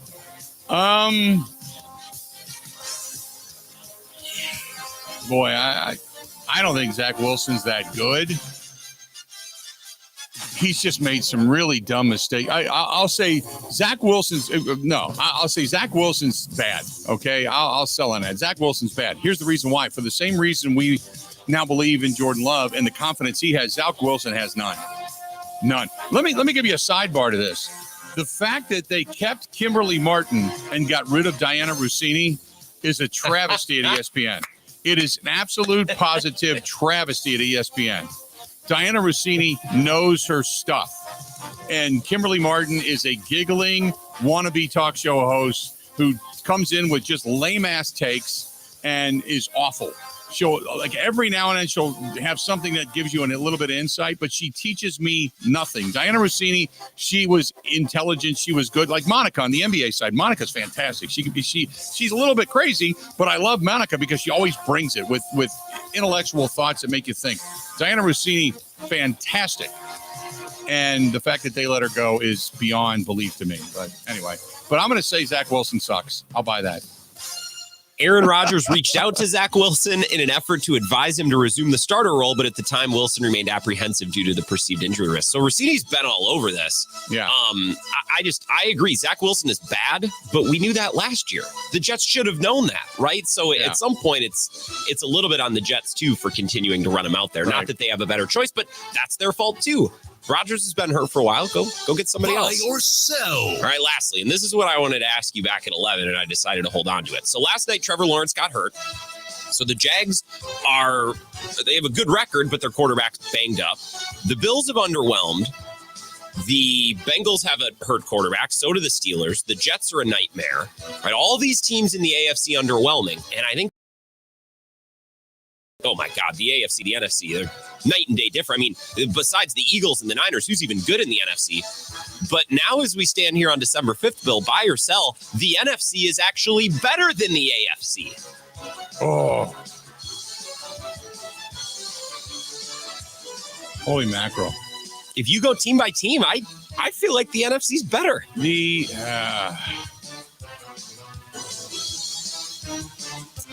Man. Does an NFC team have a better team than Miami? With more offensive weaponry, skillful positions. Now, quarterback, maybe. I still think Tua is a tremendous quarterback, but I'm just waiting to see how this season ends for them. Baltimore's a juggernaut, but I think they're susceptible. We've seen Kansas City be susceptible. Jacksonville is susceptible. Cincinnati's not going anywhere. Buffalo is sitting at 6-6, and it seems like better days are behind them. The Chargers flopped this year, too. Yeah, the Chargers flopped.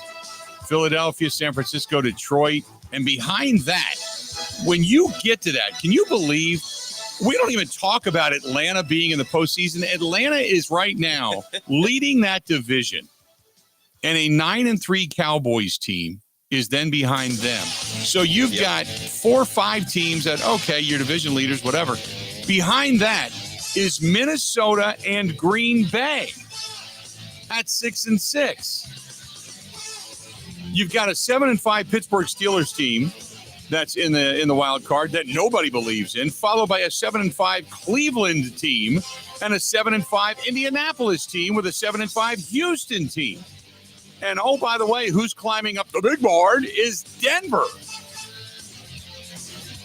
I probably would say because of the quarterback injuries that right now you'd have to say you still have Jalen Hurts, you still have Dak Prescott, you still have Brock Purdy. You still got Jared Goff. I would probably say the NFC is a better conference right now, or they are put it this way, the NFC has closed the gap. You could even say they're evenly matched. Sure. Like right now, if it was Philadelphia and Baltimore, evenly matched. Miami and Dallas, evenly matched. San Francisco may have the best all-round team with the most talent at all the skill positions, and they could go probably toe-to-toe offensively with Miami or Baltimore in that sense, but they're all evenly matched. At least they've closed the gap, but I'll agree with that. I'll buy that. And we could talk about depth, the 6, the 7 seeds, whatever. The top 4 teams in the NFC are, I think, as good or I would argue better than the top 4. You give me Dallas, Philly, San Francisco, and Detroit, and give me whatever 4 teams you want against the AFC. Match them up. I'll take the NFC all day, every day. And that's insane considering a couple months ago where we're trying to figure out, like, which teams are even good in the NFC other than Philly and San Francisco. It's wild how things have changed. And a lot of that is because of injuries, but teams like Buffalo they've lost games. The Chargers have just lost games. The AFC's been a lot worse than I think we predicted before the season. Yep, I would agree with that. 110%. I would agree with that. Before we take a break, I got to tell you about our friends at Big Boar Barbecue out there in the La Crosse area, West Salem to be exact. And if you have, say, a lunch or a dinner that you want food catered and supplied, you can do it. Big Boar Barbecue, great people. If you want to say thanks to your staff, or maybe you guys are working late or working on a big project, that's a great place to go. Lunches, dinners, catering as well. Call them 608-612-0387. Connor and the great staff out there, Carter and the great staff, good people. Go to bigboarbbq.com. That's bigboarbbq.com. They're family owned. 3 brothers have it now. BigBoarBBQ.com. The mac and cheese is awesome, but their barbecue is just, whether it's dry rub, sauced, whatever it happens to be, they've got it all. Big Boar Barbecue. Go to BigBoarBBQ.com. More of the Bill Michaels Show is next. Covering Wisconsin sports like a blanket. This is the Bill Michaels Show on the Wisconsin Sports Zone Radio Network. Ho, ho, ho! I need a window. Baby, it's cold outside. So where do I go? Ho, ho. Come on, Santa. Go to Pella Windows and Doors of Wisconsin. Now is the time to replace your leaky windows and doors. You and Mrs. Claus can get your new windows while putting no money down, no payments, and no interest for up to 18 months. Unwrap this gift now, but pay for it later. More jingle that stays in my pocket. That's right, Santa. Plus, our elves install year-round and in as little as 1 day. Pella offers lines in luxurious wood to fiberglass and vinyl. Why not make a New Year's resolution today? That's the spirit, Santa. Hella no, pay later. Oh. Absolutely. Put no money down, no payments, and no interest for up to 18 months. But you have to hurry. Offer ends December 31st. Schedule your free consultation today at PellaWI.com. Certain restrictions apply. See showroom for details. Offer ends 12/31/2023.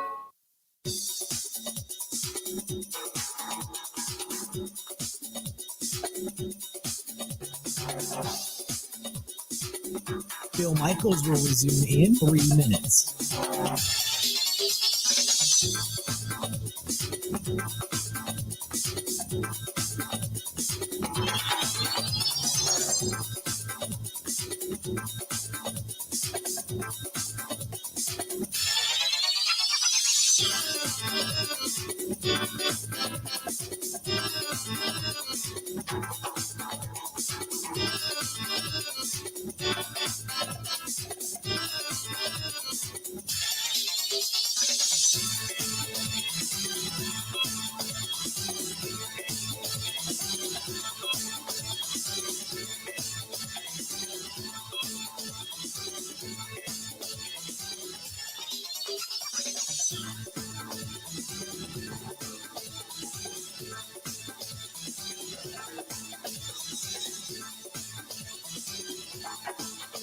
Bill Michaels will resume in 2 minutes.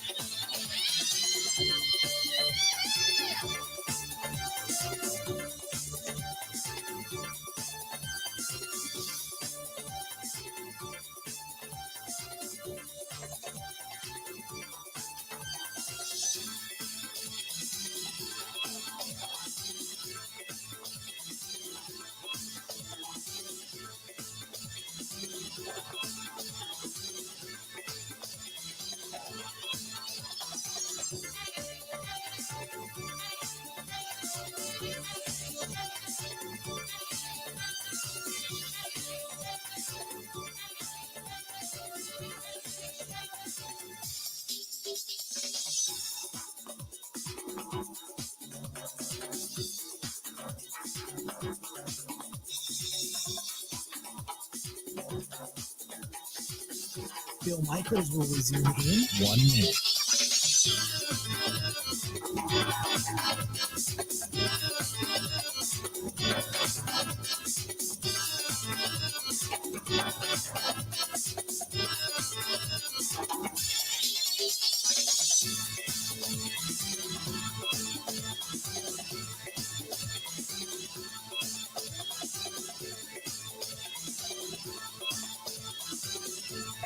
Bill Michaels will resume in 30 seconds.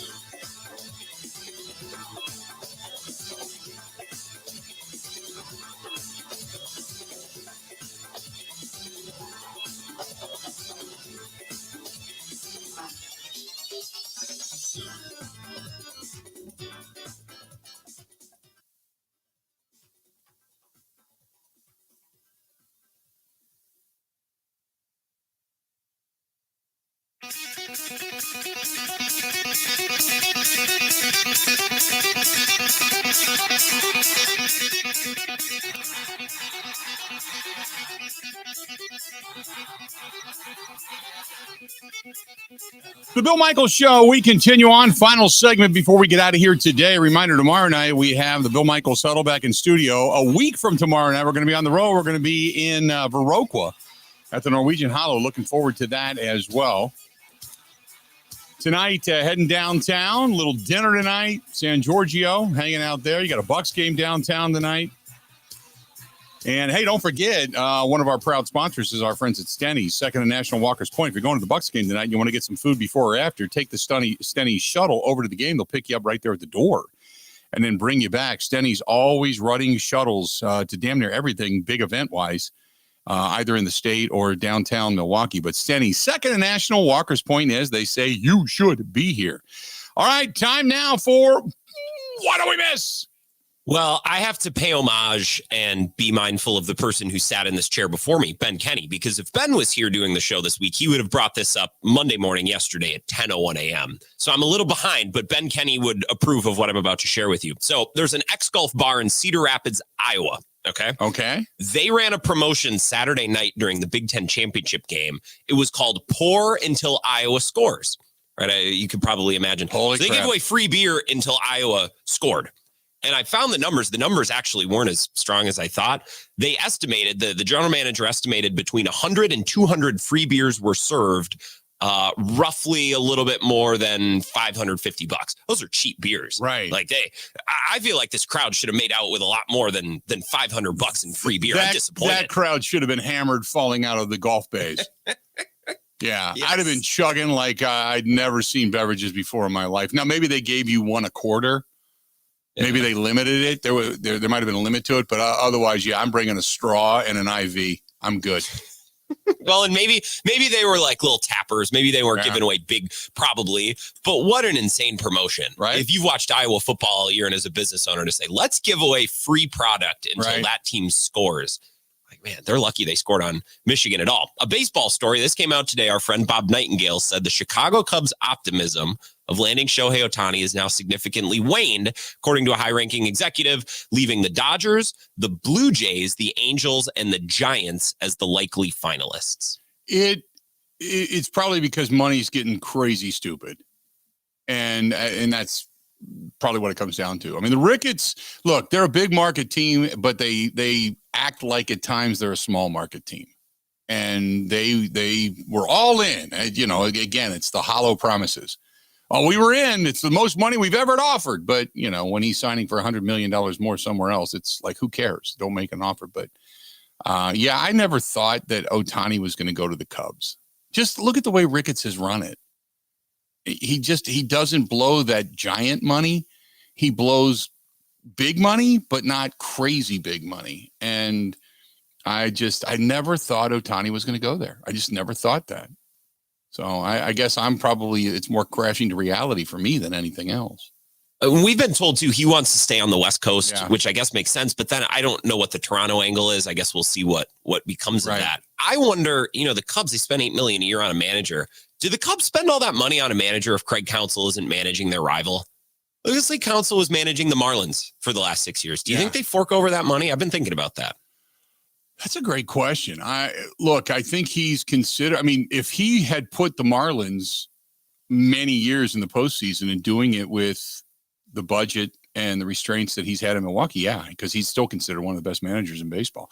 I think it probably took a little bit more to pull him out of Milwaukee. Yes, but I don't think it's that dramatically. I mean, maybe instead of making $8.5 million, he's making what? $7 million. You know what I mean? 7.5. I mean, I don't think he would be making the same, but it wouldn't be that dramatically different because he is considered to be by many the best manager in baseball.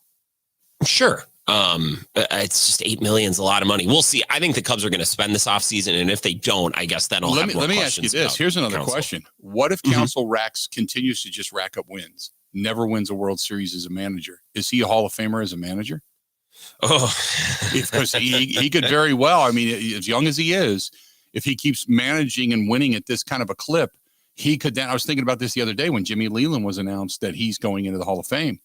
He's got World Series championships. Jimmy Leland does. If Craig Counsell never wins a World Series, keeps getting to the postseason, keeps knocking on that door, is considered one of the best managers in baseball by far, and continues to rack up the wins, if he becomes one of the winningest managers in all of baseball, does he get into the Hall of Fame without a World Series?